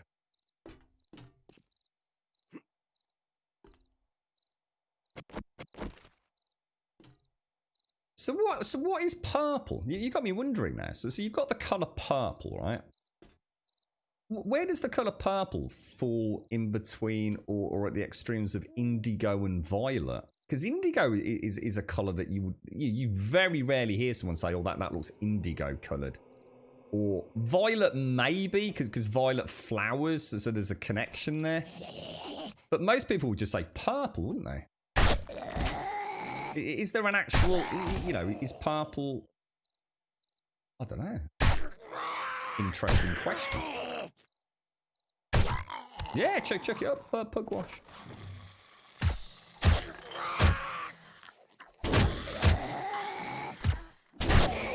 Those new janitors look really cool. Oh shit.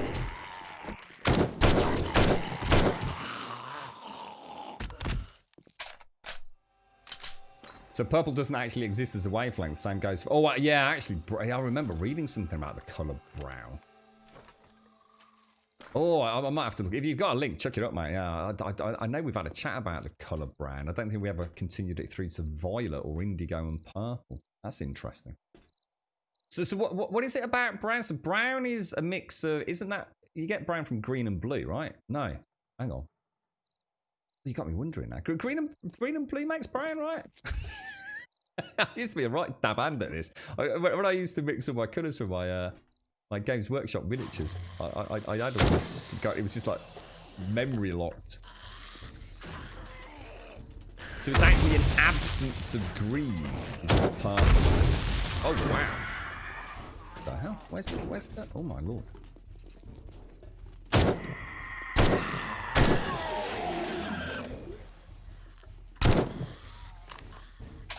There's red in brown, is that? Ah, right. So I'm way off the mark already, aren't I? The whole colour spectrum is fascinating to me. Fascinating. Do you remember that? Oh my god, I don't want to drive anyone potty because I still remember the nightmares from this. Remember that bloody dress? Do you remember the gold and blue stroke white dress? So some people saw it as gold and white. Some people swore it was blue and white. Oh, my brain was fried, dude. Absolutely fried, mate. It's actually stole it from the shareholders. Complicated accounts I put in Discord. Very interesting. The amount of criminal energy is mind-blowing. This is what it comes to. Some people just don't give a fuck, do they, Diz? They literally, they don't care. You know, it's just that there's an objective, and they will do anything to get that objective, right? And it scares me, dude.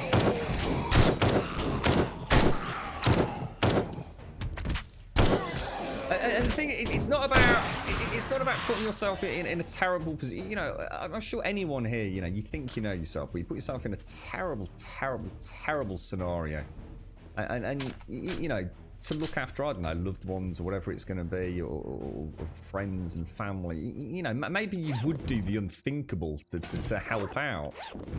But that's a different kettle of fish, isn't it? That's when something really serious is on the line and you have to reach into those deep reserves. Even if it's something like just a sudden moment of massive physical strength. You know, you hear about that all the time, don't you? But you know, the lengths some people will go to, you know, way above and beyond to help other people out. And that's a lovely thing. You know, it's nice that people can find that energy. But some people... They need nothing. They need no reason, no validation, no justification to be an absolute, utter fucking wanker. And I really struggle with that, mate. I don't want to believe that is the case, but you know it is. I mean, there's so much evidence out there that is exactly how some people are. And is that a genetic thing? Is it just the way some brains are wired? Is it because of, you know, the social surroundings? I mean, you know, there's people. I mean, you know, the proverbial, you know, born with a proverbial silver spoon in their mouth. You know, they're born into a world which they're the most, you know, to most people out there, you know, they'll never want for anything in their life, and yet. These are the exact same people that are so unscrupulous, so little, and completely void of any sort of empathy. And it's like, why is the world like this, man? It makes no sense, bro. It's really weird. It's something that really, even talking about it gets me really fucking stressed, to be honest. It's weird. It's proper strange. Ugh. We argued so much about that dress. Oh, jeez. I do remember the gold. Yeah, I'm just going to get that. Thanks for that, Captain Progress. I'll see if I can catch that later. Thank you. A large part of justifying a selfish outlook is adopting a worldview that has... that society is built upon levels of control and power, money being one of the core parts of that. Yeah. Rather Machiavellian. Definitely. I think the world is more a mix of a lot of different people and outlooks and tends to reward based on merit in the long term. I think that's what you have to hold close to your heart, isn't it, you know? Yeah, exactly. And there's always the anomalies, aren't there? And I think sometimes that's the whole point, isn't it? Is we hear about these terrible things. But what we don't always hear about is the wonderful things that happen as well. And it is part of human nature, isn't it? I mean, look at trends on YouTube and Twitter.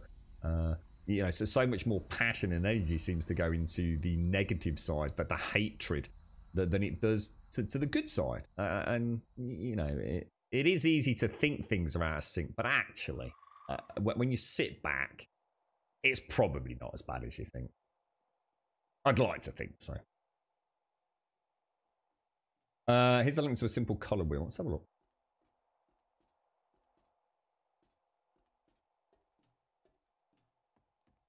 So when we say purple, what do you mean by purple doesn't exist then? Or... Yeah, because it's red, blue, and yellow, isn't it? Yeah. So what's brown then? How do we make brown?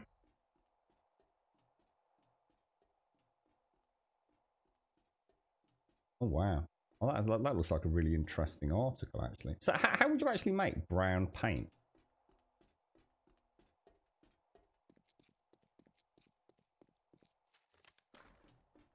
I'll have a look at that. I've got all sorts to look at later on. Never going to get anything done tonight, am I? Yeah, I will. Yeah, I've got it, Captain Pugwash. Yeah. In fact, let me just make sure I have actually got that properly bookmarked.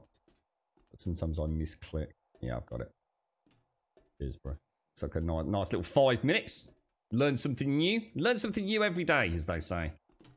You never know what you might find out there that tickles your pickle, mate. Thank you for that.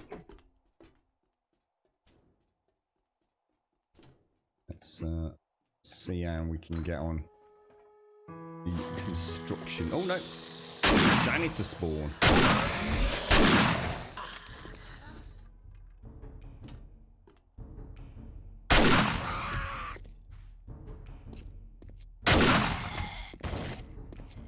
Looking good.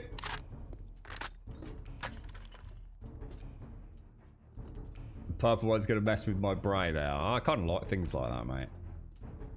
I have this unerringly weird ability, right? When someone's explaining something to me, I don't know if any of you are the same. Like, I was talking about this on stream yesterday, I think.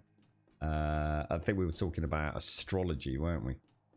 And you know when someone's explaining something to me, and I've got like a graphic in front of me. I'm quite a visual person anyway when it comes to learning, and you know, I've got that point of reference, and they're going through it stage by stage. And I'm sitting there going, yeah, I get that. Yeah, oh right, yeah, that makes sense. But literally, the second that I walk away from it, and that person's not communicating that information to me, or I forget that visual explanation, it's like I never learnt it. But my brain just doesn't take in, you know, just random information. Whereas my dad's the opposite. My dad is like a sponge. You can tell him something today, and he'll remember it. Well, if he's still around, fucking hope so. 10 years from now, Dad, can I handle 10 years of this? Sorry, Dad. 10 years of fucking hospital visits. Fucking hell. So I still say he'll be the death of me one day. Yeah, I'll have a look at that. Brown is blue, dark, and orange. Is it really? Is that what it basically comes down to? Brown is... Oh, hang on. Brown's black and white mix. That would be great, wouldn't it? Yeah, but black and white just turns into a grey colour, doesn't it? So it's actually blue. So it's orange darkened with blue. Bloody hell. You pull down your pants and push real hard. Right, okay. So brown is actually all the basic colours mixed with red. So it's a red, blue, yeah. Oh my god. Weird, isn't it? It's weird. I remember learning about lights and wavelengths and things in GCSE and A-level physics, mate. Fascinating, really. What an amazing world we live upon.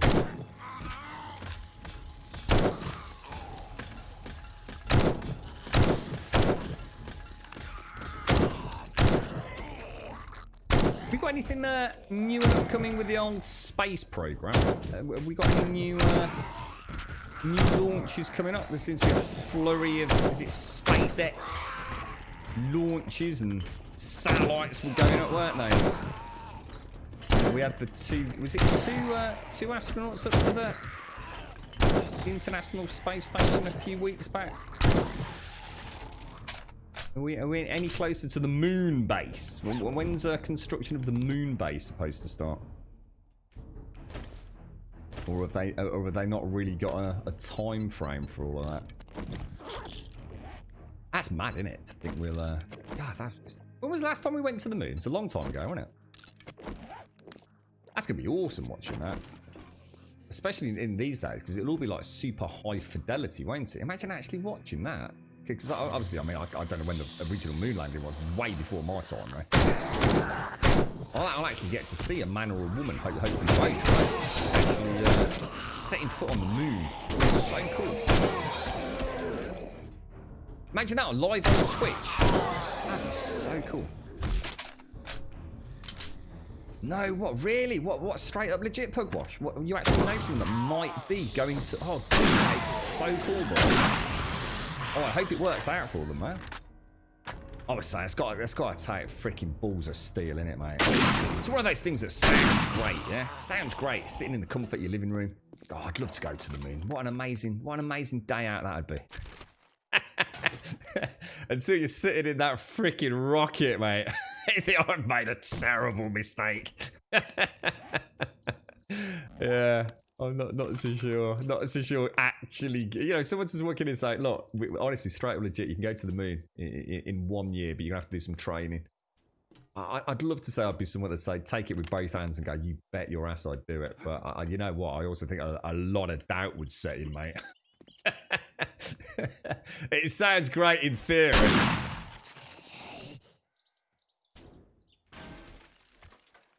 What the ultimate adventure though, really, right?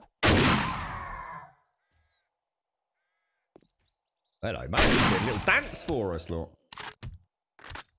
Think you'd do it, Doc? I think if it was as simple as that, and then someone says, look, obviously we'll give you all the appropriate training, you know. The thing is that even if they offered you have to have sort of all these psychological sort of tests and things. You might actually just not be the sort of person that can deal with it. You know what I mean? It's just straight out flat. You just would not fucking deal with it. So I suppose there would be some fail safes there anyway, wouldn't there? You love roller coasters. I think it might be a bit different to getting on a roller coaster, Doc. Not entirely sure they're completely, you know, comparable experiences, sir. I went on the Big Dipper down Blackpool last year. You ain't getting in a fucking rocket to go to the moon. He's a physics professor, so he's got a good chance. Well, good luck to him, man. Good luck to him. Yeah. We could do it. We could build our own spaceship. Yeah, Doc, that'll give you something to work on, mate. You can get the code for the launch code for the Grumbodian space shuttle. What about that, mate? Ooh.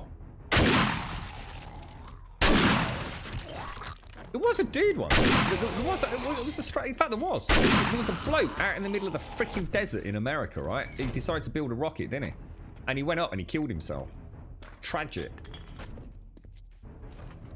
I'm sure I remember watching a documentary on that. Straight up legit, the dude was trying to put himself in fucking space, mate. He had a look. I know he had a test flight, and he nearly broke his back, and then he did another one, and I think it ended tragically. I'm sure he died. Terrible. Absolutely terrible. I mean, freaking points for trying, though, right? I mean, what? I mean. What? Jesus, imagine waking up one morning and saying, I'm going to do it, and actually almost do it.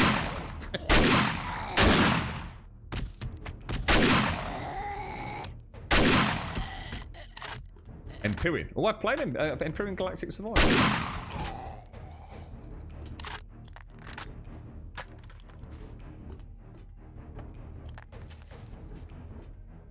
Oh, was he? What? Oh, was that why he was doing it, Tutor? He was actually doing it to prove the Earth was... Oh, well, it suddenly takes on a different meaning there. was that his... Oh, right, okay. So, oh, I see. So that actually explains a lot then. So that's the takeaway, that element of we're being lied to.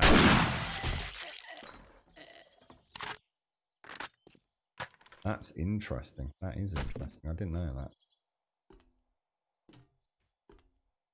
that. Quite literally, I think it is. Yeah. The things people do. It's a bit different than tinkering with your lawnmower in the backyard, isn't it, eh?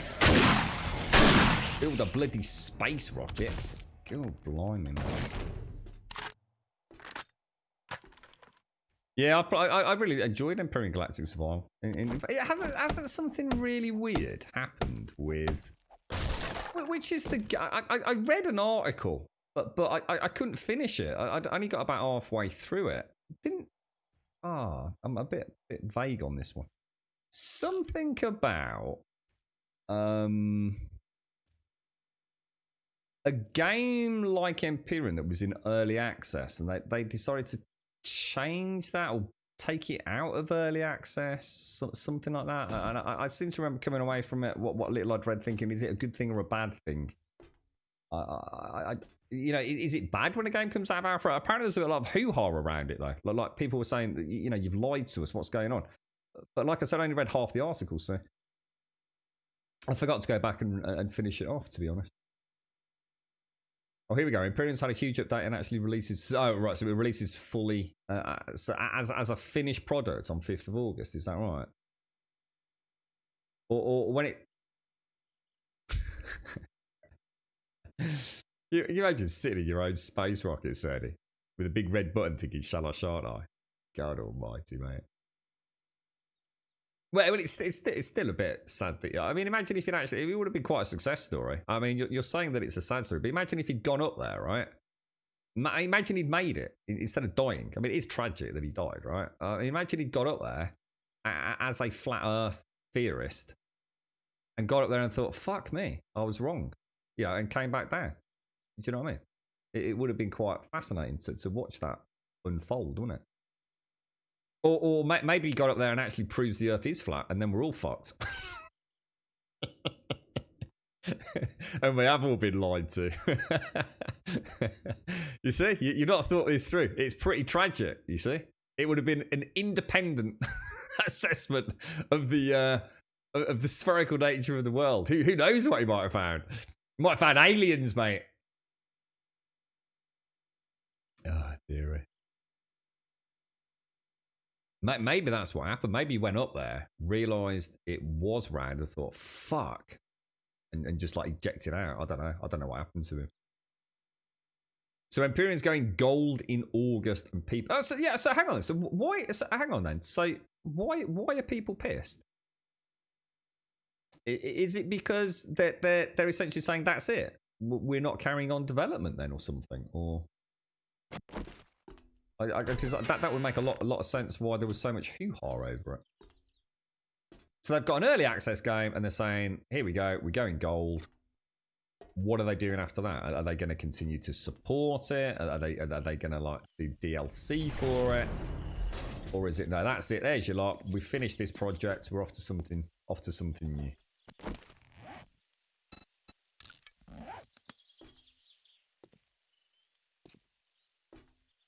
Yeah, I mean, I enjoyed my time with it, Darth. I definitely enjoyed my time with Empyrean. It was a fun one. It was a definite fun one. I just found the POIs very dull and boring. I was struggling to incentivize really playing it, I suppose.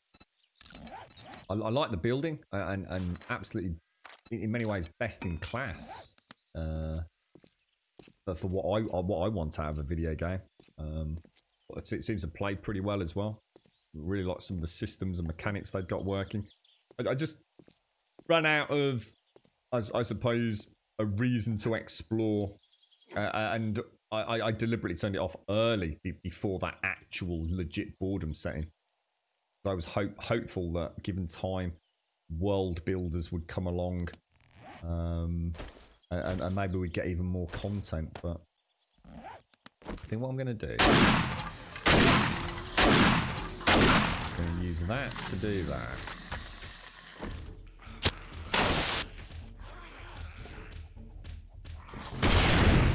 Holy shit.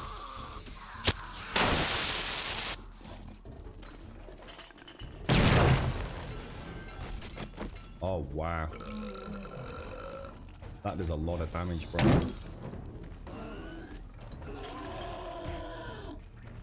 Whoa, those things are deadly, mate. To the block damage, to the concrete, let alone bloody anything else. What the hell, dude? Oh! Oh my lord! Whoa, dynamite is crazy, man. I knew it was strong, but bloody hell. I did not expect to see that sort of devastation. That's actually crazy, man. I now see why you said don't throw the TNT on the Horde night. that would definitely not have ended well, would it? Okay. Yeah, I can't remember when I last played it, actually, Darth. Not sure when I... So people are concerned that too much of the game is still unfinished and crying about it being finished. They said they have no plans to do DLC or microtransactions. So are they still going to carry on developing it then? Paying for content.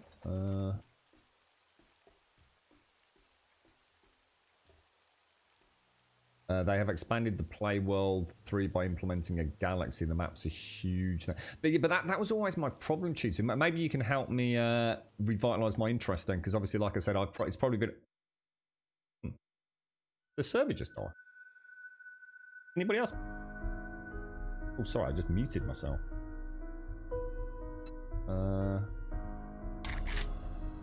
All the servers disappeared. Uh-oh. Uh-oh. Uh-oh. Yeah, the server's not online, is it? Let me see if I can check on our dashboard.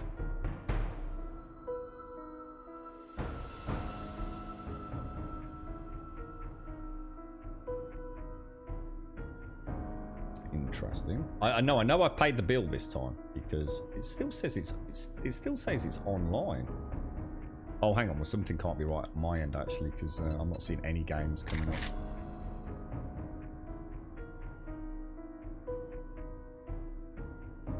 Yeah, I mean, I understand like there's a lot more to go and see potentially if they've got like all these new worlds and galaxies and things to see. Oh, no, hang on. Now hang on. Is my internet down? Am I still streaming? Because my my Twitch chat's died.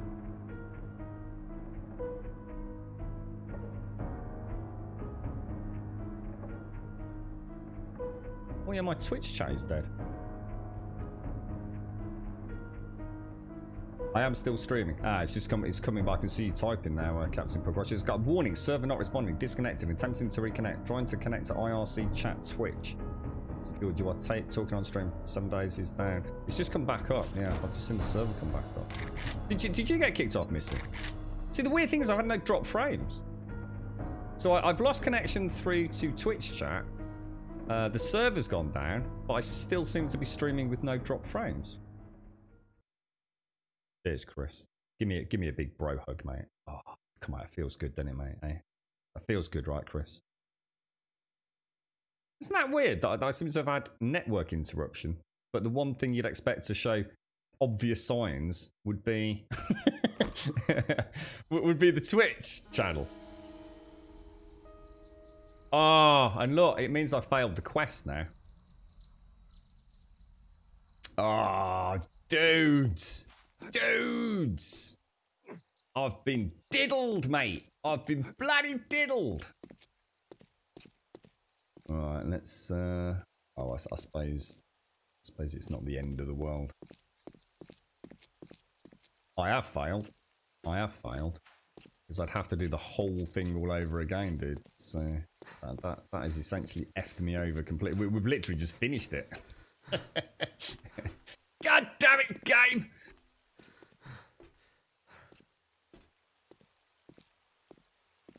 So I just find that really bizarre. I'm having a bit of strange deja vu here as well. I don't like deja vu. It freaks me the fuck out. Yeah, that's actually... Shake that feeling, mate. Oh, gosh. Terrible fucking foreboding sort of feeling there. Oh, gosh. Ew. One does not like that. Do you reckon it was Gaz? Gaz pulled the plug on me. It's hacked into my Steam account. Well, thank game. God damn it. Yeah, not a single interruption on stream. To almost that's. Oh, hang on then. So thinking about it. No. I was gonna say maybe it's just the gaming rig had a problem, but actually it's not because the gaming rig server went down at the same time that my stream rig's connection to Twitch went down. That's two completely separate PCs. No, I didn't die. But obviously because it counts me as having logged off the server, I essentially failed that quest, basically. I mean, I can still reactivate it, but I can't get the reward, so it still counts as a FU, really, doesn't it? Suppose it happens.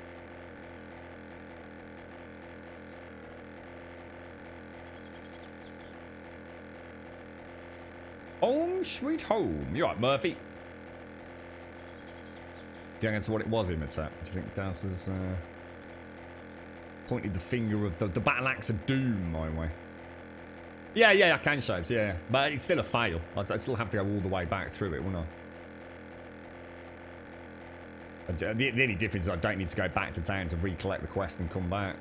It's still a fail state, isn't it? I mean, we've literally just done it. I think I only need to find the supply or something, didn't I? So yeah, hang on. So go back to... Actually, sorry, my apologies. So go back to Empyrean. So it's all very well having all these wonderful worlds to explore. But what is there to explore on those worlds? Because my only issue with Empyrean... So I'm hoping someone's going to tell me that this is no longer an issue. And my only concern with the game was that I found if you like, the equivalent of 7 days points of interests were just absolutely shit awful. I only did a couple, and they were ugly. They were pretty boring to go through. First time, I was enjoying it, but if that was just going to be rinse repeat, a couple of aliens scuttering around and a couple of turrets trying to shoot me, it was going to get old really quick. The design of the POIs was very bland. I didn't really feel the desire to I could build all these wonderful vessels, but what was the point? Because it was just really a case of travelling from A to B. I still had fun with the ships, and I'm sure there's some fun combat to be had. Ship to ship combat, maybe. I don't think we really got a whiff of that. But if it's just a big barren world with some mining resources, where's the incentive? And I'm not asking it because it's in it. I just wondered where the game is in its current state on that front. So new factions and POIs. Okay, well, what I might do then, now you've answered the question, so thank you. What I might do, I might risk a pop onto a YouTube channel and see if I can see someone doing a more interesting POI. Because, like I said, I mean, back when I played it, they were bad. I mean, they literally all I felt. I didn't really mind because I always thought, well, they're obviously a placeholder, aren't they? We'll give it a whirl. So when you say 5th of August it comes out, so will there be another big update on the 5th of August? Would it be worth waiting till then anyway? Or has the patch already happened? Oh god, I got a really itchy foot as well now. What the hell? You're right, Darth. Elion is a very good dev company and much better at communication than the Fun Pimps are. Yeah, I don't know much about that side of things. What's multiplayer like? What's how stable's the multiplayer servers? That was one I could never really quite get an answer to. Some people said it was good, some people said it was dog shit. There was no middle ground when it came to Empyrean servers. Alpha 12 added more polish, more variety. The universe is now bigger than what it was. Yeah, but like I said, a big universe doesn't mean anything if there's no content in it. It's from what Tutor and a few others are saying. It sounds like that's been fleshed out a bit. So it had to invade a meteor station, got your ass handed to you. That sounds cool. That sounds really cool. Has the same issues as 7 days. Really is super open-ended, and once you've seen the POIs, all there is to do is build. Yeah, in which case I don't see that as a negative. As long as the building's fun. But what I need is just, so sometimes a distraction to go and, do a tier 5. Even if it's a tier 5 I've done 100 times Tutor. I'm quite happy with that. I don't mind. I'm not going to hold Empyrean in a different light because of that. As long as there's fun places to go and explore and some challenging-ish content, which from what you both saying there is, I'll give it another whirl. Is it really this? 5th of August? I hope you're all signed up on our Discord so we remember, mate. And that's part of the problem, isn't it, Tutor? And that's why I never really got an answer. So some people were saying it was great, other people were saying it was terrible. So why is there such a spectrum of, there's so many unknowns in that comment. Who's the server host? Have they bought an appropriate server reservation of hardware given the number of players, or have they cheaped out on it? It was really hard to get an honest answer. People were quite vehement in their responses that they were right and other people were wrong. I think until you try it yourself, you just don't know, do you? Is it going right? Is it, Doc? No black screens yet. Yeah, because and that's why I stopped playing it as well, Captain Pugwash, because I already knew there was other content I very much was going to enjoy. I didn't want to keep getting deeper and deeper into it, knowing that you know the game was still very much in development.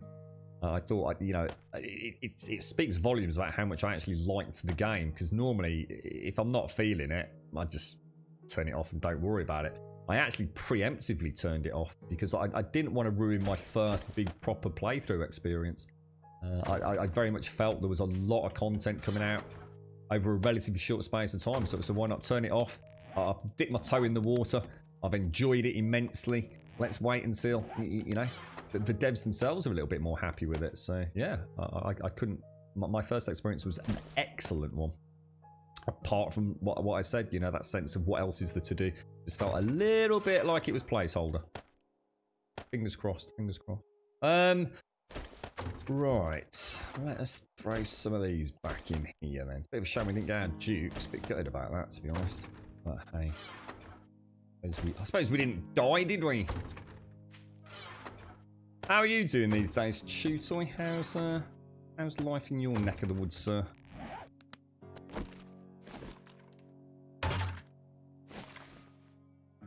So looking alright, is it, Doc? Good, pleased to hear it, mate. Really, Chuto? That sounds a lot of fun, mate. AI capital vessels that took 5 people to do. That sounds awesome. Yeah, because there's another strength of that game. I loved the concept of the blueprint system. That really tickled my pickle. That did.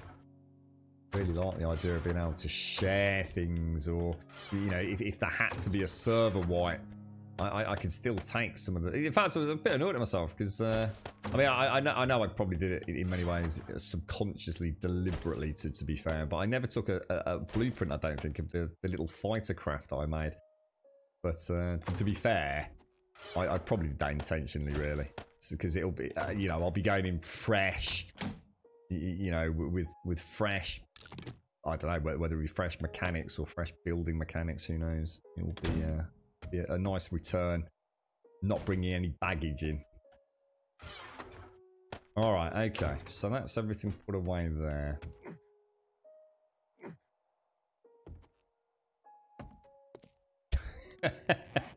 so a really big thing at the minute, isn't it, masks? I must admit, actually, I did go to Ranches just very quickly yesterday.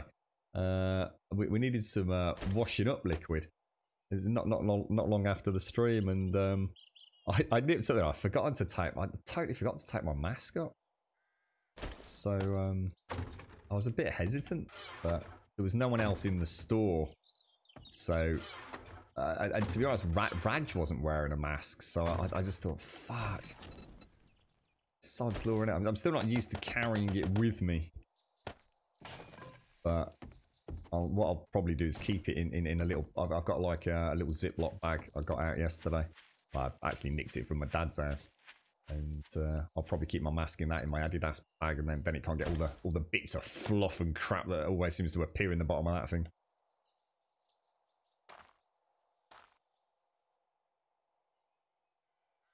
So the Millennium Falcon, is that one? Is that one that the community have made? Is it Captain Pugwash? So early Emperor. Does anyone know what version I would have played? Anybody remember? I'm guessing it's over a year ago since I last played it. Oh, this coffee's gorgeous. I wasn't too sure about it a minute ago.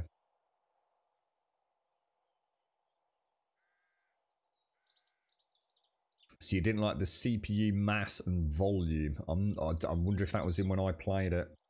I played Alpha 9, did I? Thank you, Darth. And what did you say we're on now? Alpha 12, are we? Yeah, because I know you've always spoken about it very highly, haven't you, Darth? It's always been one you've had a sweet spot for. I couldn't believe how well it played. I had a little bit of the Unity stutter. Garbage disposal, no doubt. But, I even like the animations on the main character and things. You know, everything looked like it was a serious amount of polish had gone into it. And those bloody creatures, those hate the fucking hell. That I'll tell you what, I did think it was amazing. And I'll never forget that when the aliens came over in their dropship, and they landed.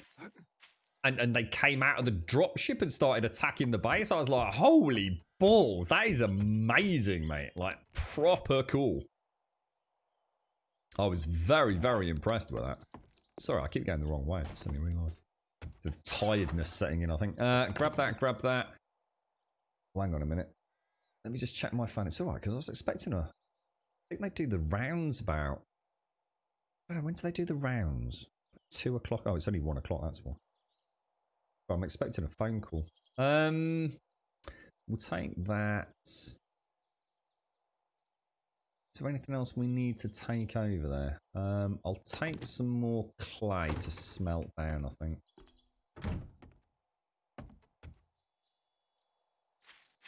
Yeah, because I think I'd made the mistake. I didn't realise like the whole base is built around that central core or something, isn't it? And my central core was still very much on the outside of my base. I didn't really realise that was what they were going to attack. Didn't they take it out? Oh god, remember that? Oh my god, that's the game with the turrets as well, wasn't it? The automated defence turrets. Oh shit, that was amazing. I'll tell you what, it's a really good game. It's amazing how much I'd forgotten about it, to be honest. So for those of you that are kind of within that community, what's the general consensus then? I mean, have they met with a huge backlash?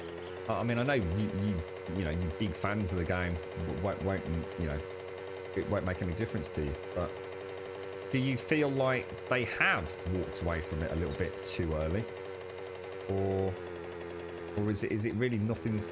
Is it just another case of internet drama for the sake of internet drama, which seems to be the way of the world these days, doesn't it? Unfortunately. We've got the iron for the bars. We've got another 32 iron bars. Let's make ourselves some more of those. Another 45, which is going to take 20 minutes. We can top you up. And we can top you up. Lovely jubbly. It's typical crybaby Batman. There you go. You've answered all my questions. It's kind of sad though, you know. I have to say, because like I said, I'd only managed to read about half of an article, but I was reading the article because of the flurry of hatred I'd heard. So you know, it goes to show, doesn't it? You know, I know Empyrean's out there. I saw a tweet moaning about it and thought, okay, I'll do a quick Google search. Came up with an article, PC Gamer or whatever it was. Started reading into it. Just something say, you know, the community itself is hurting its own game, and unfortunately, you know, I get that, especially when passions ride high. But as a as someone who's not particularly invested in the game, my impression was, oh, you know, something's gone wrong here.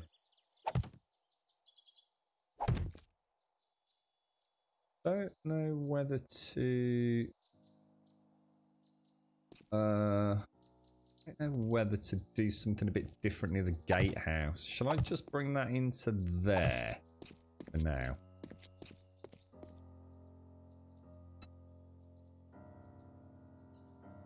Probably work better actually. The stuff about $20,000 hit earlier was a scam that ended up on Reddit. What's that? Sorry, dude. Oh, do you mean it? Oh, do you mean it didn't even happen, or?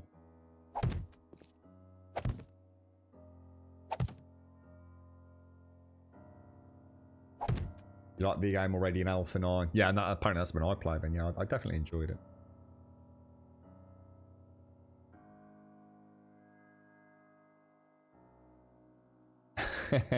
With this one, Fugrush.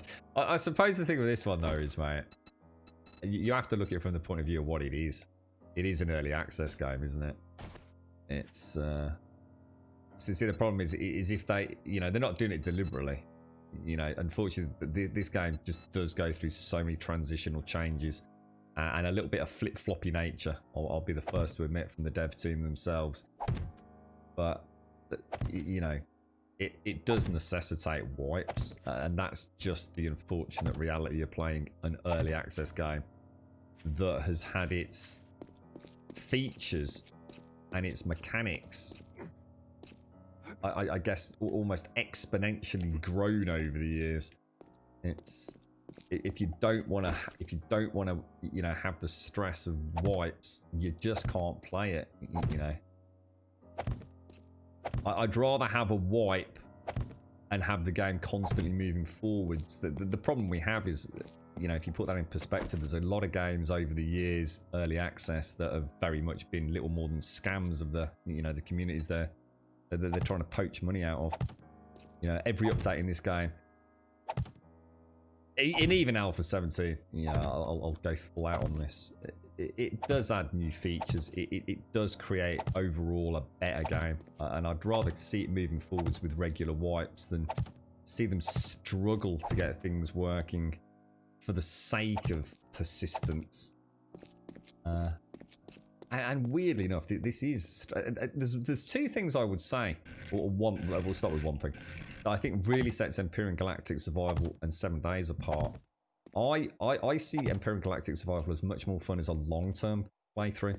I think the amount of build content in that, and especially if the universe is as big as you're saying, that would keep me playing for a lot longer. 7 Days, I quite look forward to resets. I do, because the beginning part of the game quite often is the fun part of the game. You know, if you're not interested in building or you can't be bothered to build, that looks really nice actually. Yeah, I actually really like that. It's pretty cool.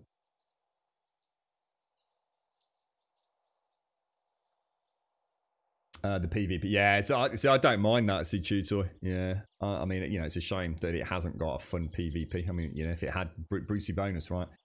I've never played these sorts of games and worried about the PvP element. I'd rather than just crack on with a PvE and not worry about balance in that sense. But I suppose what it does mean is you lose a possible whole player base, don't you?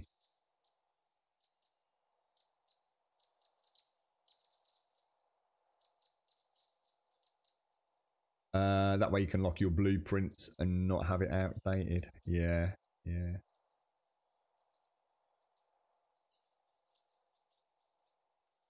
Play Rust. Yeah, yeah. I'm not. I've heard good things about Rust. I think I can see Rust happening in our future. Just to go and have a look at it, because I already own it, so it's not going to cost me anything. But trying to think of what we could do over here. I don't know where to leave this until the next Horde night and just see what happens, because I really, these little gables have actually added to the pathing distance on this corner. Let's see what we'll do is we'll maybe finish off that whole one side. See, the only reason I'm really interested in Rust, I know this is going to sound a bit bonkers to some of you, but I'd just like to go and see it. I'd like to see what they've done with the game, and I'd probably play it as a PvE game. To be honest, mate, you know, I don't know if I can buy my own server like we do in 7 Days, or rent a server, should I say, and just play it as a PvE experience, just to see what the game's got. You know, what's the crafting progression? You know, what kind of things can I build? What is out there on the maps? You know, how do the vehicles work and all that kind of stuff. And, you know, if I, at that point, decide that actually I've really enjoyed this, but it would be infinitely more fun multiplayer, I would then go and do, multiplayer, PvP, then I would seriously consider it. I'd just like to go and see what the game is without all the stresses of PvP. And being a brand new player in a game that has probably got nothing but quite die-hard players. So I can see me booting it up and giving it a whirl, just to see what they have done with it, what the game looks like now, how it feels to play, optimization, and I occasionally see a little bit of Sequisha. I think he's playing it, isn't he? Is that his go-to game these days? I've certainly seen. In fact, I think I saw him yesterday evening at one point playing it.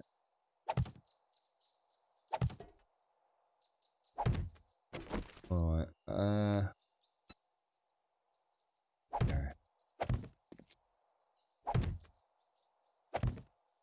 yeah, I'm just thinking if how far do I want to take this? Okay. The problem is I need to remember I need to knock this wall out, don't I? Because this isn't... Yeah, I don't think that will affect anything, but let's get it done now before I forget. So, what are we doing? It's directly in there by the looks of it. Someone's figuring out how to build a floating horde base. I don't think there's ever been any issues in making floating horde bases, is there? I think floating horde bases have always been a thing, haven't they? Was there a reason why we couldn't do that in Alpha 19? I just don't like those sorts of things that much. That's the only reason I've probably... Well, I've never really paid much attention to it.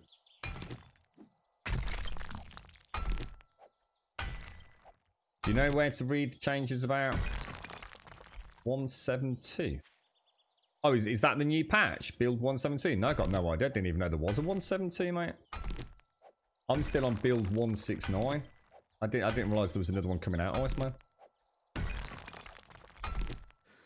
Ashes of Creation. Is Ashes of Creation? What's that? Is that an MMO or something? Yeah, I know Mrs. played it. Yeah, I know. You know what? For 20 or 30 hours, just to see what's out there and have I suppose, untroubled playthrough of the basic game, the mechanics, building. I think I'd be up for a little bit of PvE Rust. And like I said, you never know. I might fall in love with the bloody thing. Yeah, Ashes of Creation. Yeah, yeah. Is it out or is it coming out? Dev said they sped up chickens. What? But is that the patch 172? We sped up chickens. You're right, Arakin. How you doing, fella? Good morning, sir. Good morning.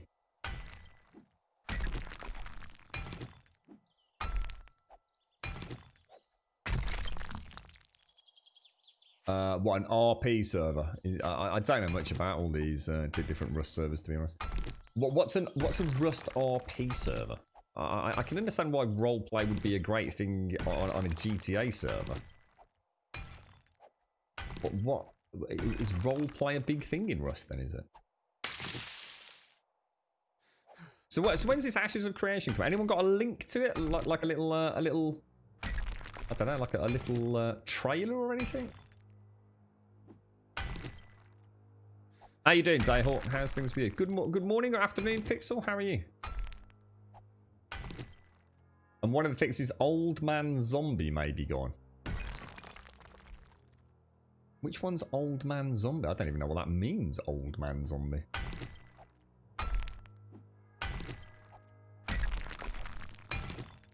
Oh no, Dot. You don't think it was a monitor issue, do you, Dot? Or, you know, all those issues you were having before, or do you think is it just completely unconnected? Yeah, not too bad. Thanks, Pixel. Fucking world gone bonkers, innit, mate? But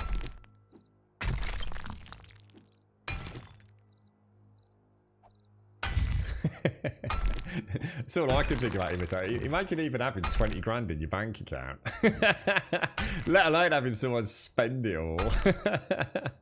Imagine that, just sitting there with the knowledge you've got. Oh, I've got 20 grand sitting in my bank account. What shall I do with that? Jesus Christ. I think I'd whisk the girlfriend away for a much needed vacation. People make towns and factions and run around shooting each other, have wars on the server and so on. So that's and this, okay, all right. So basically, what happens is the server creates server factions. Yeah, that sounds cool. That sounds cool. Bit of trading, yeah, PvP trading and stuff. That sounds cool. Yeah, go for it, Pixel. Yeah, but I'd be interested. I mean, anything in the MMO world. I mean, to be honest, I did forget about Ashes of Creation. If it's one I am thinking about, completely forgot about it. There's another one coming out. Dayhawk, your friend's making one, isn't he? Or maybe friends pushing it, but someone you're affiliated with out there on the internet. Is it Scribbles? He's got one, or they've got one coming out. What have I done there? And there's also Pantheon, isn't there? Which is the one that I'm very interested in. I was interested in New World, But and again, this isn't me having an opinion on the game, more having an opinion of the opinions I've heard. There seems to be a lot of people that I know through various forums, and one or two close friends that have played New World, well, two. And their whole attitude to it is very much of, yeah.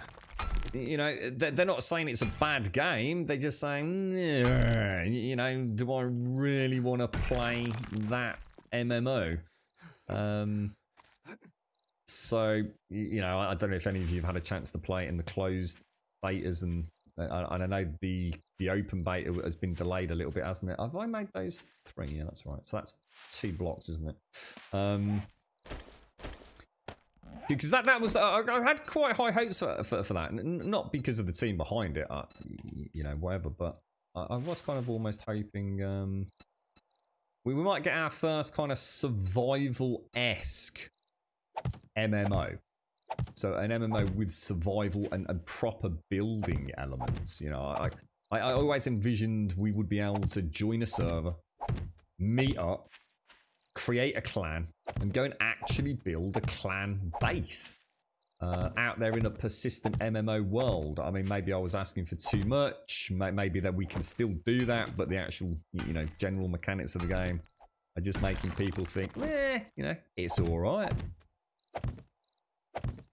And as I've said a couple of times, the problem with an MMO, an MMO can't just be, it's all right. Any video game that you pick up that's a kind of what I'd call a disposable game. It's the kind of game you pick up, you play 20 hours of it, and you put it away, put it on the shelf, and forget about it. You know, that's what most people play video games for. They play, you know, the latest Last of Us 2. They play Ghost of Tsushima. They play, you know, 40 hours of 7 days. You know, not 3,000 hours of 7 days, and they move on to the next game. And in those cases, people don't mind yeah, it was all right. Yeah, I quite enjoyed it. It was okay. People don't mind that. MMOs, there's a different mindset. You see it as a huge adventure, a huge commitment of time and possibly energy. So an MMO really needs to be better than in order to draw people in. And I think that's part of the issue with that genre, to be honest. Defend the Night. Is that the one Scribbles is making? How big's the team, Dayhawk? Do you know? It seems like a very big undertaking for a small team. You can also ride horses. There's a DLC with a legit music program that allows you to play horns and so. I'll try and find it. And then this is Rust, right, Missy? New World got pushed the next year. It did, yeah, and they did a full 180 degree from PvP to PvE. Whoa, what really? What? I know there was lots of rumors about there not being adequate PvE content, and it was too heavily focused on PvP. Is that what they're doing? They're literally saying, okay, let's rethink it. Wow. See, that almost excites me a little bit, Pixel, because I was a little bit worried that it was going to be too hell-bent on 24/7 server presence, PvP.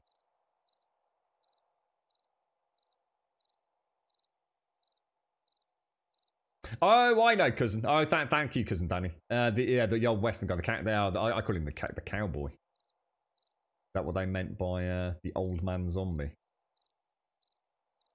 Craftopia. What's that? It's like Zelda. Oh my god, guys! What the hell's happening with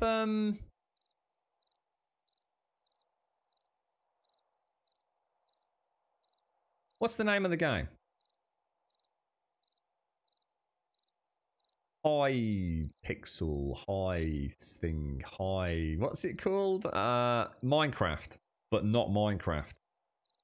Come on, help me out. Oh, I can't believe I've forgotten the name of it. Hytale. Hytale? Is it Hytale? What's that new Minecraft thing that everyone's talking about? It is Hytale. Hytale, thank you. But it's spelled H-Y, right?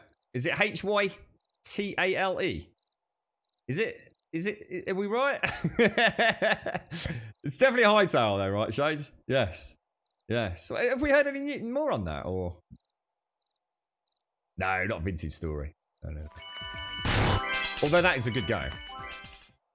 Hyrule, that's the one. Hyrule. Oh, Hytale, Hyrule. Which one is it? Is it Hyrule? Oh no. Is it? Hang on. Is it the High? No, it can't be Hyrule because Hyrule's the land that Zelda's set in, isn't it? Are we getting a bit confused there? It's got to be Hytale. Hyrule Zelda did. I'm going to go with shades on this one. Hytale, I'm sure it is. You're right, Paprika. Thank you for the 50 bits, my friend. Oh, my bum's gone sticky on my chair. Still wish the devs were more active on Boundless. I don't think I've played that one, Chief. Hytale, yeah. Hytale. Spamming channel. Yeah, you have me wondering then, Dykel. I know, I've always got them confused. I always say Hyrule and think, no, that can't be right. I was just going to say, Grim might want to check it out because it looks like it covers everything. And what's this one then? Craftopia. So it's a blend of Zelda with Pokemon and Minecraft elements. And is it out? Is it going to be another early access game? Have we got a link? Any new information there, Shades? Any updates? Are we getting it this year? Any closed betas or? It's because I didn't fluff my pillows this morning. See, I was in the house like briefly before I had to get the stream up and running. It was a long freaking night yesterday, man. All right, 9:48. Let's go and do a little bit of diggy.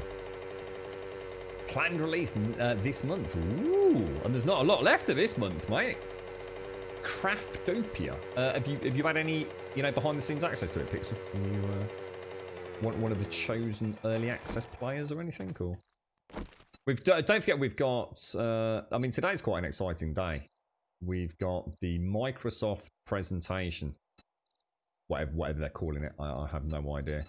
All about the new Xbox One Series X and the future of Microsoft games and game studios or Xbox game studios.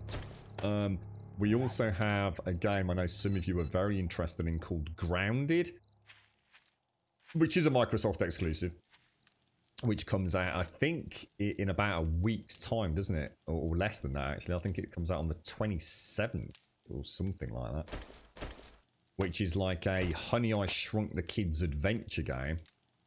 Apparently open world, 4-player cooperative, lots of spooky stuff going on. You're shrunk down to the size of a, I don't know, ladybird or something. I just found out about it, Pixel. Well, that's an unusual, I mean, it sounds like a lot of you maybe have heard of it. It's unusual to have one just suddenly pop up out of the blue so close to launch, isn't it? Craftopia, the Craftopia has the trailer on Steam right now. Okay, right, okay, I'll check it out. What's your gut feeling, Arakan? Is it something you're thinking's got some? I'm not so sure about the Pokemon element. When you say a Pokemon element, what do you mean? But Pokemon kind of encompasses a whole bunch of different elements, doesn't it? I mean, are we gonna be wandering around with pet Pokemon battling each other, or? Where's it gone? Oh, it's already on my bloody tool belt. By throwing monster prism at creatures, you can catch them as a pet.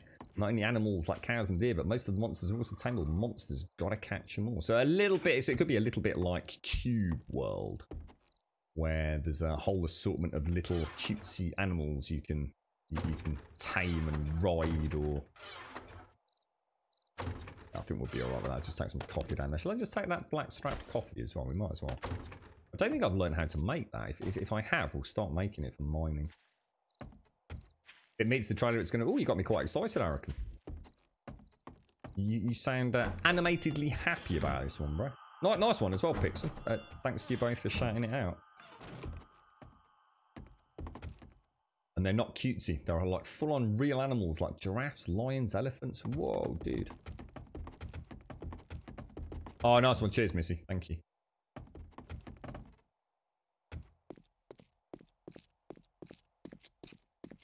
How much is it? Is it?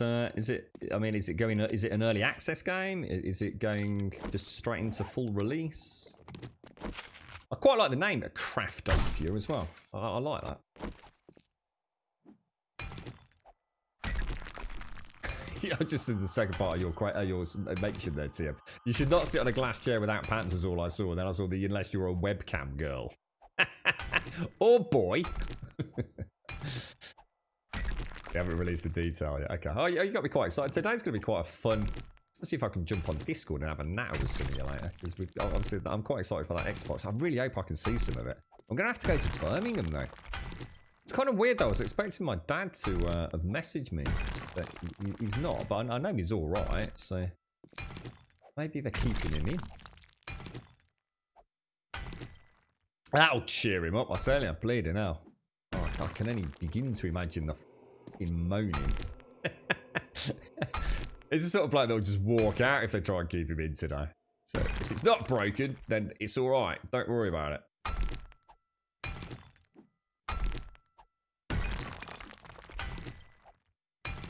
Yeah, I'm quite excited for Hytale. I'm really looking forward to seeing more news about that. I could imagine that would be the kind of thing that some of us in this community would actually have an immense amount of fun with. It just depends, you know. So sometimes our expectations are very far from the reality of what they're trying to create, and it's not about them not meeting goals. Sometimes I think I sit here and I have this impression of what I want Hytale to be, rather than what the devs want it to be. So I will keep my expectations in check, but I am very excited for it.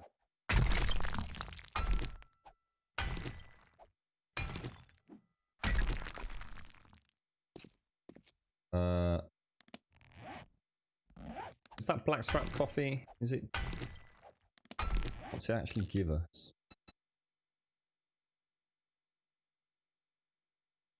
It doesn't actually say, does it?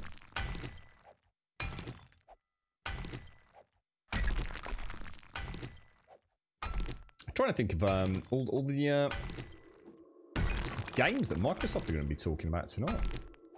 As long as we actually see some Xbox One Series X real footage. And hopefully some of the bigger game sites will have been given uncompressed footage to put out after the event. It would be nice to actually see the hardware in use, as opposed to PC renders and things. Fingers crossed.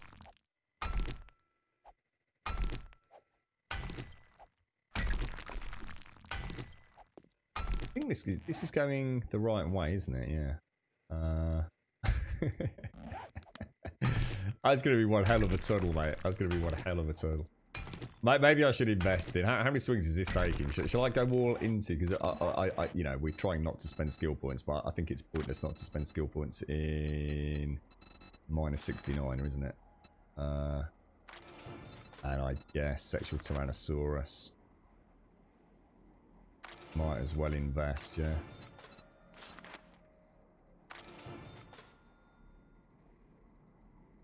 Do these not have a prerequisite? Oh, strength level 7.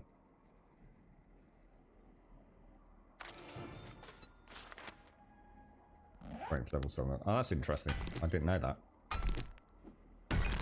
Oh, massive difference, look. Oh, 3 strikes, not 2 strikes. Got it. Where am I turning to? I was going to start coming over your way, Shades. I think. Where are you, mate? Where the hell are you, Shades? Is this you down here? Actually, I don't even know where you are, Shades, thinking about it. Am I at bedrock? Oh god, am I? Yeah, one above bedrock. Yeah, I'm one above bedrock. Yeah, +4.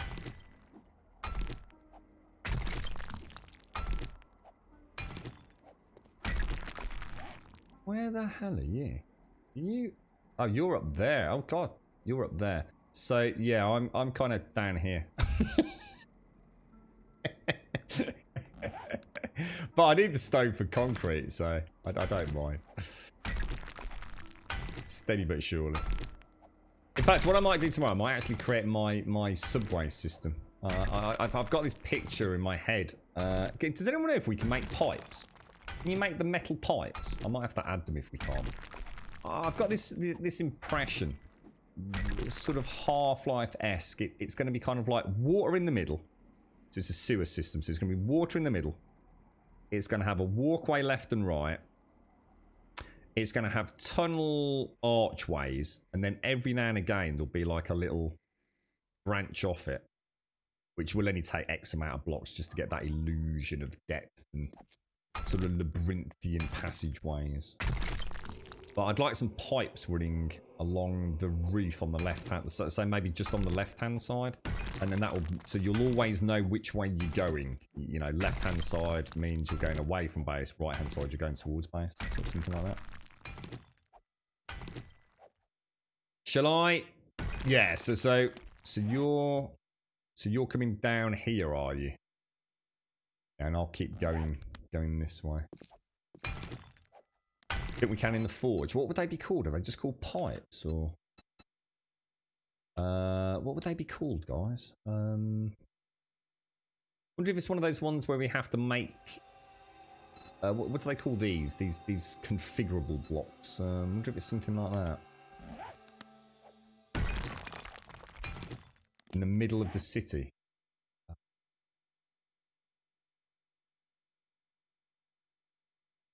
Not sure what you mean, Shades. Yeah, that's it. 3D Sith. Yeah, absolutely. Missy's got some really nice blocks she's used, but I'm thinking like a brick, like an English sewer system. Might even be able to add some. I don't know. I'm not sure. We'll actually add like real water down there, but you know, just a bucket every few, so that you can still walk through it. Oh, it is. Oh, nice one. From the fence blocks, is it? Oh, nice one, dude. Oh, let's check. I've got no wood. That's terrible. Got no bloody wood, mate. What are the points being so for, Kaz? To be honest, mate, the only reason I don't spend skill points is because I hate playing on maximum difficulty, because I just find it very boring, mate. I just don't like having to put... I don't like zombies that are bullet sponges, so insane difficulty is something that I just don't really like.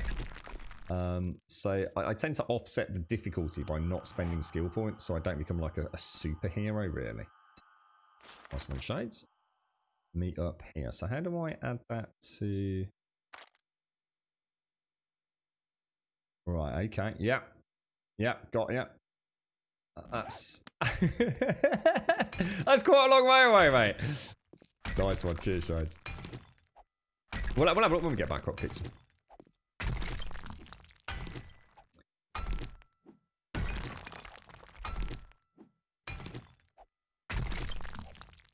What's that? Game stage is connected to skill points, not levels. Don't think so, no. Don't think skill points affects anything, does it? I think game stage is just based on, well, it used to be based on amount of time since last death, days played, and zombies. Was it? What were the main factors for game stage? You alright, Pete? How you doing, bro? How's things?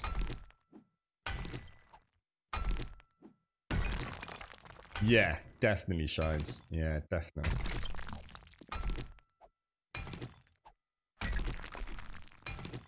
Oh yeah, I know what game stage is.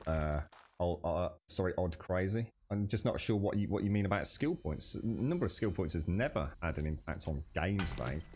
It's basically your character level, days survived without a death, total number of days, and I think there's something else as well. I can't remember.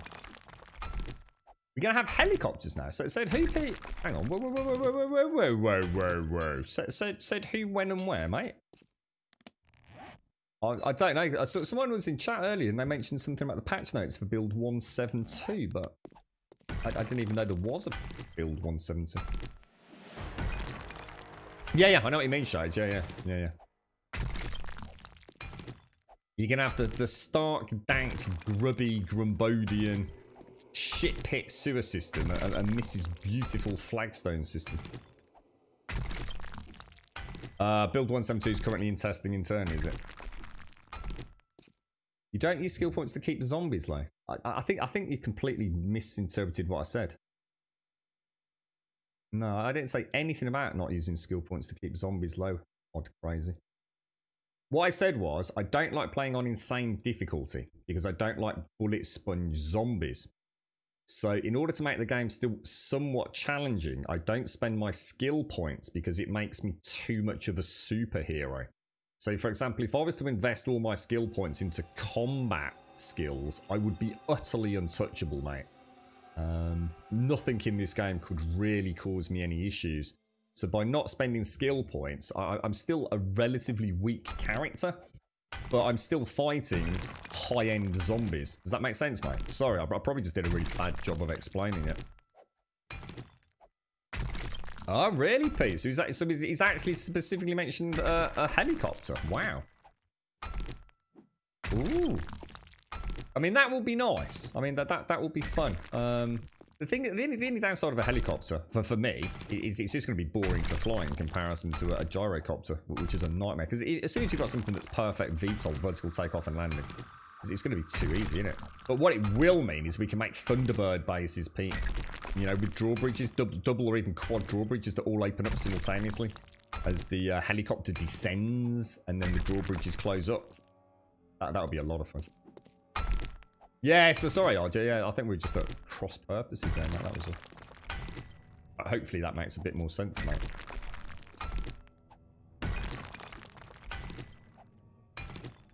Yeah, so not using skill points won't be slowing down my game stage. It just means my character's not as strong as like someone else's would be at this point. But I also don't have to suffer the nightmare that is bullet sponge irradiated zombies, mate.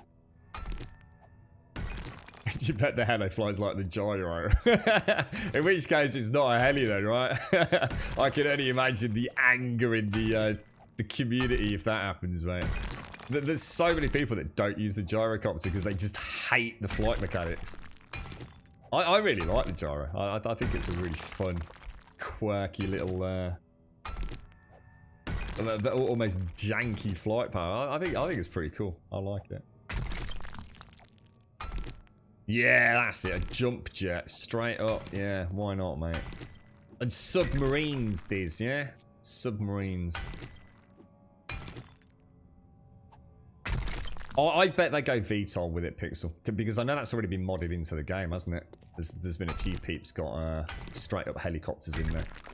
So I bet they add it as a final vehicle. To give flight powers to the people that just can't get their head around the gyrocopter. And to be fair to them, the gyrocopter can be a nightmare. I definitely have my good days and bad days to some degree. It's normally because I'm not paying attention, to be fair. See, the gyro used to be, you used to be able to do VTOL with gyro anyway, but I think that changed in Alpha. I'm not sure if it was Alpha 17, well, sorry, Alpha 18 or 19 when they changed. No, it must have been, I think it must have been Alpha 19 when it changed. Because what you could do, if you had the gyro, and so say that's the nose of the gyro, oh gosh, so that's the nose of the gyro there, and it's going this way. Literally, all you needed to do was like 2 blocks away, put a ramp like that. You do 3 ramps like that. You jump in the gyrocopter, and literally you turn the engine on, and you'd hit the ramp, and it literally would fling you into the air. You'd go straight up as near as damn it. But you can't. From what I've seen, you can't do that anymore. It's a little bit like the mini bikes. But back in Alpha 14 was the last time I remember it. It might have been 15 and 16 as well.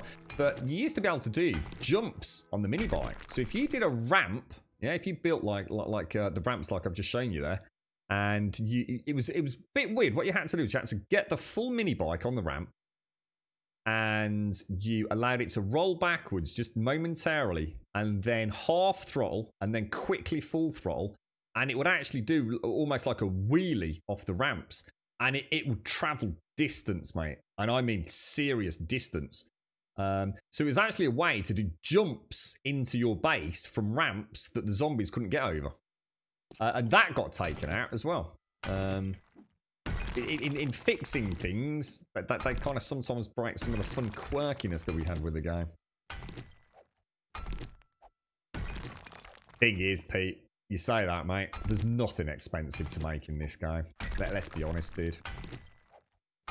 They could make it 5,000 steel bars. It still isn't expensive, is it? To be honest, man. What I'd like to see is them lock some of the top tier vehicles, especially the flight vehicles, behind some sort of questing system, like a faction reputation system. So you do actually have to get out there and do some tier 5s or something before you can start earning rotor blades or, you know, advanced engines and things. Just to give an incentive near the back end of the game, you know, if you really want to get that high-end stuff, you've got to go and put some work into it. At the minute, you either just invest skill points, or you... It's like me, I built the gyrocopter without even putting points in mechanical engineering or whatever it is. Because I found the bloody blueprints, you see. I know, Gerhard, I know, mate. Just ignore it. Pretend you never saw it, dude. Don't worry, mate. Shh. No one will ever know. How you doing, blow up? Yeah, 20 grand. 20 grand is. And that's for every takeoff. And you get a 50% refund if you land it without crashing it. Yeah, we mentioned this actually. Acid is one of those things that is like a holy grail early on in the game, isn't it? Because there's no way to manufacture acid at this point, is there? Yeah. So I'll just quickly check that. We haven't actually checked because I know we can make oil and things now as well, can't we?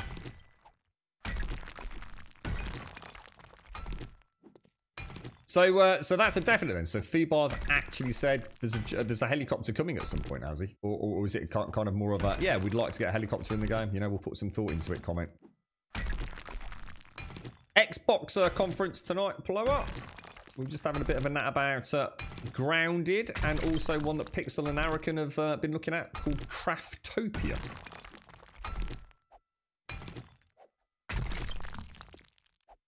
I really struggled with engines. Batteries have been a non-issue for me. Engines have been a nightmare. I just couldn't find engines, but I have a feeling it's actually a skewed perspective, because I think I was unfortunately wrenching and ratcheting cars that have a 0% chance to drop an engine.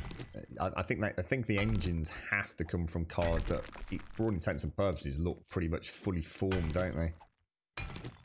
But at one point I was really struggling to get them. But I have got 7, 8, 9. I've probably got 12 engines running at my horde base.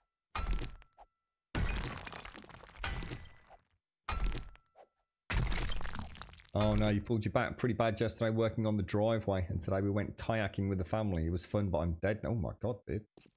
Easy, bro. Feet up. Feet up for the rest of today, Plower. Don't push yourself, mate. That sounds nice, kayaking, mate. Been a long time since I did anything like that. I used to do, we used to go canoeing quite a lot. But that's many years back now.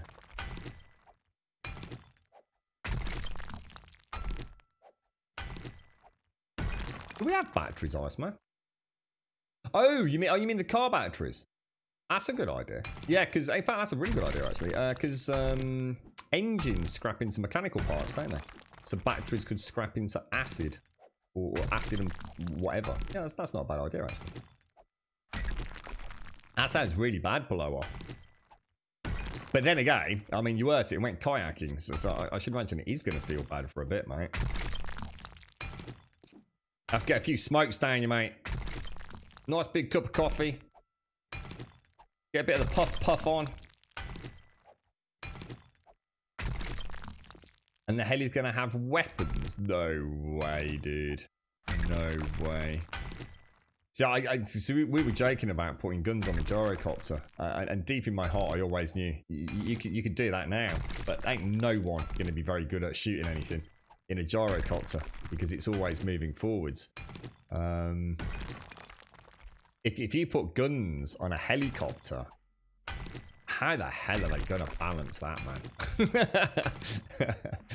That'll be fun to see, bro. That will be fun to see. That could be a whole lot of fun.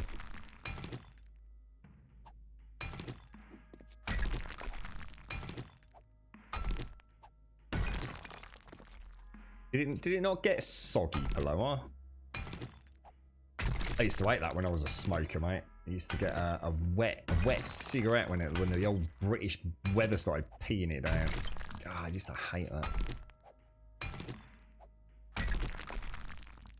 Oh, that'd be nice, wouldn't it? Yeah, oh gosh, that would be so, my god. So we're going full Apache attack helicopter with a pilot and a gunner. Oh my god, that would be amazing. And a bomber as well for bombing runs. It's like this, then. It's hardly a survival game at this point, is it? Really? Oh, I like this blower. Equitable distribution of physical labour within the family unit. Very good, sir. Very good. Excellent. We're all about equality, Paloma. Wife does a little bit of the paddling, while you do a little bit of the puff puff. You got a good life, ain't you, mate? Eh?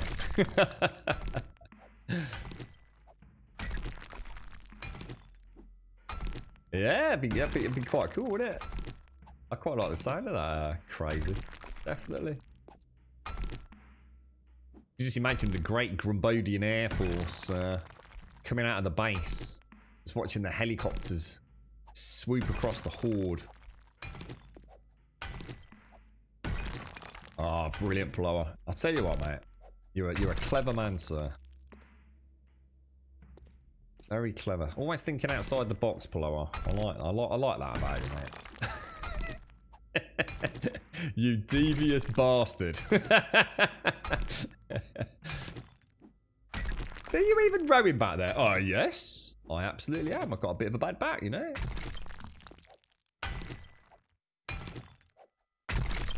Yeah, that sounds great, Pete. Yes, thanks for that, mate. I didn't realise Feedbar had done anything yesterday. I know we had a stream up a few days back. Oh, it's 6:57. Jesus Christ! Sorry, guys. I didn't realise we'd. Didn't realise it was morning. When's the next horde day?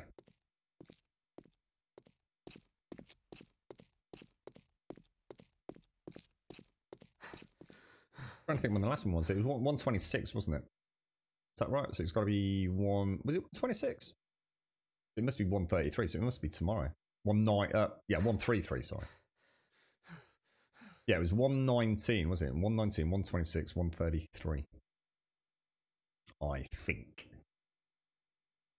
Basic maths, but at this point in the day, after a long night like yesterday, who bleeding knows? Yeah. Got your shot, yeah. 133, you got it. Top banana. Top banana. Right, oh gosh, that's not where I thought I was.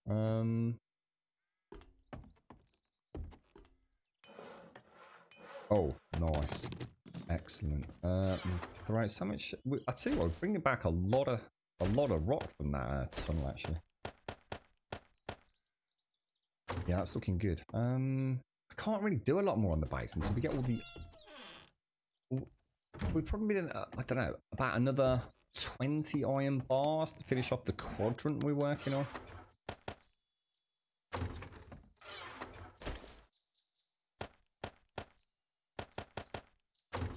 Let's see where we stand with the forge. You were shocked to see Cyberpunk is £60. What's that on, Rubber Dub? Is that on Good Old Games or Steam or PlayStation, Xbox? See, the thing is, we were talking about this a few times recently. The problem is that a lot of these games are getting ever more elaborate, aren't they? And Cyberpunk's probably a really good example of that. It's a huge production with literally hundreds upon hundreds of developers working full time in all aspects of game production. And yet, as gamers, I can't really say what you know. I can't speak on behalf of anybody else out there outside of England. But in England, we've paid a very static amount of money for video games for a very long time. As long as I've been a gamer, you know, buying stuff from, say, game.co.uk or GameStation as it was before they closed, or Tesco's even. I've always had in my head a game digitally on day of release on Steam tends to be between £40 and £50. I'd like to think normally around 40. That's the sweet spot for me. And it's the same with a PlayStation game. If I buy a PlayStation game, I'm normally expecting to pay $44.95. But not if I buy it from, say, Microsoft or Sony stores. That's where I expect to pay a lot more, probably £55 or £60. And I've been paying that for a long time. Obviously, the Sony store, for example, not so much. That hasn't been around as long, if you like, in terms of AAA titles. But I guess at some point, if these games are going to keep evolving at the rate they are, and production value, we want the production, if you want the production values that these super games are getting, we're going to have to start paying more for it. The install base at some point is going to hit that kind of saturation point, isn't it?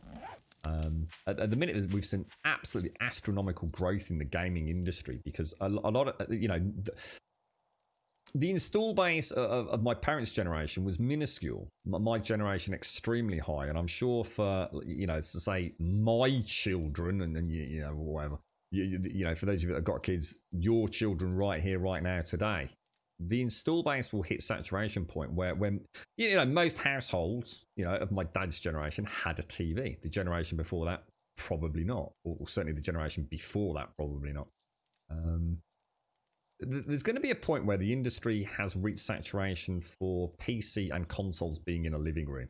And then we'll see that kind of flattening out where you've got a PlayStation 6 downstairs and a PlayStation 6 in a bedroom. And I should imagine we'll probably hit that with PlayStation 5, to be honest.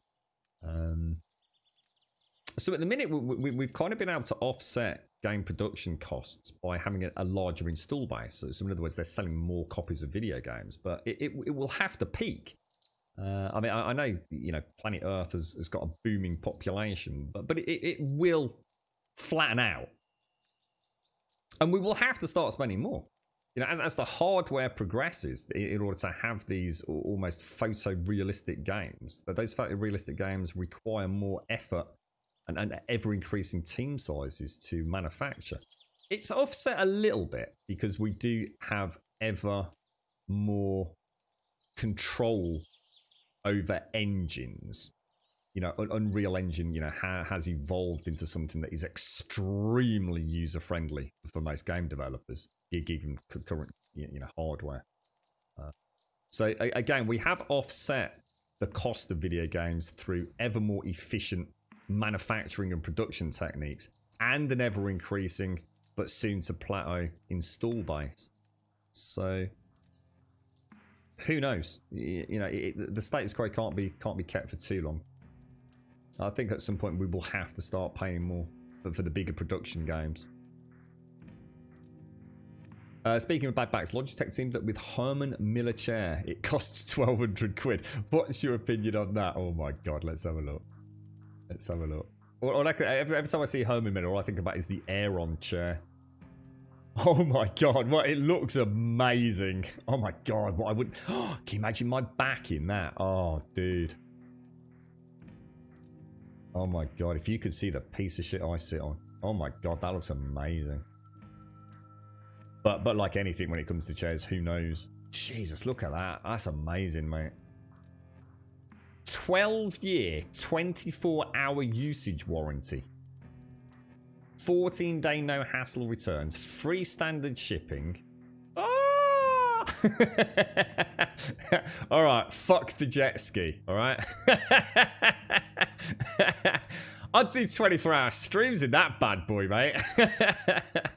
Oh, wow. Jesus. Yeah, that's part. You see, there's the other offset, Calpone. You've hit the nail on the head. We no longer, ultimately, it's easy to forget that the price of purchase of a game is what I've just said in the UK. They're not between £40 and £50 you're going to pick up a brand new AAA title. But actually, you're not getting the full game. You are actually spending a lot more than that So you know, it's easy to pretend in your head. See, I'll be honest though. I personally, I still have that mindset because I often do not buy season passes. I very rarely buy a game and anymore buy the special edition or the collector's edition or the season pass edition. I tend to just buy the base game. You know, Last of Us 2, base game. Ghost of Tsushima, base game. Last two games I bought. I have no interest in Ghost of Tsushima DLC. I really don't. I can't see it. I've played, you know, games as good and if not better than that, and also not bought the DLC. I'm just not a DLC kind of guy. I tend to play a game, close the box and put it on a shelf or give it to a friend, whatever. So I still am firmly in the £40 mark. But yeah, you're right. I mean, a lot of you are, you know, essentially offsetting those production costs because you love the games you play. You know, you buy Borderlands for £50 and then spend £40 on Borderlands Season Pass. That's 90 quid. That's a lot of extra dollar, isn't it? The industry's had to play a clever game, really. You wouldn't pay $1,200. Isn't an air on about that though, mate? I mean, I don't know, Pixel. I mean, a chair's a very personal thing. So, you know, I've had people that have said Herman Miller air-ons are not all that great. I've known people that, you know, had them in an office and said it's the greatest thing they've ever sat their butt on. It's very personal anyway, isn't it? But to be honest, I guess in this day and age, you can't put a price on a chair that supports your back and makes you feel comfortable, right? I mean, if I could afford it, 1,200 quid on a fucking chair. Even if I could afford it, would I buy it? I don't know, mate. I'd have to sit my arse in one first. Maybe it massages your butt cheeks while you play 7 Days, Pixel. Well, this is the strange thing, lady over here. This is the really strange thing, is that in the UK, basically, if you buy a physical Blu-ray of a brand new game, yeah, you get it cheaper than buying it digital on the Sony store. Nearly every single game is more expensive to buy digitally.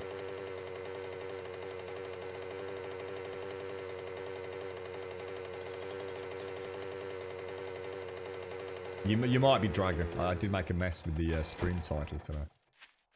You're right, Fist! How you doing, sir?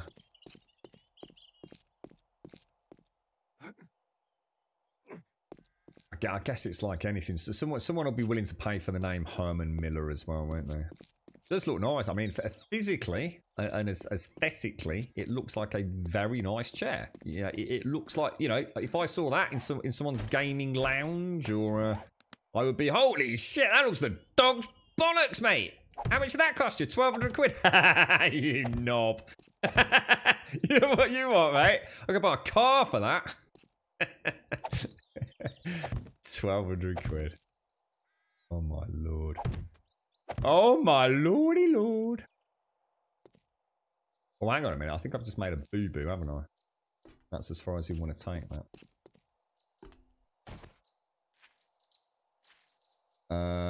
What else do we want? Let's grab that, shove that down there. Oh, copyright. No, copy shape, copy shape, copy shape, copy shape.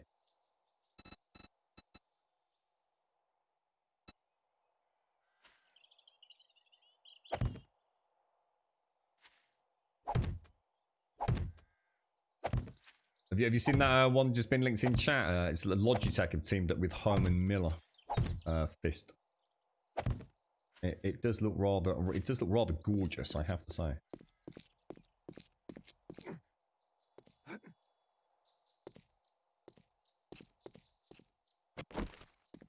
Be nice to have one of those, wouldn't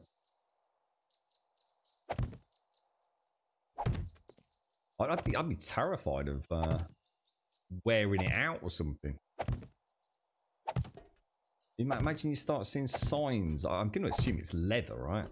Is it leather? I don't know, actually. Maybe it isn't in this day and age. Might not be. Imagine though, you first couple of weeks use, you start seeing a little bit of wear and tear on the old bum area. You'd be gutted at 1,200 quid, wouldn't you? I've not got my axe with me, have I? How did that happen?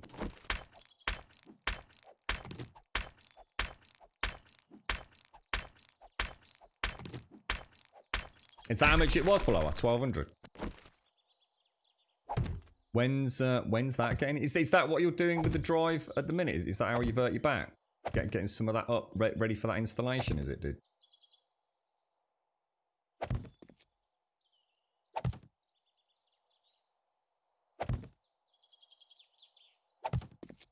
Perfect. Right, so that's basically done then, isn't it? Did I put the plates all the way? I did. Yeah, because we don't want to do any more than that, so because we want to test the pathing, don't we? I think what I might do is just go and grab the auger and just flatten this area off just a little bit, because obviously we're starting to get into the category where they may be able to jump up and over, which we don't want that having an impact on anything. Ooh. Is that like a nationwide thing, Ploar? Is this a company that does it, you know, across Belgium, or is it just like a little local company? Because I don't think I've ever seen anything similar in the UK, but I certainly know of people that would you know, back in the day, have loved something like that, did. But, you know, wouldn't have the skills or the expertise themselves or even the inclination, let alone anything else, to actually bother to try making one themselves. So, as a one-stop shop, kind of, you know, bring it around, bring the materials and build it in situ, I think that'd be quite... I think there'd be quite a lot of business drummed up, you know, but it would have to be... It would probably have to be a fairly... You know, I think there'd be a fair bit of travelling around installing them. But, yeah, quite cool to see that. Oh no, the companies I contacted were going to pay over. Oh what? Oh, so this is a bloke you know, is it? Just someone you know that's going to do it because he just knows how to build them, as opposed to going to a company that specialises. Whoa, 3,000! You're getting it for 1,200. That's a bit of a difference, isn't it, mate?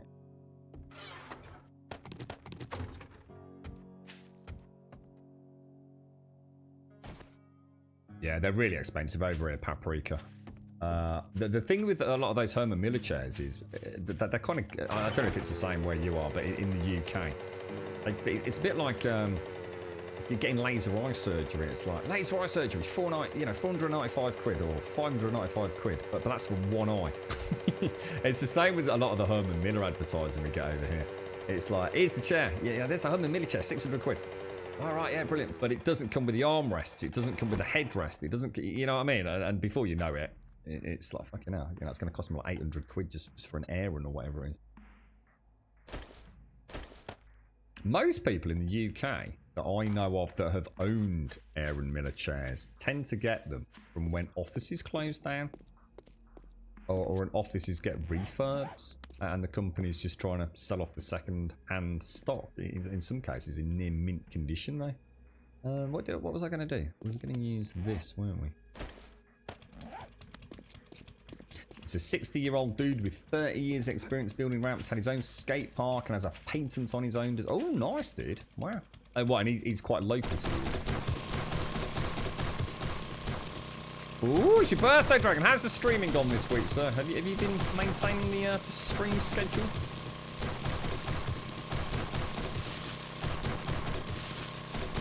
Which one have you got, Paprika? Thank you for the bits as well, dude. Thanks for the bits, man. Will I turn this down for you fine folks? Because I know this is horrendously loud.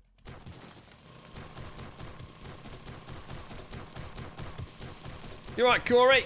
How you doing, mate? Yeah, just throw money at the streamer. You get loads of attention, mate. You literally become the flavour of the month. This is the way I need to start thinking, McCory. God damn it, mate. You see? I need to be more unscrupulous, sir. Attention can be bought. How's things, Corey? You alright, mate? You got two of the Aeron ones, one black and one... Yeah, because they do a lovely... Yeah, they do the grey... I always call it the grey edition. Is that the charcoal one around? I have to say, I mean, first impressions of it, like I said, I mean, it's never going to enter my life, but that Logitech Herman Miller chair does look really beautiful. I mean, I actually just really like the aesthetics of it. Whether or not ergonomically it does all the things that a chair needs to do, I can't imagine Herman Miller putting their name to something that is just a blatant cash-in.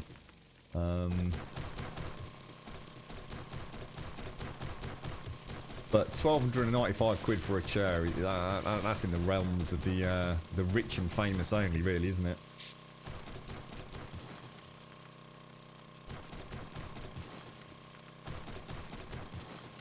Well, I know you only stream on those 3 days. I was just wondering how the streaming just in general is going in Reborn.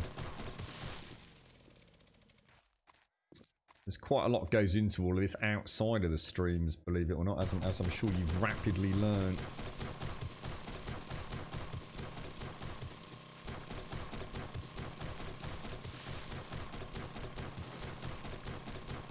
I mean, basically, what people forget how easy all this is. I mean, all we do is, you know, you roll out of bed in the morning, you know, scratch your ass, get yourself a cup of coffee, stumble into the, you know, the gaming room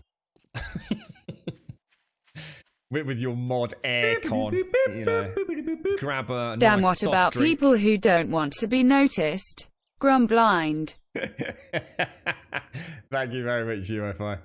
Yeah, we you know, we get a cold drink out of our sponsored Red Bull fridge that was installed by professionals, and then we make $20,000 a day streaming, and we get luxury breaks and long vacations. I don't know why more people don't stream. It's a piece of piss, mate. It's just I'm fucking well minted, mate. UFO, thank you for the tier 3. Thank you for the 30 months, my friend. It's you know what the girlfriend said to me once? She actually said we'd had a massive fucking row. And she actually said to me, have you ever worked out your hourly rate when you fucking stream? And I looked at her and I went, no, and I've got no intentions of ever putting that fucking value to it either. It was like right in the middle of a bloody argument, and she just stopped me dead in my tracks with that one. I thought, I don't want to fucking know, mate. UFO, thank you for the tier 3. Thank you for the 30, mate. Thank you very, very much, bro. That's awesome, man. I hope all is well with you, UFO. I hope you are extremely well, sir. Very nice to see you, mate. Oh, dearie me. She's like that. She's devious, my missus. I think she has these little snippets of comebacks ready to stop me in my tracks when I'm losing an argument, or rather when she's losing an argument. £5 an hour? You're having a laugh, mate. Fucking hell, I'd kill for £5 an hour, bro. Your missus always reports to you playing. Yes, yeah. And how much time have you spent on the PlayStation this week? God damn it, fuck. Yeah, scary stuff, man. It's always a pleasure to see you, UFO. How is life, my friend? How are you? How's the family? How's the madness and lockdown world treating you, sir? You know what I ended up watching yesterday? I don't know why the hell it happened. I suppose I was just like really sort of like just all over the shop before I ended up heading out, really. But I watched I don't know what it's called. It was President Obama's like leaving speech to I guess, was it like the journalists, the press people? I don't know why the hell I watched it. I tell you what, the dude's like a fucking stand-up comedian at times, I swear to God. And I've never seen it before. It's quite interesting to watch, actually. He don't have to drop some subtle digs at people, doesn't he? I suppose when you're leaving office, it don't matter. He can say anything he wants, can't he, at that point, I suppose. Next time, tell you can't put a price on family and friends time, but I can tell you how much a fucking mug costs. This isn't the report stream button, knobber. Oh, I feel like I need to relive that argument now, Paloa. I'm going to have to somehow entice her into that argument to get her to say it again and come out with that bombshell, mate. I need to start smoking pot. It somehow gives people a real fucking awesome sense of wit, mate. That was an opportunity lost, wasn't it, Paloa? God, dude. I need to hang around you more. God damn it, missed opportunity. Oh, God, can you imagine the look in her face when I said that? Ooh, burn. Fist, thank you for the 10, mate. Thank you very much for the 10. How are you doing, mate? God damn it. I feel fucking very annoyed right now. Oh, dear me. UFO, thank you for the tier 3. Thank you for the 30. Fist, thank you for the 10, mate. How are you, bro? You alright, mate? How's your work treating you, Fist? Are you back now, Fist? Are you still on furlough? They're all isolating and I spend 2 weeks' time shopping. Are you back? So presumably you've not stopped work then, right, UFO? If you worked all the way through all this?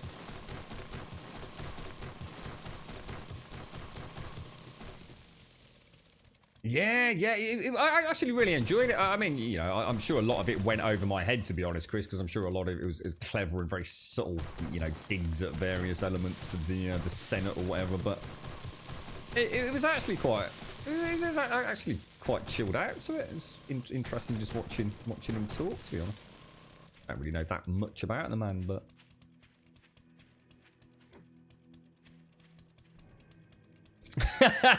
Yeah.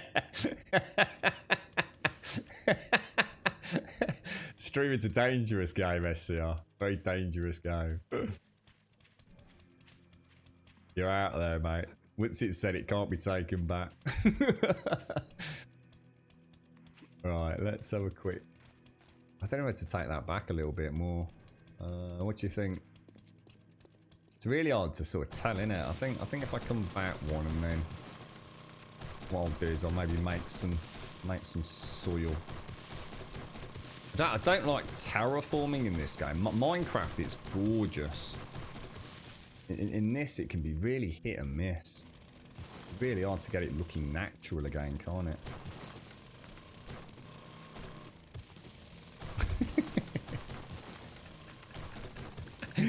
Oh, that's funny. That is Blower. Proper funny, mate. Oh dear. You furloughed as soon as possible, not working for 80% pay. They tried taking the piss. So you still at home, are you, Fistal? Oh, Fist, how's sorry, mate, I was going to ask you this on Discord actually. How's I know you were looking at building like a cabin, weren't you? For your Euro Truck Simulator adventures. How's that going, dude?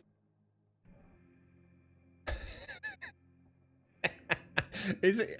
I've started to think that Blower might be in cahoots with my girlfriend, quite frankly, SCR. You know what I mean?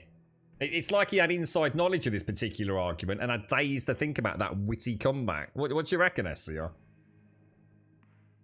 Oh, is that what it is, UFO? You work for a pharmaceutical company? Ah, right, nice one. Well, thank you for keeping the world turning, mate.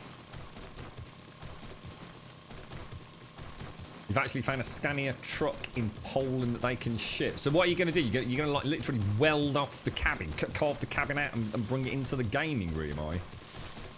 What kind of wheel are you going to go for? Fist, or is that still?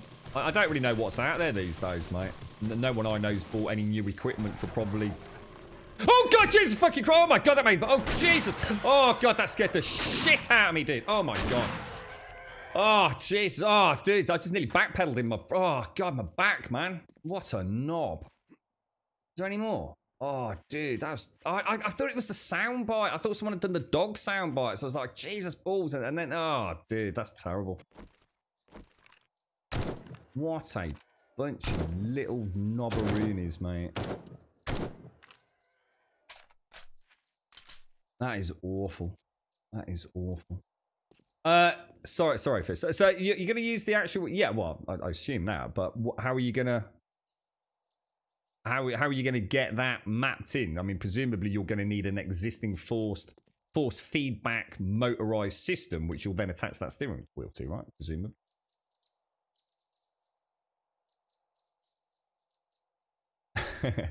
I've always had an answer ready for everyone on everything. I'm just that annoying. You should stream. Oh dear. Right, okay. Let's get rid of the... we'll go back one layer in there. See if I can figure it out. Oh, that was awful. I nearly died to a dog pack because I didn't think it was a real dog pack.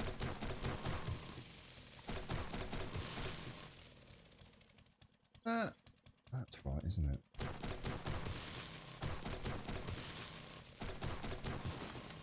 I wasn't, to be fair, UFO. I thought that, oh, you got me good. Went into, oh my god, that's actually dogs.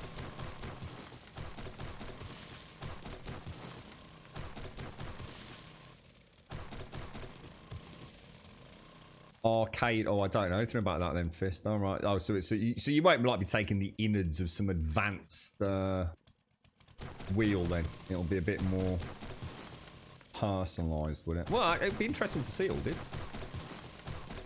Sounds like a really fun project as well, to be honest, Fist. A real labour of love, and the benefits will be immense, won't they?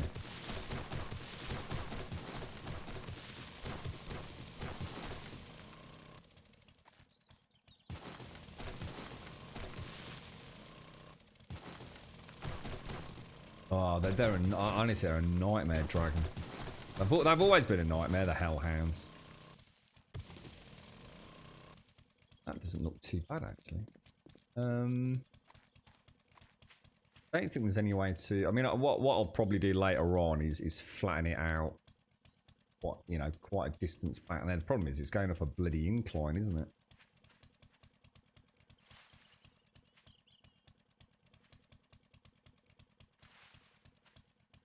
That out.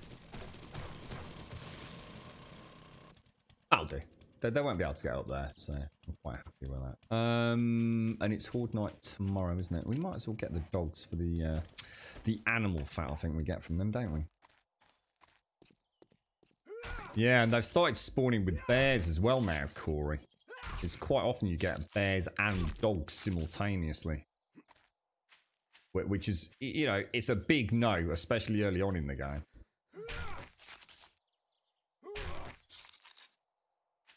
The amount of effort he's putting into it, Diz, he might as well just buy the lorry and just drive around Europe, right? I mean... the bloke's actually buying a truck. I don't think he's really thought it through, to be honest, Diz. All he needs to do is just put some petrol in it, or some diesel. He's got the real thing.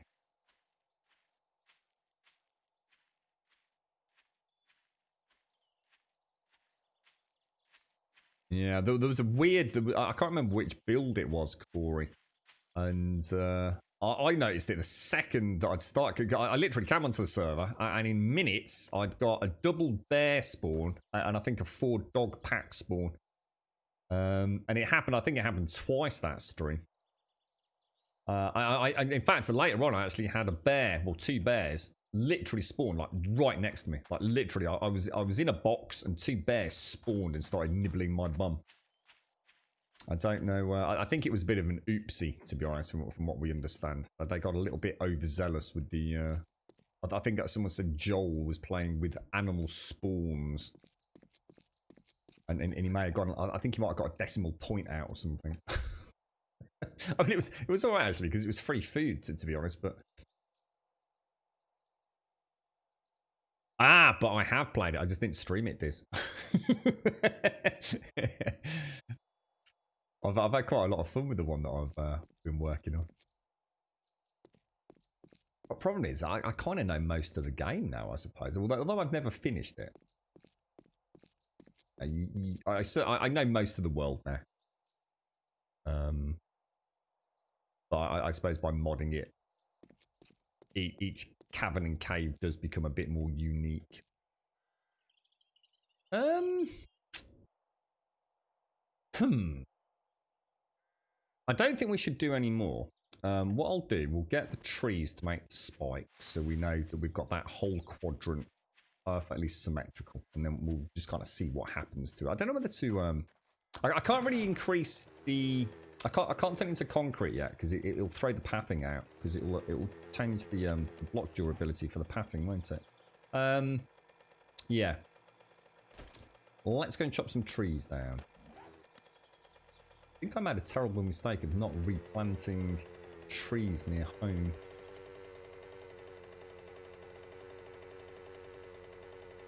What the hell? Teledildonics? What the hell? I just looked at chat as the first one I saw was Teledildonics. Oh, dear. What the hell are Teledildonics? You started a game about a week ago and had 2 bears from the spawn. Yeah, I don't know if it's been fixed in this patch, this build 169. But I can't possibly imagine that was actually working as intended. It did seem a little bit brutal.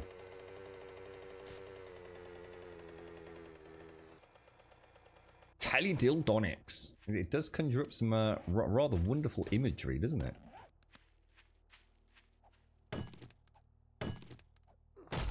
Thanks ever so much, UFO. Seriously, bro. Thank you for the 30 and that tier 3, my friend. Thank you very, very much. And same to you, Fizz. Thank you for the 10 there, bro. How'd you finish 7 days? The only way you can finish 7 days is make it through to day 49 when the game goes live. So you can't. 28 alphas later. You're going to be in it for the long haul. Corey. So you can't even begin the final adventure for about another 7 years, I don't think.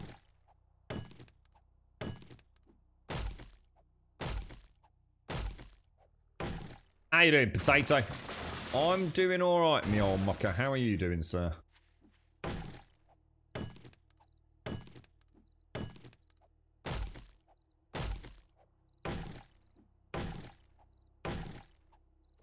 They are adding a helicopter, apparently, Imita. So who knows? Maybe we will get a rocket one day.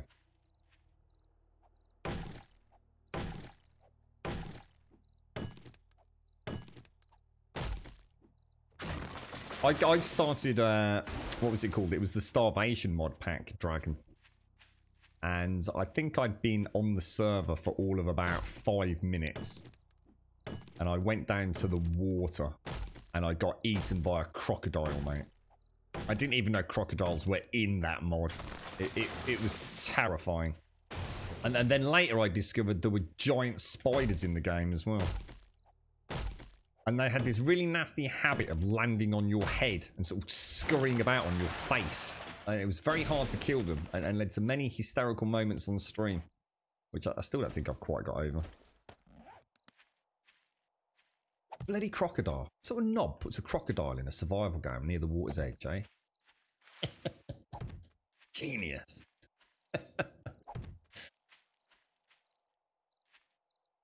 Oh, hot wings. They wouldn't be Kentucky Fried Chicken hot wings, would they? Or are these even better hot wings? Been a long time since I had anything like that, mate. Rather partial to a cheeky hot wing. I haven't had chicken. What month are we in? July. So that's 8 months since I had chicken. Jesus, it's going to be nearly a year. Oh my god, that's mad to think that. Oh, hell. Might as well plant those, right? Do trees grow regardless of where you are? They do, don't they? It doesn't need to be in an actively growing or an active chunk like in things like Minecraft where certain things only happen if the chunk's active, right? I could go all the way over here and plant a tree and come back in a few weeks in game and it will be fully grown, right? Or even in a few days, probably. I just don't eat meat at the minute, Pete. I just thought basically I was trying to just learn to cook again. And by learn to cook, I just started eating. All I ate was chicken and broccoli, dude. And peanuts. And I kind of just thought I'd really like to get back into cooking. I used to cook a lot, dude. And I thought, do something that... It all started off, really, because the girlfriend's primarily vegetarian. She really doesn't like steak and chicken and things like that. She'd much rather have... That don't sound good. So I started off thinking I'll just try and start making more vegetable, but you know, veggie sides and things. And I started just looking into tofu and smoothies and things like that. And I thought, you know what, let's give it a go. Let's give it a go. And it's been quite fun, actually. I've cooked things and eaten things I've never tried before. And I guess it's just out of like no real desire to, you know, change the world or make some sort of weird political statement or anything. I just ended up really enjoying thinking outside of the box. You know, as I said, I've learnt different ways to cook things. I've learnt how to substitute. You know, I don't drink milk or anything like that these days. And that's all I used to drink. I used to live on milk, chicken, broccoli, and peanuts. That was it. It was so boring, mate. It's so boring. And I love my spicy foods. And, you know, I was always thinking all the wonderful vegetarian, like, Indian dishes that I've had over the years. Or tried, should I say, that the girlfriends had. And that's the only reason, really, Pete. Just thought I'd give a lifestyle change a bash. And I've actually thoroughly enjoyed it. And I've got no intentions of going back at the minute. I mean, at some point, I'm sure I'll say, fuck it. You know, I fancy a nice big slab of steak smothered with, I don't know, eggs or something.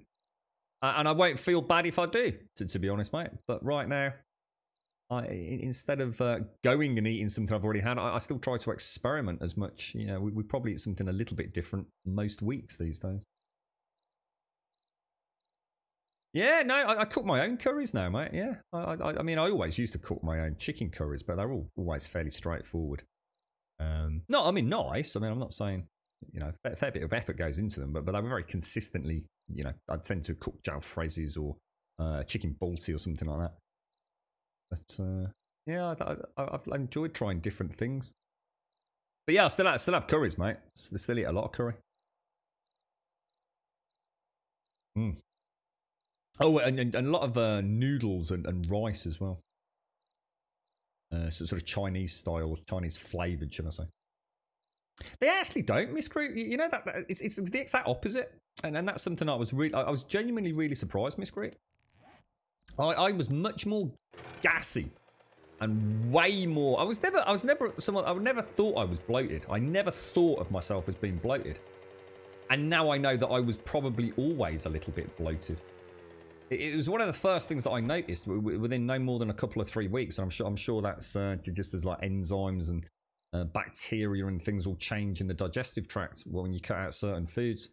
And I hardly ever have gas now, mate. It was kind of weird. It was something I didn't expect. I really didn't expect it. The whole digestive tract seems to have settled down more so than ever before.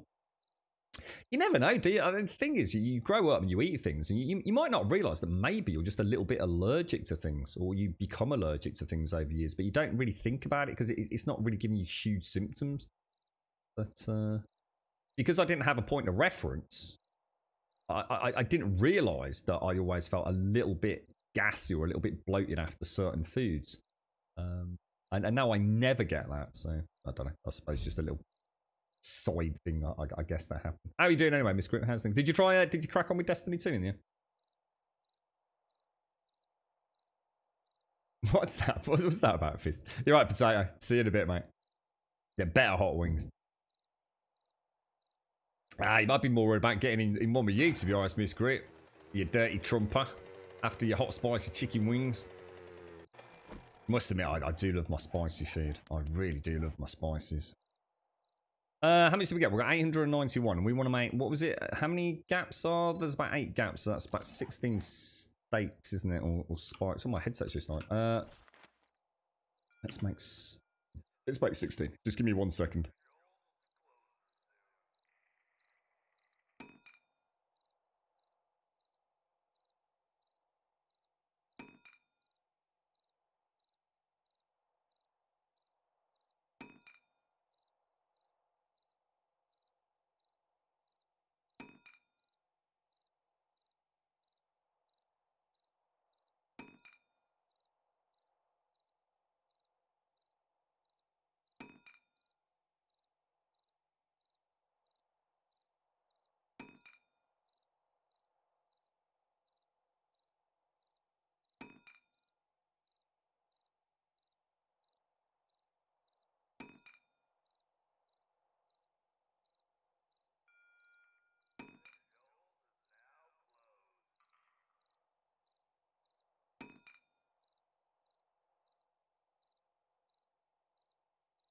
That was weird. I didn't think they were going to come back online there. I was starting to get worried. I thought my headset was busted.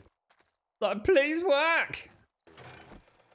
So what's it? You're wheat intolerant. Does that make you a little bit flatulent? Does it, Miss Green?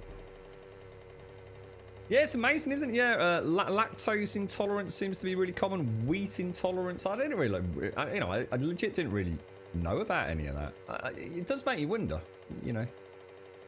Like maybe there are some things that we do eat that you know, the symptoms are so subtle. And I guess if you've grown up anyway, you probably never really kind of know, do you?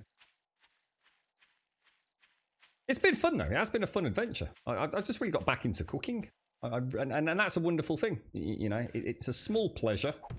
And it's one that I can honestly say has had benefits mentally. I do actually thoroughly enjoy sometimes sitting down and planning a new dish, or even watching a YouTube channel that you know that has some cool ideas. It's something I've kind of. My mom is a fantastic cook, and my dad is an excellent cook. In different ways, they have different strengths. So I was always brought up, you know. I guess with a family, you know, we very rarely, obviously because of money, but we never had takeaways. Very, very rarely. I always remember the delight of fish and chips. You know, that was such a special occasion. My mum and dad would just say, "That's it, we're having fish and chips tonight," and it was like, "Oh my!" And like the three lads, we'd go freaking hyper. Yeah, fish and chip night, yeah. You know, I guess I've always grown up with parents that like to tinker, and they never really. I mean, early days when my mum and new dad, if you like, were very poor. And that, you know, we did eat some terrible food, and it wasn't because my mum couldn't cook. It's just that she had really basic ingredients, like sausage casserole, like my most hated dish ever. But as you know, we left, and you know, that dad did better for himself, and mum had got a better job and everything. You know, they started really playing about. I've always had. My mum's always been in and around the food industry anyway. So, my mum's the sort of person that can cook for a huge number of people, and everything comes out bang on, the right temperature, perfectly cooked. You know, I can cook for a few people well. I could not do what my mum does. You know, I don't have the skills for that. It's like his bollocks are full. Let's have a look.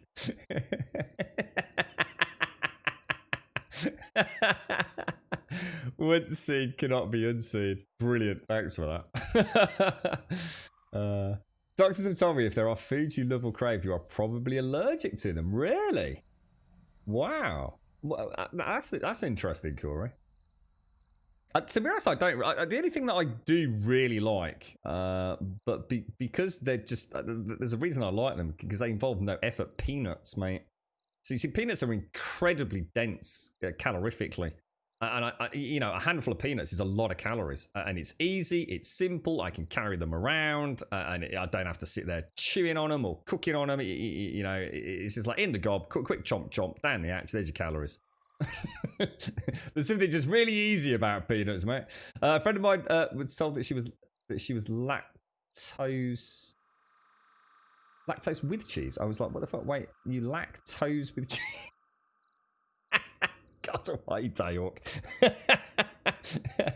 Brain pickled. Yeah, that's just really actually. You some major migraines. Never knew why. Doctors didn't know, but it turned out she was allergic to wheat and has not had a migraine for 8 years. Wow, dude. Fantastic, right? Fantastic. That's brilliant, dude. That's really cool. Yeah, you wouldn't wish a migraine on fucking anyone, would you, dude? That's brilliant. Corey, really cool. You played some drunk Tsushima, Rev. Went better than I thought. You probably chilled out and relaxed, mate, you see. Went with the flow. Used the force, dude. Oh, no, Corey, really. You love peanuts, but you can't because you're allergic to them. Gutted, mate. Yeah, as well as a handful of penis as well, Arican, obviously, yeah. You prefer cashews. Yeah, I do like cashews. I tend to have peanuts because they're just so... Even Raj has bags of peanuts. I tend to have... I used to like the salted peanuts, but these days I tend to have the dry roasted ones. A little less messy as well.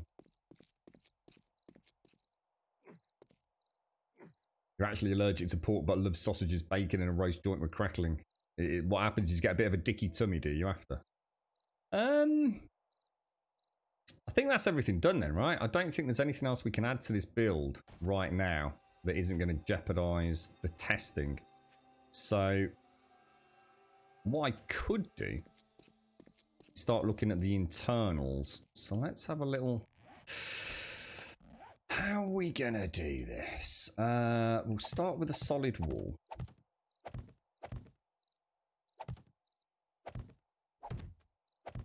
Rajan Rada. I was in there yesterday, and the bastards weren't wearing masks. And I felt really guilty that I'd got there and had forgotten my mask at home. So, are you pair of knobs? Is me stressing about it? You two sitting here. Shocking, mate. I tell you, the ones that I do really like are, what are they called? Is it pistachios? Pistachios.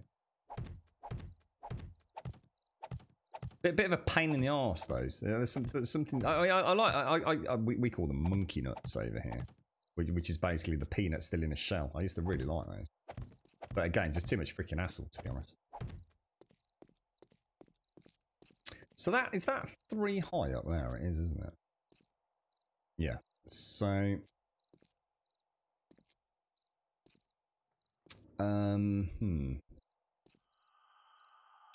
we could try. What about if we do? If we put a wedge in there.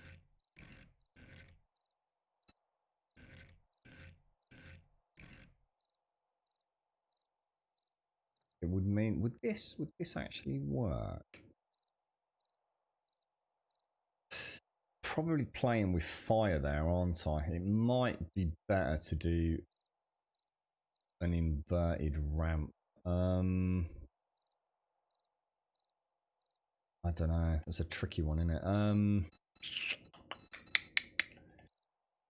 Let's just do it in the corner, because then we'll be able to get a better gauge for it, won't we? Do it like 3 out. Oh, dicks. God damn it. Almonds. I do like almonds. Yeah, I do like almonds. The ones I've never been 100%. I mean, I'd happily eat them. But when you've got such a wonderful variety of nuts. Walnuts. I've never been a massive fan of walnuts. I'm not sure why. Like I said, I would happily eat them, but they wouldn't be high on the list, I don't think.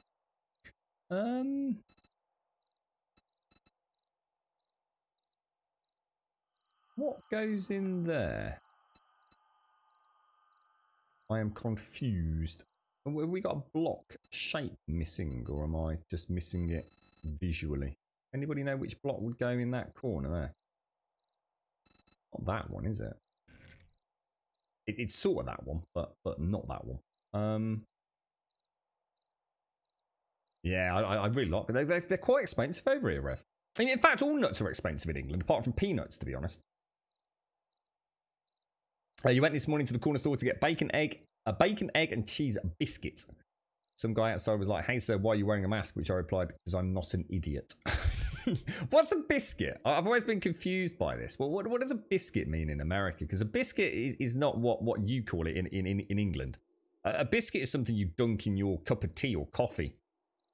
Well, what actually is the definition of a biscuit in America?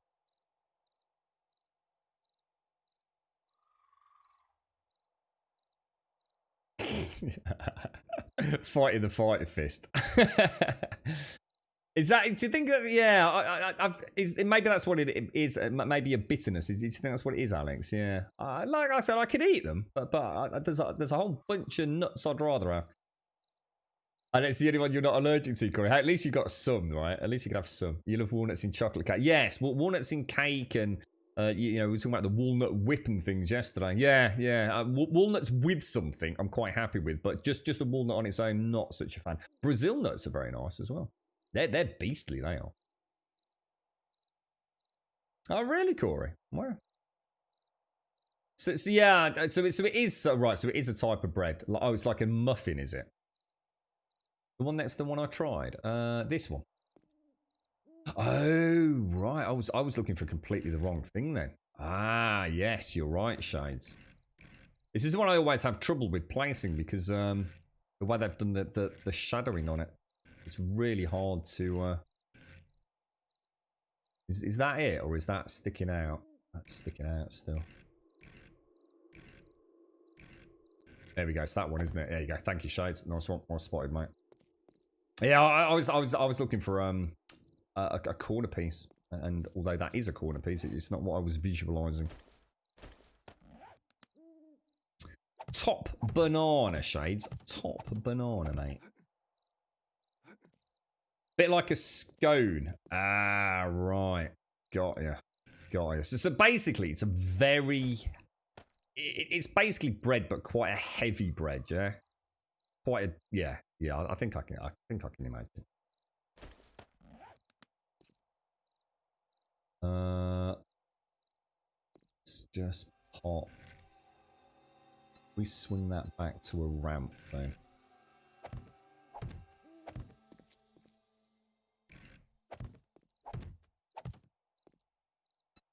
And we want to swing that in there, don't we?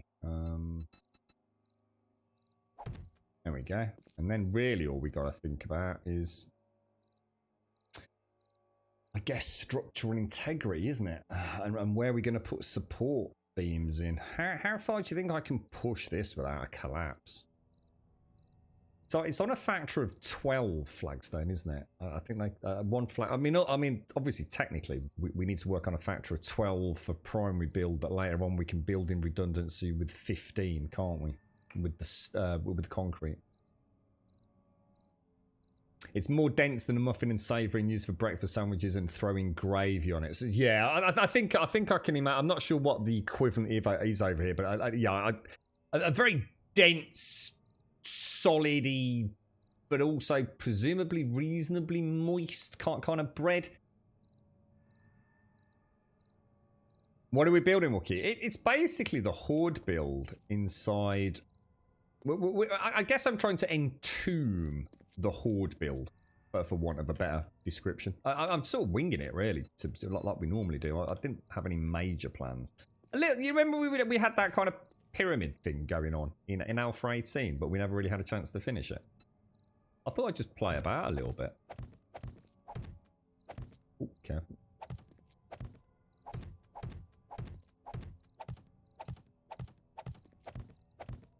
See that there? A little bit across here.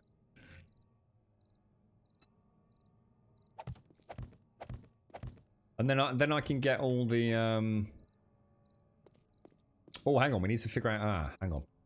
We need to figure out where the ramp's going in, don't. Oh shit, hang on, that's a bloody good point. Would a car fit? Oh gosh, hang on, because I've got hang on a minute.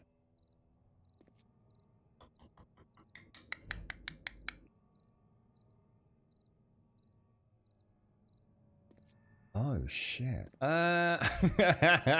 There's all sorts of future problems here. I've just suddenly realised. Yeah, that's actually a really good point. Okay. Because at some point we want to put in. I wonder how high I'm going to go, because I can't put it in here.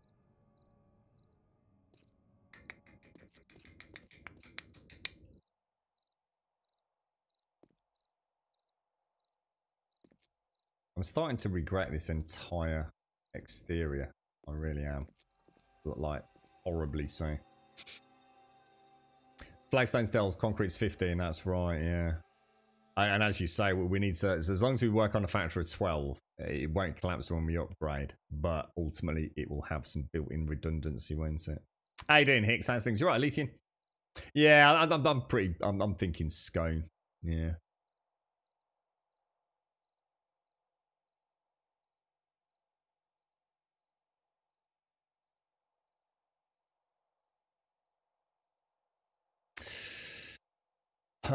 Trixie.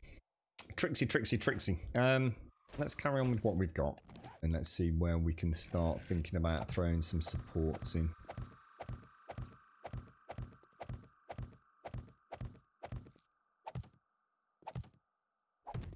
As far as we want to take it there. Oh, I've got 2 more.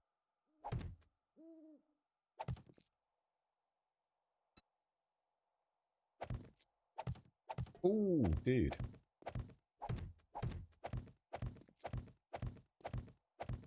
God, that is so satisfying. I really miss building when you've not done it for a little while. It's a wonderfully satisfying thing in this game.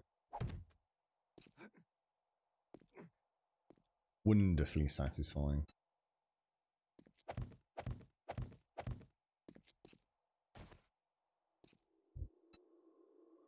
So there is now a copy block. Is there a copy shape? Copy shape. And does it automatically copy rotation as well? I don't think it does it?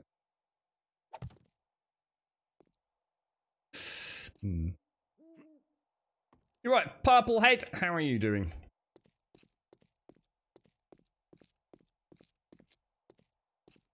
Oh, what? The biscuits look a bit like waffles. I'm not. You see, again, waffles. Whenever I think of waffles in the UK, I think of waffly versatile. It's a potato waffle that used to be made. In fact, I'm pretty sure you can still get them. I'm sure Birdseye, and then I'm sure plenty of other people make them. Birdseye potato waffles, which I'm sure are probably very different to waffles elsewhere in the world.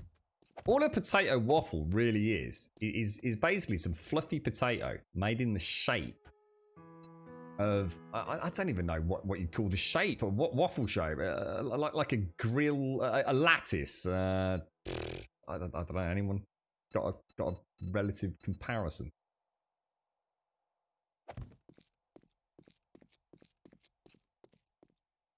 Yeah. Potato waffles. Yeah, not a stroop waffle. And that's why I always got confused when people used to order in restaurants like a Belgian chocolate waffle. I was like, why would you put chocolate on a potato waffle? I got this image of like a potato waffle with a dollop of chocolate ice cream on it. Your Noblin's called them windows. Yeah. There you go. Looks like a window, a latticed window.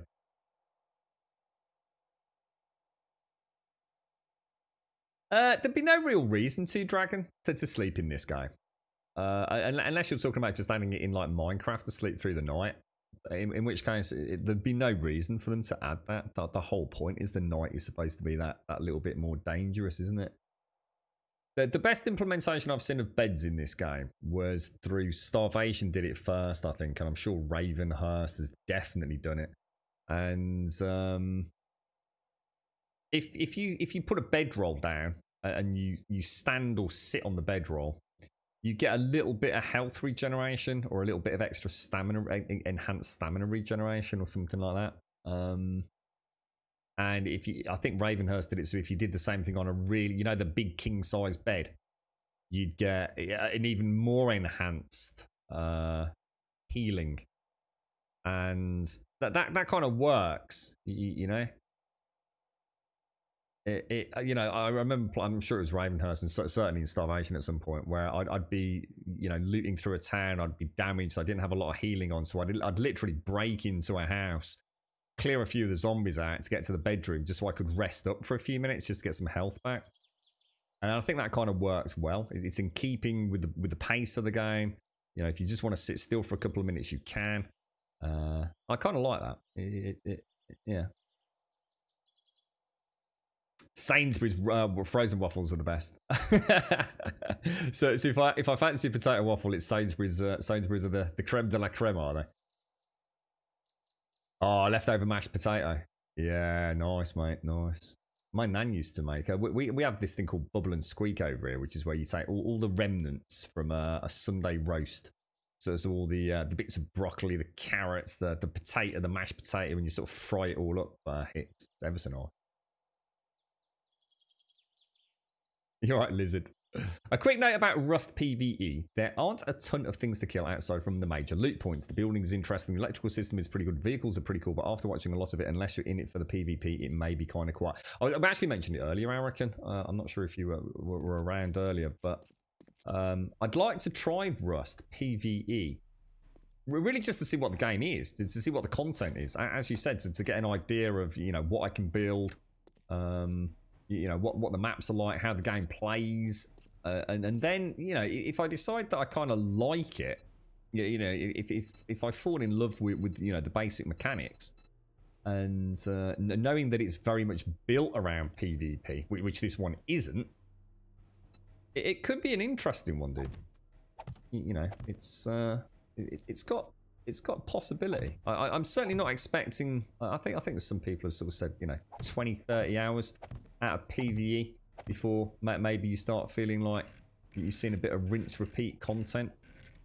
But it'd be, you know, be nice to sort of experience it, you know, outside. Yeah, I should imagine some of the people that play that game on public servers are like diehards, aren't they? So it'd be nice to just experience it with the pressure off a little bit, just to see, I suppose, how the game ticks under the hood. As you say, you know, a little bit of building, a little bit of crafting, you know, playing about with some of the vehicles. I think Missy said there was is there a horse you can ride around? That sounds pretty cool. A super link, Shades. Let's have a look. Oh, it says the page you are on is trying to send you to somewhere. If you do not wish to visit that page, why is it asking me that?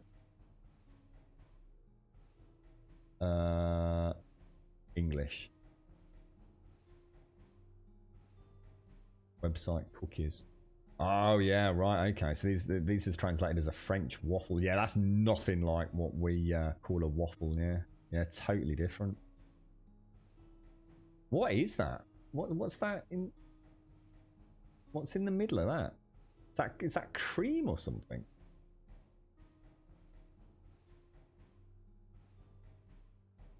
Put the waffles together with whipped cream and possibly raspberry jam. That sounds gorgeous. That does sound nice. You alright, Mr. Anon? How are you doing, sir? How's things? Take care, Dragon. Look after yourself. And happy birthday for tomorrow if we don't catch you, dude. Have a wonderful day.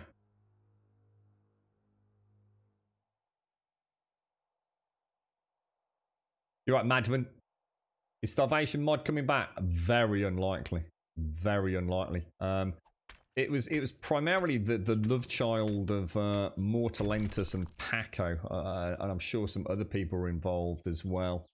But unfortunately, Paco had a very tragic motorcycle accident, I do believe, and died. It was a fatality, basically, mate. And I think as a result of that, yeah, it's a horrible set of circumstances. And you know, they were both incredibly active on the forums, and it was quite. They made a very interesting duo as well. Paco was very outspoken on certain topics, and Mortalentus was a very different sort of gentleman. And I'm not saying one was better than the other at all. Just such unique characters and so supportive within the modding community, you know, with Carl Zilla and Hal 9000 and all the others that were around. And I can't see Starvation ever coming back. I mean, it was so far ahead of its time.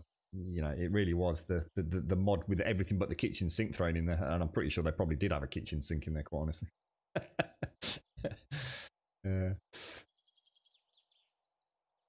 How's things there? How's things with the family, Hicks? How's the little one doing? You can run a Rust Steady Serve Riesling Grum, useful when coupled with Oxide, mate. Yeah, I remember I used Oxide back when I actually ran a Rust server before it became, you know, a very different creature today, Fist. Yeah. Yeah, it was. It was heartbreaking news, Kevin. Yeah, it was. They were very supportive of new sort of fledgling modders like myself at that point. Very inspirational, always willing to help out. Yeah, sad. So how far? Let's just think about how much weight is currently being borne by one of these. Let's just try and figure this out. How far have we gone? We have one block there. So essentially this block is now holding 1, 2, 3, 4. It's holding 5 blocks at the moment, isn't it? So we're nowhere near having an issue with structural integrity. But we can't just go 12 blocks and stick in one support. well, we're going to have to think about how frequently we're going to put a support in there, aren't we? And of course, the problem we've got is those supports are extremely likely to get damaged during Horde Night. The more supports we have, the more zombies are going to start hitting supports, which we don't want for two reasons. One, we don't want supports to break, and secondly, we don't want the zombies mucking about. We want them coming straight at us, don't we?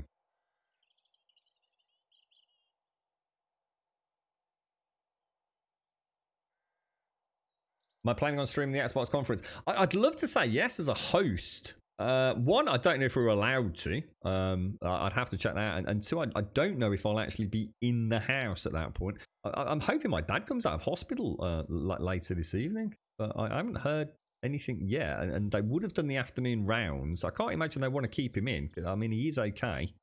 So I'm not sure, to be honest, Blah. I'll certainly try and be on Discord, even if I can't type. Oh, we're allowed to, are we, Mario? Okay, brilliant. Yeah, and if you there's an emote you can get tonight as well. Thanks, man. There's an emote, Halo emote, if you're into that sort of thing. Let's just go one more. Let's just carry on just for now. Let's see where this leads us.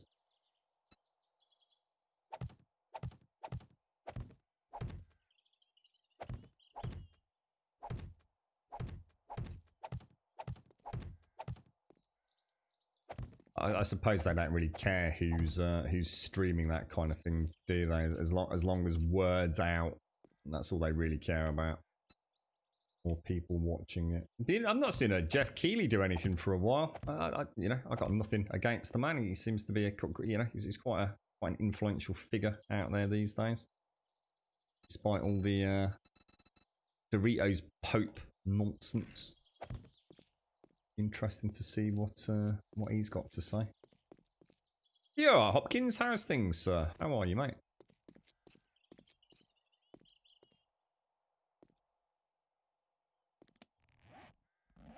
Has there been any leaks about it tonight? I mean, is there anything exciting coming up that we haven't heard of previously? I mean, are there any rumours that they're going to backtrack and actually release?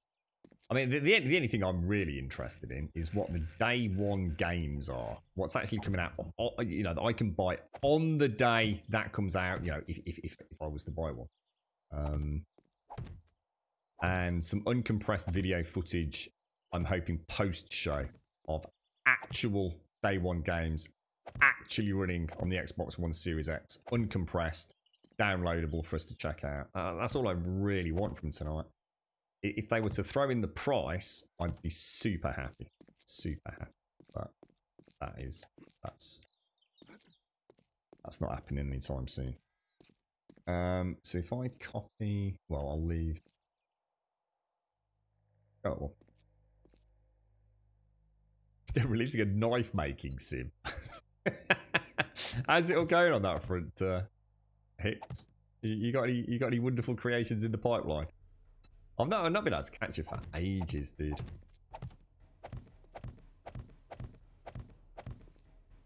Oh yeah, totally, Hopkins. Yeah, I'm having to think quite a lot outside. Normally the builds just happen, dude. I sort of close my eyes and then they just sort of build themselves, really, mate. But I have to say, because this is my first ever in the history, I think, of builds, that it isn't what I call an odd numbered build, dude.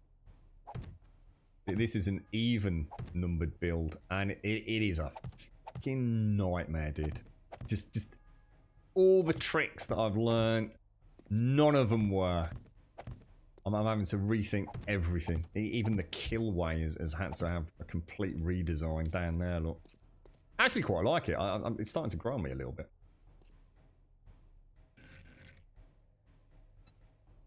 Not allowed on the internet after 8 o'clock. So it probably would be a good thing if I didn't go on the internet after 8 o'clock, actually. All the things I could get done, Fist.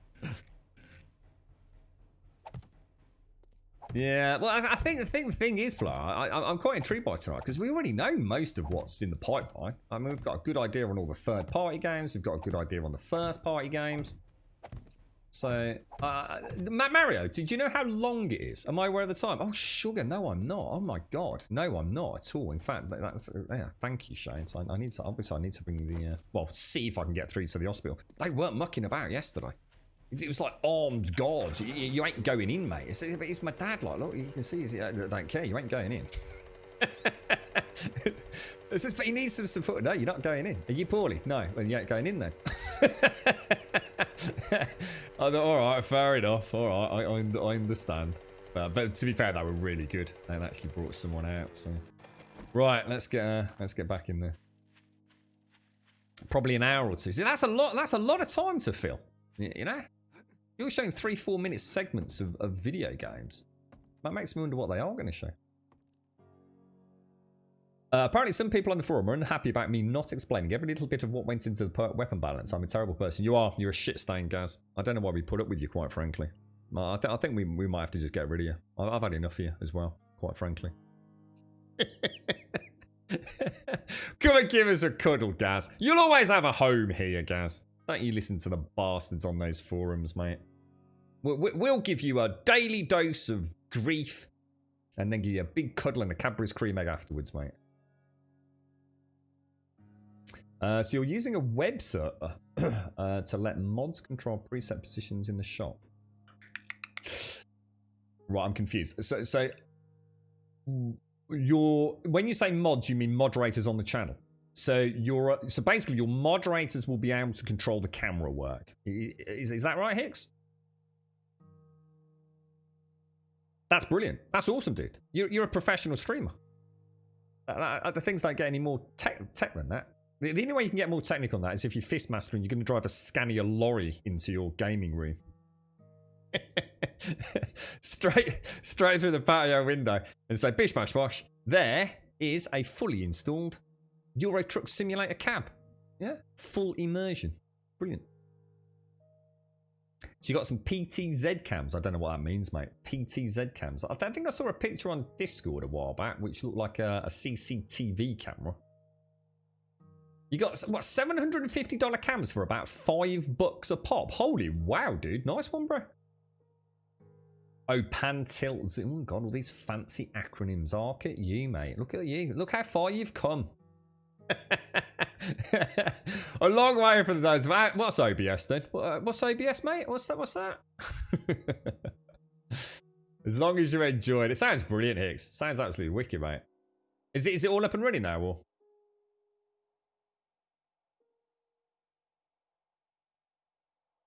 Do we all get a cuddle? No, not you. Oh, sorry, mate. Let's not get carried away. Bloody hell. It's not for everyone, you know. Flipping hell. Hugs don't come cheap these days, you know, mate. Just Gaz. Gaz is special. It's just hilarious how they compare like DPS numbers of weapons and conclude from that which one is best. I just can't. Gaz, take a deep breath, mate. Take a deep breath. Eat your Cadbury's cream egg, mate. Pop it in the fridge, Gaz. Treat yourself today. Take the Grumbodian Cadbury's cream egg, put it in the fridge. Leave it in there for an hour and then eat it. Gorgeous, mate. Little trick of the trade, that. Life will be so much better. Right, ladies and gents, I'm afraid I do have to call it there because I do really want to know if Grumdad is venturing back out this evening. Fingers crossed that he is. So I will leave you there. Thank you all for an extremely enjoyable day here in 7 days. Massive thank you to all for joining us. I am going to just leave. Well, we'll be all right. We'll have time for Horde. So yes, thank you all for coming along. Come and join us on Discord. !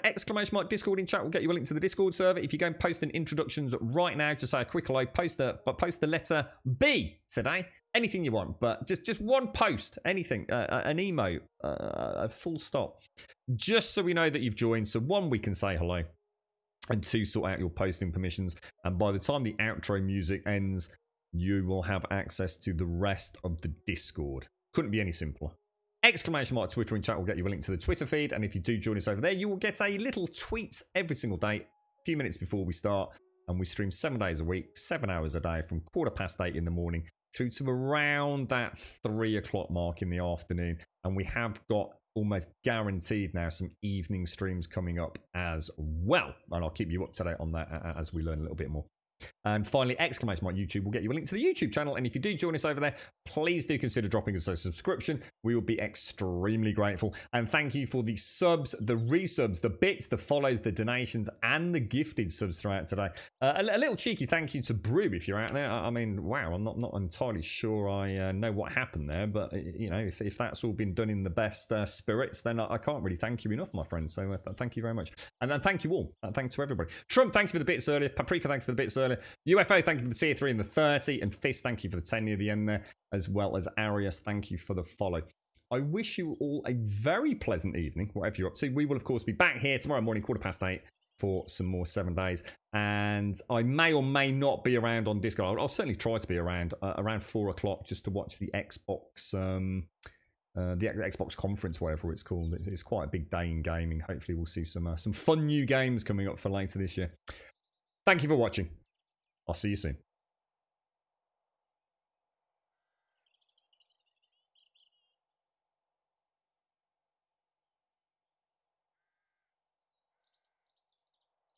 We could pack our bags tomorrow, leave all of our sorrows, see where all this road goes, maybe San Diego. I think the pre-roll with Jeff Keighley's at 4 o'clock my time.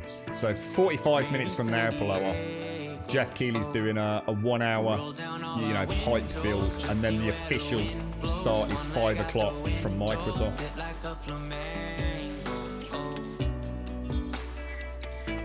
Thank you, Missy. Cheers, appreciate it, mate.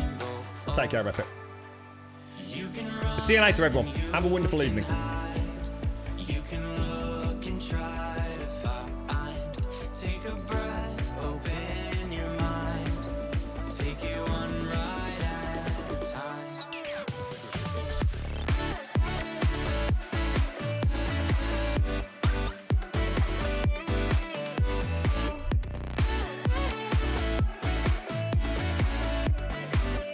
Take it one ride at a time.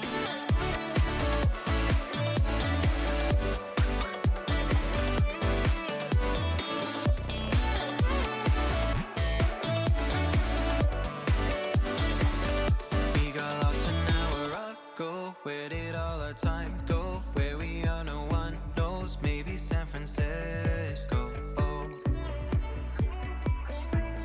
Maybe San Francisco. Oh. We could roll down all our windows, just see where the wind blows. One leg out the window, sit like a flamingo. Oh. Sit like a flamingo. Oh. You can run and you can hide. You can look and try to find. Take a breath, open your mind. Take it one day at a time. You can run